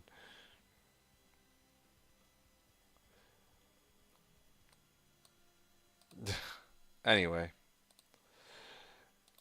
it's he's just lazy or incompetent. Like, I mean, yeah, bottom line is that yeah, it's crazy to me. It's crazy to me that they actually like how do they like wake up in the morning and then decide, "You know what? Like I actually feel like spouting out bullshit today, because that's what this is. This is some bullshit. Don't accept this from us, guys." Like, dude, like, what the fuck are you talking about? Like, what are you saying? Like, like, where do I even begin on this? Like, they're taking all the wrong lessons from this, right? Um, like, yes, it is indeed a very successful game, and the standard, like, the standard for games goes up because people see what is possible when a company who's passionate, dedicated, and well organized does in putting together a game. Like that was just one out of the 10 posts that he tweeted out on, well, on Twitter or X or whatever you want to call it, right? But he was citing out stuff, or he was saying stuff like, okay, well, there's like a number of factors that went into the success of Baldur's Gate 3. One of the things it had was like it was an early access for like what, 3 years, 5 years, sure, like however many years. And I'm like, well, shit, dude. You know how long we waited for Diablo 4 to come out? Do you know how long we waited for Diablo 3 to come out? And at the end of the day, you didn't even like in both those cases, you didn't even really release a product that like you Baldur's Gate 3 was taking feedback along the way. They looked at Baldur's Gate 1, they looked at Baldur's Gate 2, they looked at their beta, and then they're like, okay, let's actually pump out a proper game based off the feedback that we've been getting. What was their thought process when they released Diablo 4 in the state that it came out in? I am just trying to figure this out here, you know? Like, they did an open beta, like, for people, and, you know, a lot of the problems that were present in the beta still persisted in the full release of the game, so I'm sort of like, you know, instead of trying to convince people that, you know, other games are like too good and you shouldn't expect every other game to be that good, maybe you should look at your own game and or your own games and realize that maybe your own games are shit and you should actually probably try and increase the standard of your own games. You know, like, shit, man. Like, that's actual nonsense. That is nonsense. Like, I read that and I actually started mauling. I'm like, my dude, like, how out of touch can you be? Being jealous without being jealous? That's one way to put it. Like, fucking yikes, mate. Like, alright. Other games are cool with being just one playthrough, but this is an ARPG. Well, okay, more on that in a second. He's just laser incompetent. Don't accept this from us, guys. Don't expect this from us, guys. Yeah, it's like, oh yeah, and apparently it's like, oh yeah, they had like a pretty big budget, and then I believe Larian, the people who ran BG or who made BG3, even tweeted a response, and I believe the response was, "What budget?" Because yeah, unlike, you know, Diablo 4, which is backed by like a blank check's worth of budget for the game that they're trying to make, right? The BG3, like, you know, doesn't have that level of budget. Like, yeah, it's not like, you know, they have a pretty decent bit of money to work with, true, I'm sure, but I mean, in comparison to like Activision or Blizzard or whatever you want to call them, you know, they're such a small game studio in comparison, and they pumped out a product that is significantly better polished, despite being like being a much smaller team. How do you even defend that? How can you point to their so-called budget when you guys have like so much more at your disposal and you still fail to make like a proper game? It makes zero sense to me. Like, it's unbelievable, but sure, you know, I at this point, man, nothing should really surprise me anymore. I don't know. I don't know why. I don't know why I even bothered to try to be surprised. It's pointless. Being jealous without being jealous, they only won because they bought the referees. Okay, yeah, sure. Yeah, it was clearly that, you know, Diablo 4 was being hated on for these reasons rather than because, oh, clearly the reason why BG3 was much better received, like, across the board universally, um was because, yeah, they were bribing people to like rate the game really well. Yep. That's like copium to the extreme, man. Like, that's actually crazy. And speaking of which, I'm actually curious about something else. Okay, BG3 still has a fair number of viewers. It's kind of interesting. BG3 has 800 viewers right now, in comparison to PoE's 600 and Diablo 4's 300. I mean, to be fair, it is end of season for Diablo 4, close to end of season, and PoE 2 is releasing a new season in about a week, but still. Anyway, speaking of PoE 2, I mean, I wanted to go back and discuss this other comment that was made by Gigi. Gigi was saying D4 is great for one playthrough, D2 is great for 1,000. And sorry, I mean it's great, but no replayability value. Okay, it's actually quite interesting. You acknowledge Diablo 4 as being a great, like it's great, like it's great as in Diablo 4 is a great game, or I'm trying to understand here because me personally, at no point would would I consider Diablo 4 as a great game. Even now, I don't even know if I would even consider it a good game, to be honest. I think it's okay. It's I don't think it's as bad as some people make it out to be. Okay, it might be a hot take. I get my head shoot off by for this take by some people. I actually enjoy it. I mean, I'm sorry, but like this is how I describe it to people. Diablo 4 versus D2. Sorry, Diablo 4 versus Diablo 2 is like the equivalent of like eating at a Michelin restaurant versus going to your local McDonald's in a way, right? It's the equivalent of like fast food versus fine dining in a way. The reason I make that analogy is it's like, you know, you don't really sometimes sometimes you want you want like gourmet food, okay? You want to actually dine in and be like, man, this was an excellent meal. Sometimes you just want fucking McDonald's. Okay, sometimes you just want a Big Mac, a nice burger that you can kind of have your guilty pleasure and that costs like what, $10 rather than, you know, a couple hundred or a couple thousand or some shit, right?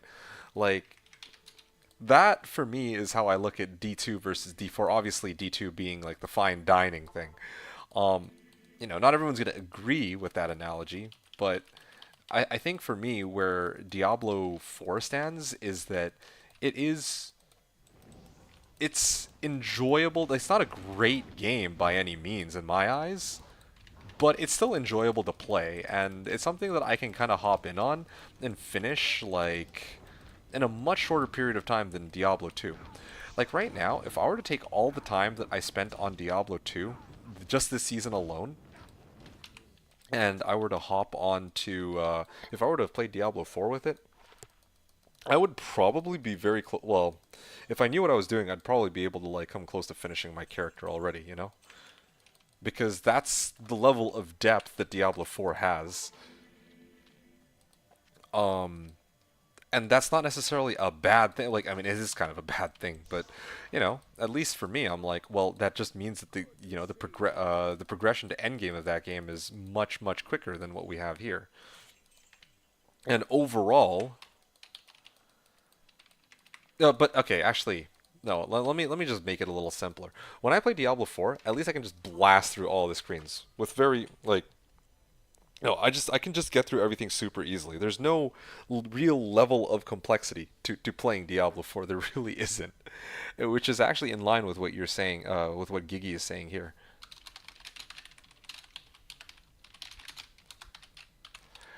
Uh, Gigi was saying, for someone who is new to ARPGs, is a great casual game. At least you learn some basic concepts. Yes, exactly. Thank you.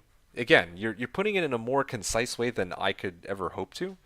That's how I feel about Diablo 4. It's like it's a very good like casual game. Like, if you were to play like 10 hours of Diablo 2, you might be able to clear Hell Bale with it, but you wouldn't even be able to start like putting together your end game character or like your fully fleshed out character.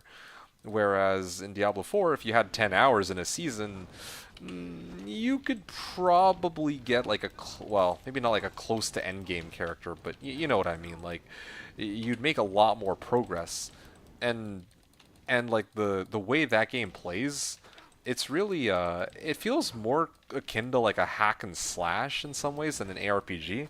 Like if you guys ever played like Diablo 3, you'd know what I'm talking about, where you know you build your character and you're just clearing screens upon screens of monsters and hitting for hundreds of like million or hundreds of billions of damage.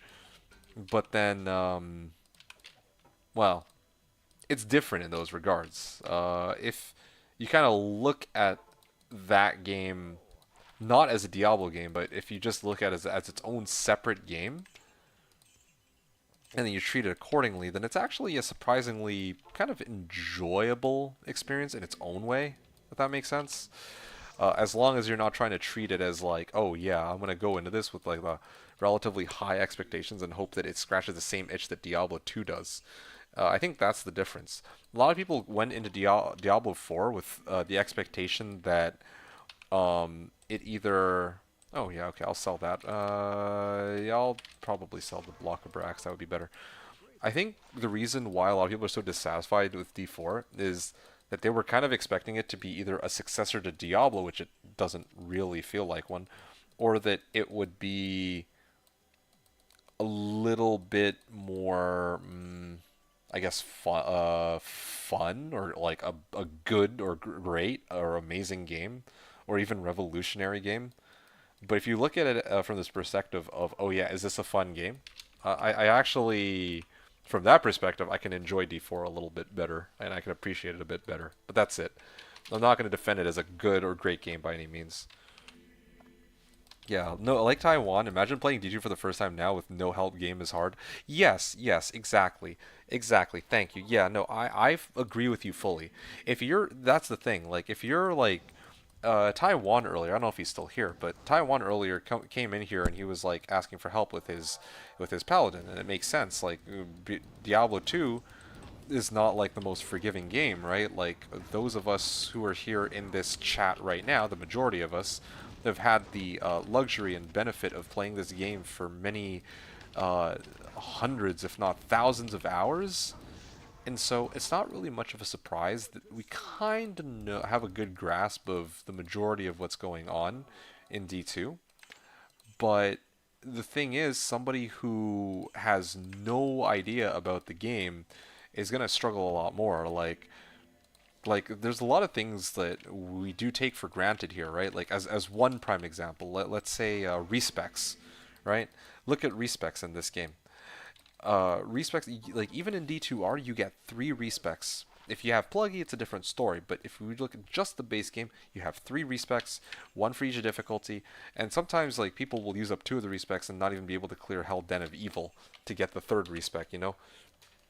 And don't even get me started on tokens. That's a feature that I don't even know. Well, yeah, don't get me started on tokens. Like, you get 3 respecs, and sometimes you just end up using all of them, especially as a noob. Like, some people don't know that, oh yeah, I only have 1 respec per difficulty. That's not written anywhere. Like, I mean, you can look up a guide for it online, but at that point it's like, okay, yeah, there's actually a guide for it. Whereas, yeah, if a newbie were to like load up Diablo 4 right now, it is a far easier game to pick up. So that's like one of the it's one of the things. Like they make things so much. They're making things way more intuitive for like the average person than, or like easier to like pick up than Diablo 2. And at least to reach the end game in Diablo 4, you don't need to sink like 100 or so hours into it, as compared to here in Diablo 2, right? Yeah, of course you get stealth at level 17 new player. What? Yeah, yeah, exactly, exactly. Yeah, no, see, I completely agree with you. Like, not just for the sake of agreeing, but yeah, no, this is very true. No, I feel exactly the same way that, you know, like it's easy enough to shit on Diablo 4 for not being as good a game as Diablo 2. Like that's not wrong either, but there's a lot of things that Diablo 4 does have going for it that are kind of fun. Like, yeah, like it's much faster paced. I don't well, it's faster paced. I don't know about much faster paced, but it's faster paced, and the people that are like picking it up as like a first time gamer will have a much easier time trying to learn that game than they ever would with Diablo 2.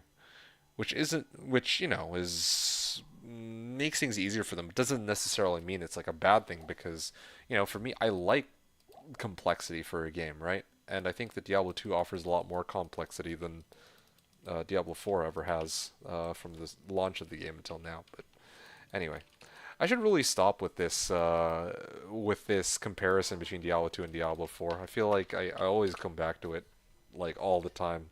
Should come up with something else to discuss.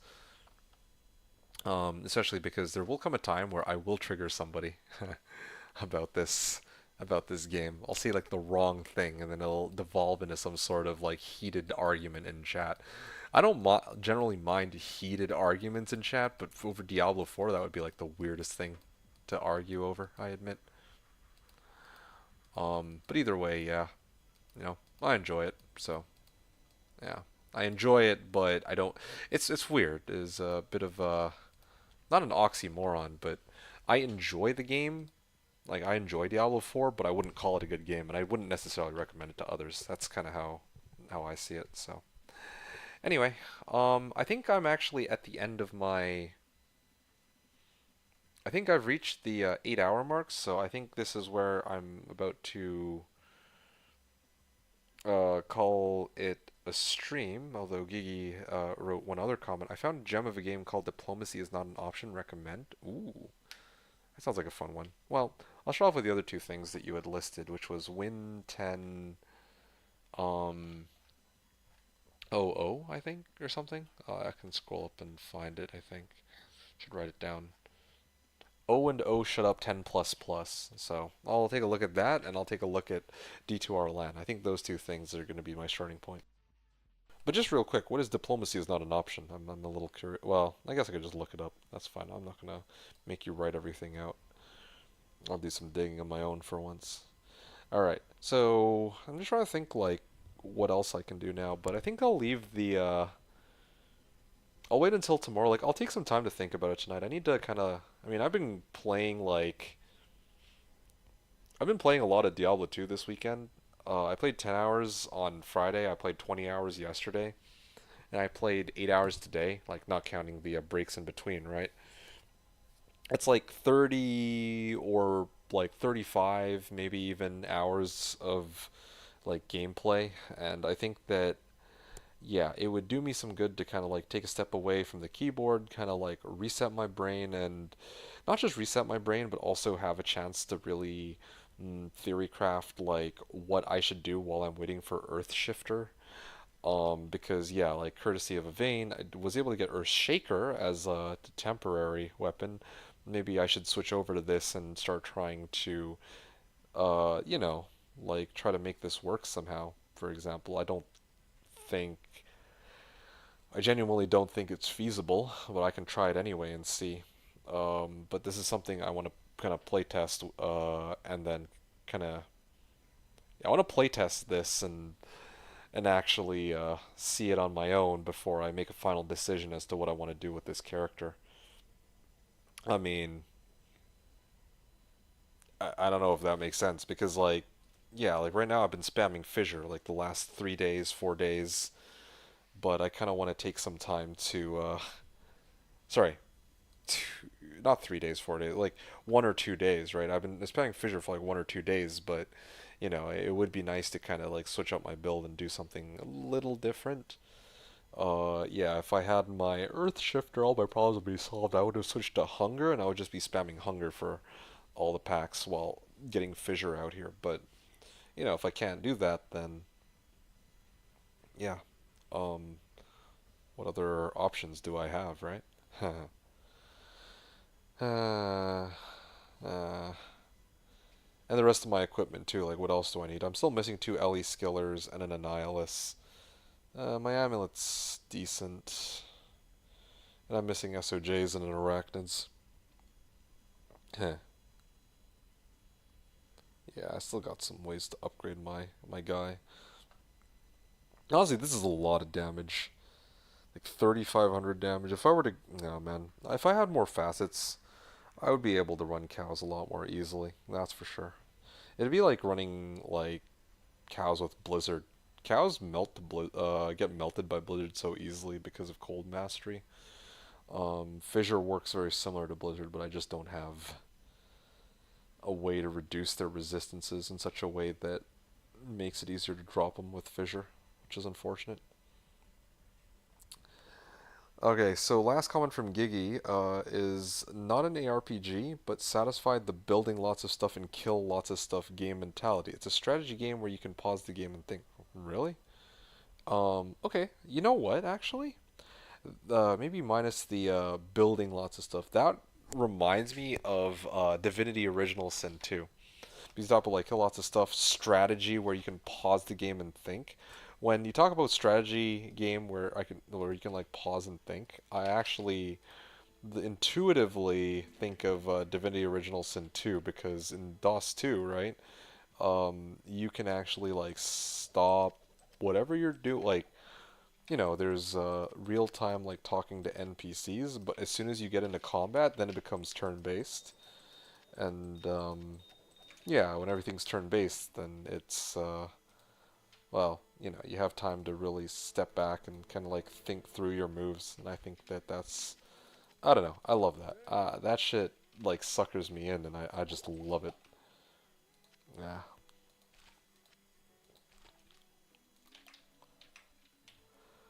Okay. Good job, Smeel.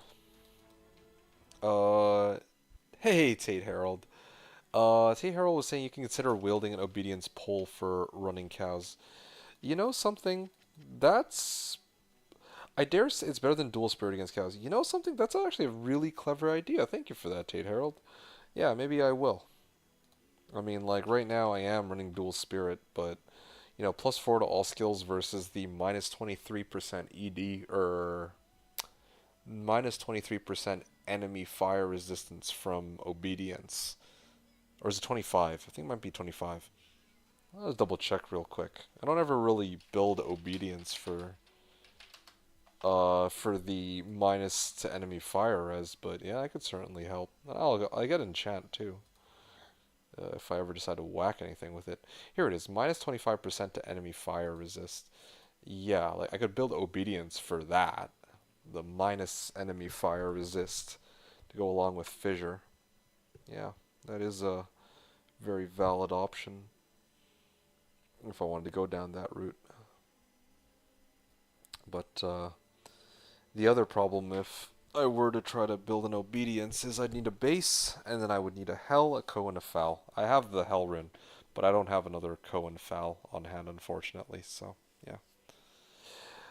But Harold, hopefully, like, it's good to see you, by the way. Thank you for stopping by to, chime in and give a little piece of advice there. Really appreciate it. How are you doing? I hope you're doing well. Unfortunately, though, you have caught me at a very interesting time. I just crossed the 8-hour mark for tonight's stream, but unfortunately, I did start this one a little later than usual because I had some errands to run in the morning, and now at this point, I'm ready to call it for the night. So, yeah, unfortunately, I will be hopping off momentarily. But yeah, hope that everything's okay with you. Oh, DPS, by the way. You know, kind of wish there was a way to like write down like next to your name that, oh yeah, you're DPS. I don't know, I don't have that feature on Twitch. But anyway, yeah. Yeah, that's a clever. Okay, now it makes sense why you would actually make that recommendation. Of course, you of all people, Mr. DPS, would know about this. Sorry for no, no, no. Don't apologize for unsolicited advice. Are you kidding me? No, that's a wonderful suggestion. That's a brilliant suggestion.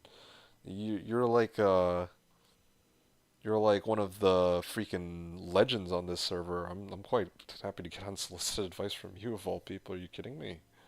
Oh damn. But having said that, though, it is nice to see you. I did get to talk to you in game earlier today, so that was good too. But as far as the stream's concerned, I will be calling it here because I think well, I mean, I've already been grinding it out enough. So yeah, hope you're well, DPS. It's good to see you again. Good luck with your purple box find, or well, your high rune finds, and Please let me know if you find an Earth Shifter. An Earth Shifter would be great if you're still here. Yeah, I'm looking for Earth Shifter to enable my actual build.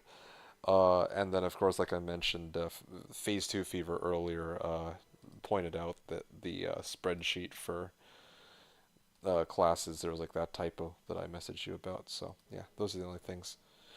Anyway, um, that's quite a nice art style, I see. All right, I think I'm done here. Okay, I'm gonna wrap up. It's time for me to go. As with all great things, it's time for this one to come to an end. So just to kind of recap the day, we've hit the a little over 8 hour mark. I was aiming for an 8 hour stream, so that's great.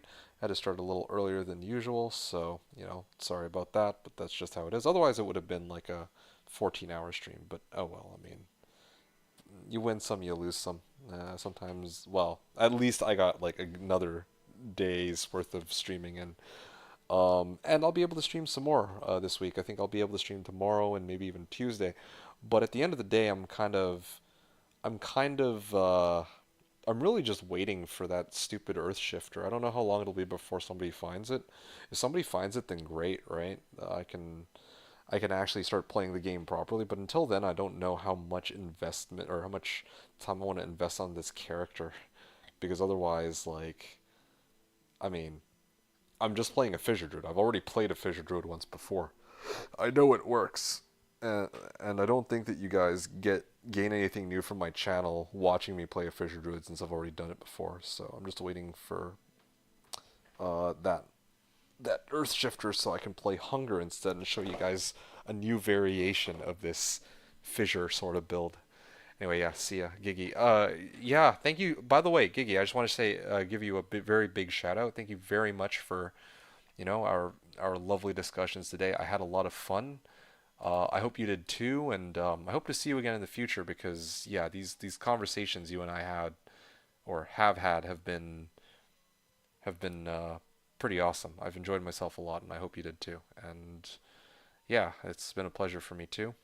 I'll be hopefully back again tomorrow, so with any luck, maybe I'll see you then. You take care until then, and I hope you're doing well and continue to do well.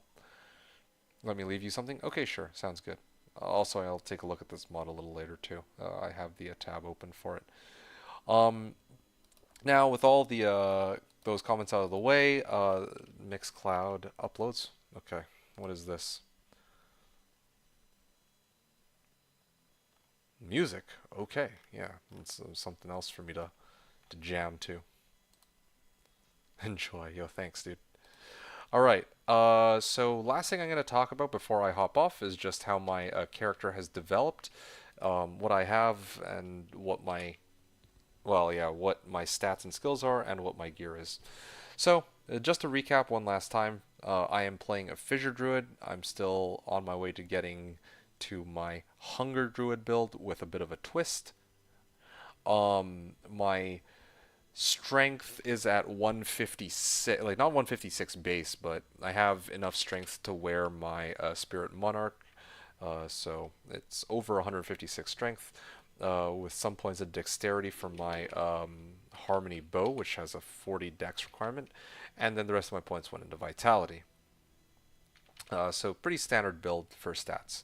In terms of skills, same as the last time, nothing has changed there. I maxed out Fissure, Firestorm, and Volcano because Fissure is my main damage skill, and Firestorm and Volcano are my synergies, right? And then of course Molten Boulder is a prerequisite. No points into shapeshifting, and then for the remaining points, I put them into summoning. All the prerequisites for summon Dire Wolves and summon Grizzly. And then I maxed out Dire Wolf because I wanted to increase the health of the Grizzly as high as it can go, so that it could serve as a viable meat shield for my Fissure. And then the rest of my points went into summon Grizzly so that I can boost the damage of my bear, so that I have an alternative source of damage in case Fissure fails to kill monsters, since they're like fire immune or whatever. The grizzly bear does physical damage, so yeah, you kind of get the idea what I'm going for. And I mean, on top of my grizzly bear, my merc also does a fair bit of damage as well. Right now he's using insight, Insight, like a level 13 meditation aura roll and 240 ED. I mean, like whatever. I don't really care too much about that. To be honest, I still would prefer Reaper's Toll, but I mean, this is what we got.